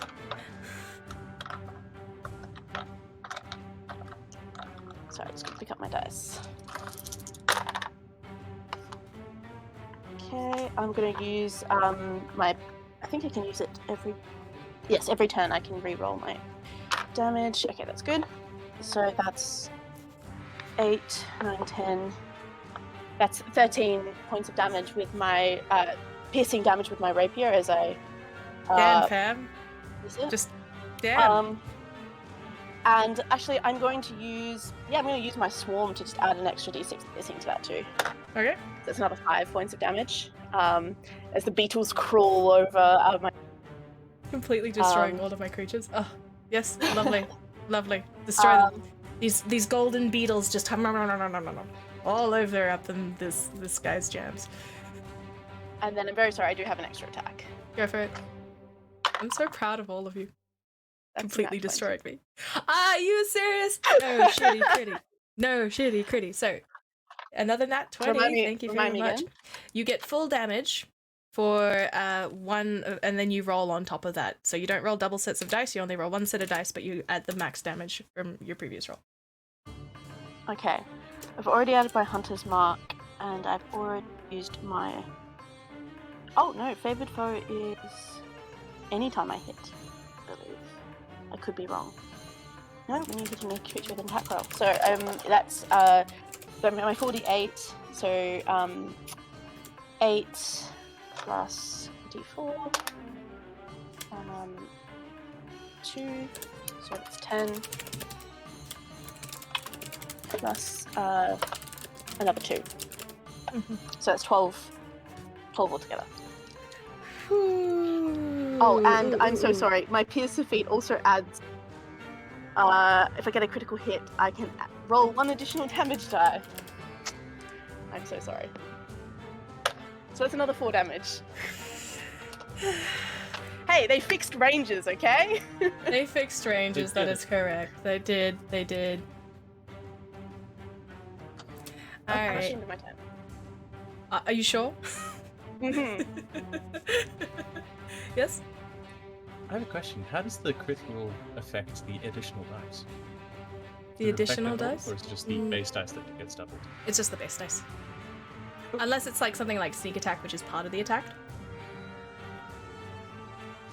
Wait. Hang on. So, Yes.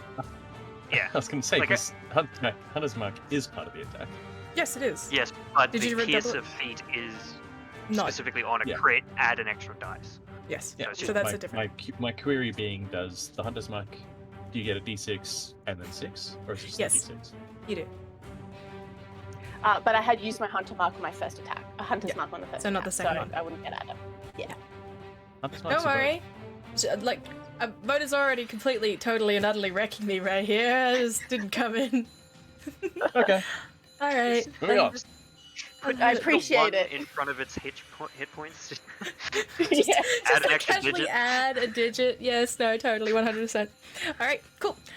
Next on our list, I believe, is... Oh. This It's go creature is... this creature is very much in your It range. descended, right? It descended. It is fully descended onto the ground. It's on Yeah, the ground. It is on the ground. You get it. It's gonna regret being there. Do I have to leave the water again?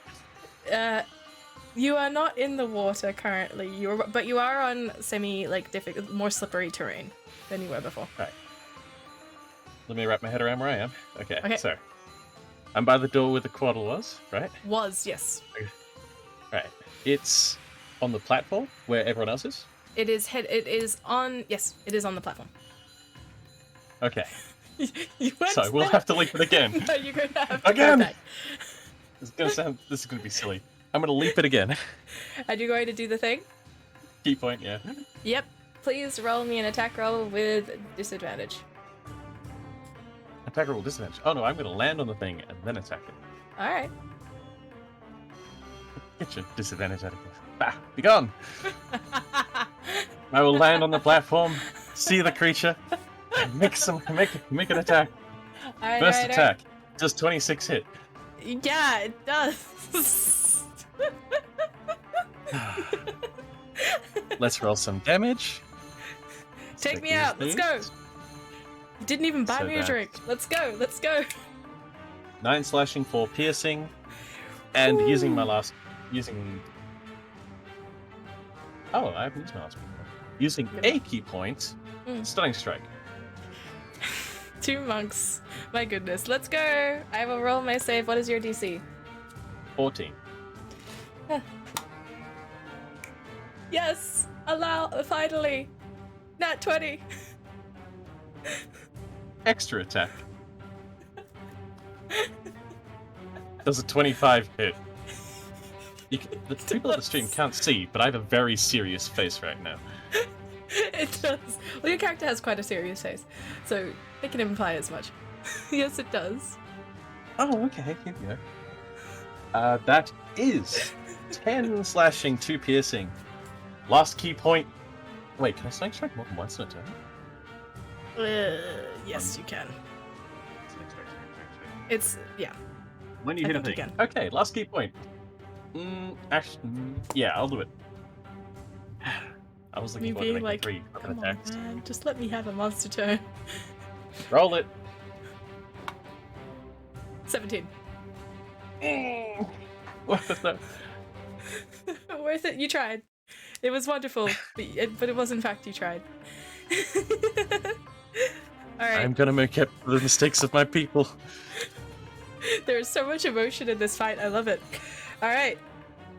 Whew, cool. Yep. Mordecai, you're up. All right, let's do it.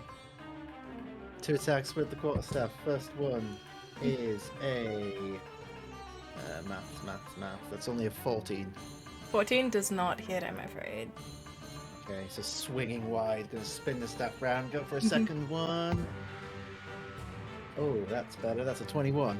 Heck yeah, that hits. Let's go. Final key point. A stun strike. Yeah, 5, come on. I'm hanging. Yeah. It'll be 8 bludgeoning damage. 19. No Unsafe. way. I can't believe it. Bonus action. Let's. Let me just check something real quick. Just Look, for I a had bit to of roll good flavor. at some point. Yep. Just for a bit of flavor, because it's a thing I can do. Yep. I'm gonna make another unarmed strike. Go with for my it. bonus action, but it's gonna be a ram attack. Ooh, So Morty's gonna yeah. ram with his horns and his big curly brown hair. Let's do some shattering. Let's shatter some crystal with these big bushy horns, bro. Does a 27 hit? It hits! Oh, look at you rolling like a... Well, I can't say that those though, is- it's because that's a bit too... 7 bludgeoning damage. 7 bludgeoning. You shatter the crystal on its chest a little bit as you ram your horns and give it like a good solid headbutt. Oh, so For the good. first time in a while, the smile is finally back on Morty's face. With shattered crystal kind of inside the fluff of your hair. Alright. Susie, you have a child.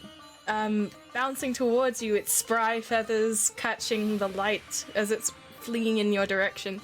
You are currently looking at the shell of an egg. What are you doing? I was gonna like take out a dagger and try and cut the bindings. Okay, go for it. Cool. Is an attack roll? Yeah, this would be it's a little bit difficult to say Or sleight of because hand? I would say that in this case what you're trying to do, you're trying to cut those bindings off the remains of the shell, right? Yeah. And it is like adhered with some sort of arcane force. So you can attempt to attack it for sure. Okay. Only a 10. 10? I mean, it's bindings, it hits, but it doesn't do the damage you think it's going to do. In fact, when you hit it, roll me a d100. Ooh, okay.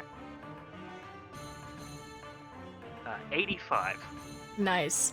As you cut this strand, 4 gold pieces come out.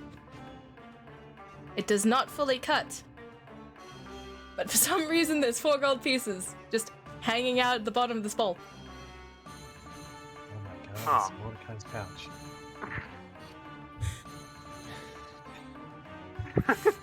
Is there anything else you'd like to do with your Yeah, turn? any half-eaten biscuits come with it. Any half-eaten biscuits? 4 gold. No. Yes. Oh,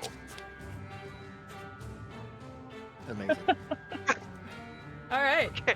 Um, I'm just gonna quickly turn to the little babby and be like, "Do you know anything about this?" With the Babby's full turn, because the Babby is next. Firstly, oh my god! What Give us You all- visions of the future. It gives you visions of the future, and you all see shimmering off its scales the images of this creature once again trying to pull the liquid. But now that you're all on you're all on solid ground, it is a lot more difficult for you to be able to resist the pull of this anger and this force.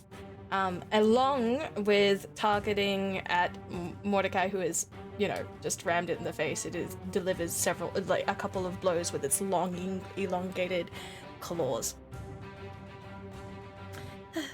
Sadness. The puppy, in all of its efforts, looks at you, and with its big, impartially big eyes, for those who have only recently joined, the Bubby looks... Ooh. Oh wow, that's a weird combo. The puppy Yeah, might looks wanna- like this. So cute. As you look, He's Um, protect- it looks at you and goes,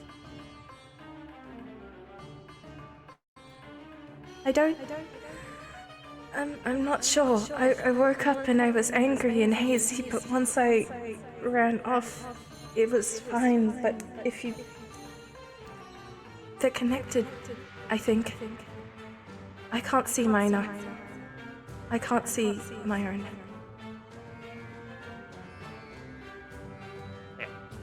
I'm gonna try and unconnect it.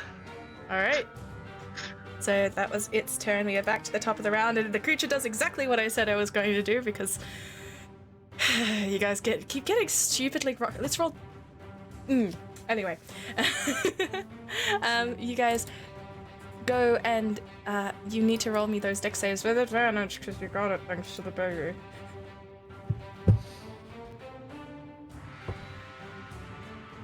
I think that- 22. 22? 14 for 23. Mona. 14 to 1. Sorry, one more time, Mordecai. 23. 23. Nat 20 for a 25. How many is that? I swear you've got like 4. Susie is very lucky. Is this because you all got your nat 1s out at the very start of the session? Rude. Rude during my boss fight. For anyone who got below a 15, however, you are in fact pulled. Nona, you are filled with an uncharacteristic anger. You are just pushed firstly prone, and then you feel drenched in memories, and you feel that same righteous anger that caused you your walking curse in the first place. This despair of not being able to do anything, this anger, this ridiculous anger and frustration at yourself, at the world, at your prince, all of it. And you have disadvantage on attack rolls against this creature. Alright. Alright. And it is going to make those attacks at Mordecai. Let's go, come on!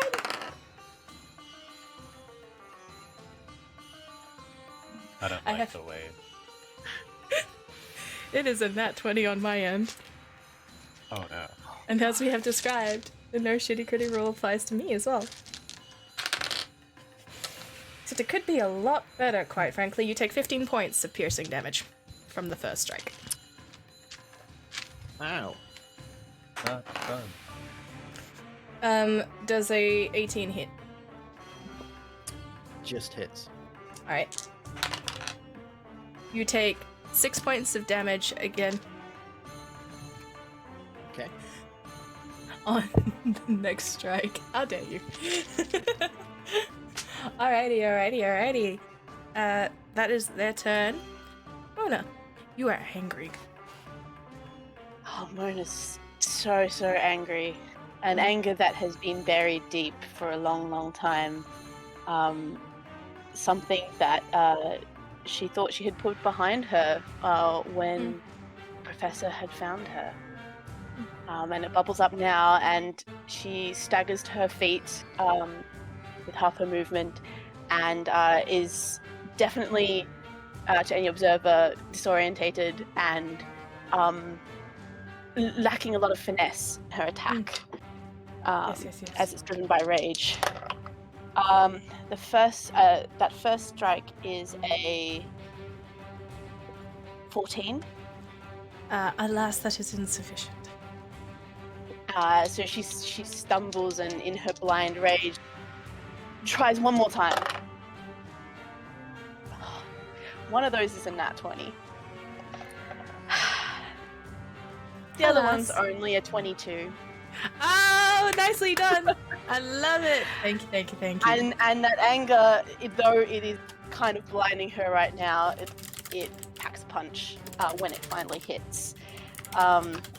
And so with Hunter's Mark and her rapier, and I love the sass from all of you. her. It's just like, you're like, oh, for hurting you, and I'm like, yes, no, that's what I'm here for. So that is 11, 14.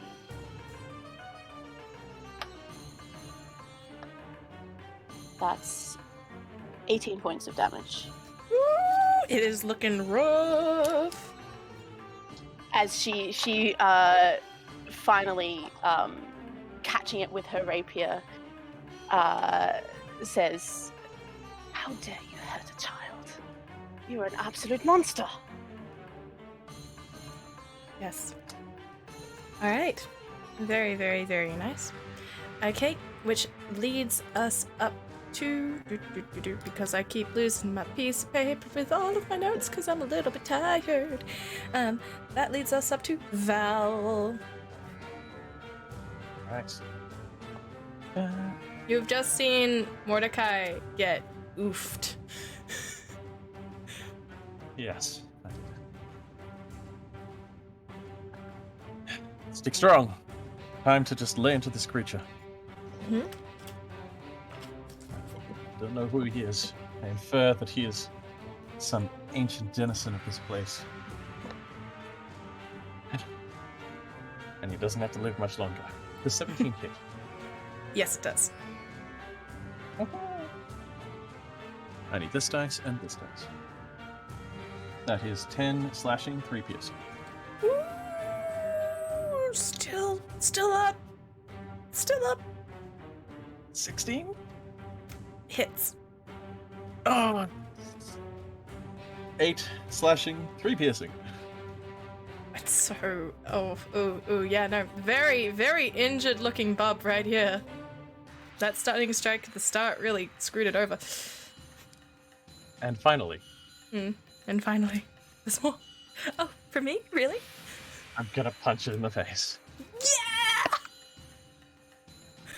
Does a 23 hit? Yeah. 23 hits. Come on, D6, don't let me down. 8 bludgeoning. Ooh, very, very, very nice. Hey, Val, Mm-hmm. describe your kill. I'm slashing it in rage, in anger, in... Relax. One more slash. Then I see the creature standing there, staggered, open for the final hit. I don't let go of this sword as it falls to the ground, slams against it, it being crystalline. Pieces of crystal shatter off it. Winding up, I've slammed one solid hit straight in its face, snapping its neck back. You hear shattering crystal where Mordecai had headbutted this creature and multiple daggers had pierced its body. Through a echo of an image, you see yourself attacking, and then you see yourself attacking again, and almost as the reflections of this Couatl kind of catch light, you know where to hit, you know exactly where to hurt it, and this creature's head just pulls and wrenches back as its jaw opens out to shout and scream and drip more ooze upon you. Its head goes flying into the air, and Crix falls into the waters below. Good job, guys. Good job, team.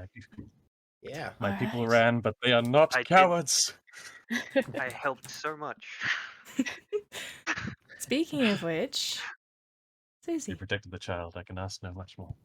Papyrus is currently cowering right by your side this entire time, has been clutching your left leg, and as they stagger back. I've been here the whole time.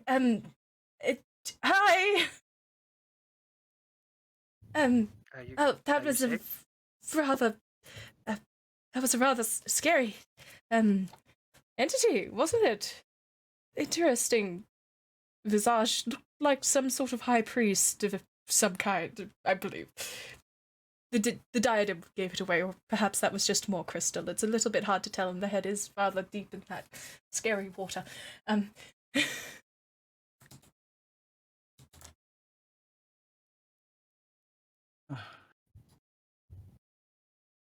So, post this battle, how's everyone feeling? What's everyone doing? As I slowly try to get the music back up. I think Susie still wants to try and like separate those bindings from the egg. Cool. Go for it. All of you can look over if you'd like. You may want to turn up the music a little bit again. Okay. As you try to pull at these bindings, it's not really much, but they feel suddenly much more brittle than they did a few seconds ago. In fact, you would say that the entity's life force was partially responsible for the AC of these things. So, you make a strike, and it is not hard to cut at these bindings. And as you do, the gem-like structure of this egg, this empty shell, begins to shine brighter. There is a radiance to it. There is a holiness to it. You see a crack, and then another form at the tip of this temple. Because the roof, which had been covered in sludge, though none of you could see it with your low visions, slowly drips. Heavy thuds of things falling around you, not on you. No, this area seems to be protected. It seems to be safe. It seems to be sacred. And you see the small, sweet little Bib, who has been looking at you, shine brighter than ever. You see crystalline images of various forms, and I would like each of you to describe to me what moment in your life you see in the future that would make you the happiest.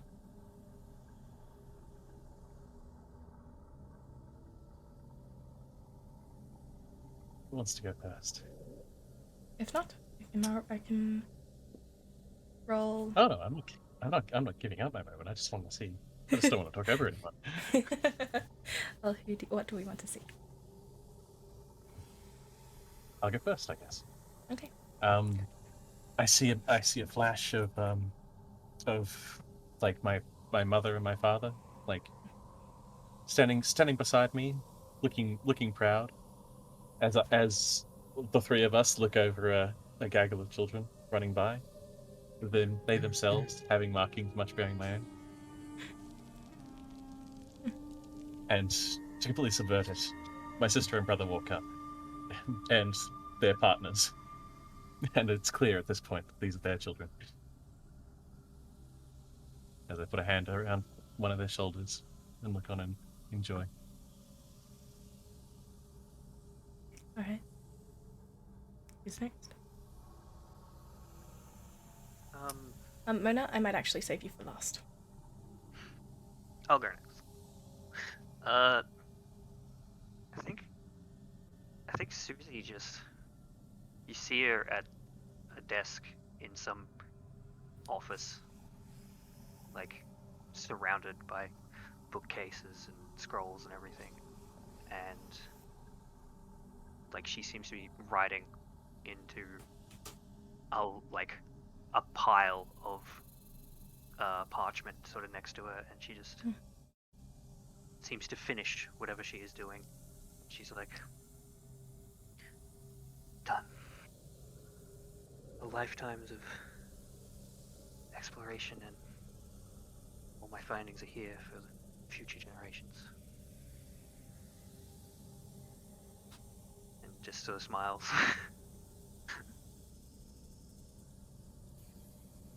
Mordecai. So, what Mordecai sees is something he's always wanted to see, but was 100% sure would be a day that would never come. And it's the first time he's ever been able to properly picture it. Hmm. As we see a beautiful countryside with a small house.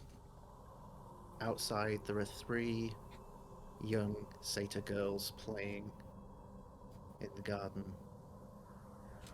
And sat in a chair in this garden is another male satyr. And he's reading a book, and his attention is diverted away as he sees Mordecai stood there with that recognizable smile on the 40th birthday he was not supposed to reach.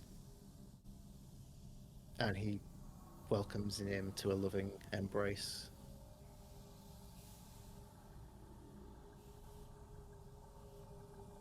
And Mona, as you feel this light brush you, you start to feel yourself begin to at last, after all these centuries, fade. What do you see? Mona reflects on her life. She sees the adventures that she was able to take after she had died, something that was taken from her during the life that she was first given. And she sees the flashes of all the adventures to go, including the ups and downs of the one that has just occurred. And finally, as she feels that release, she sees the smiling face of the man, the boy, the prince, who was her ward, who she swore to protect in this life and her undeath. And she greets him with a smile. Tales of the adventures that they could never have taken together on Helms. The light listens and rises, and as this day sets in dusk and this temple crumbles around you, the sun peeks through the brambles, the forest jungle. You feel warmth, you feel light. This Couatl reflects images of futures of so many people you've encountered, so many things that are yet to come. But they're all joyous, they're all free. And as it spreads its wings out, it looks at all of you with a happy, well, as much as a happy grin can happen on a Couatl's face. I remember my purpose. I know now. We protect, we bring truth, we bring life, and we guide to something greater. Thank you for everything. And its wings spread out, and it takes flight to a sky it's never seen, into the setting sun, the child of the dawn and the dusk, heading toward the horizon. And that, my dear friends, is where we end our tale today. Thank you all for participating and joining. And remember to stay inspired.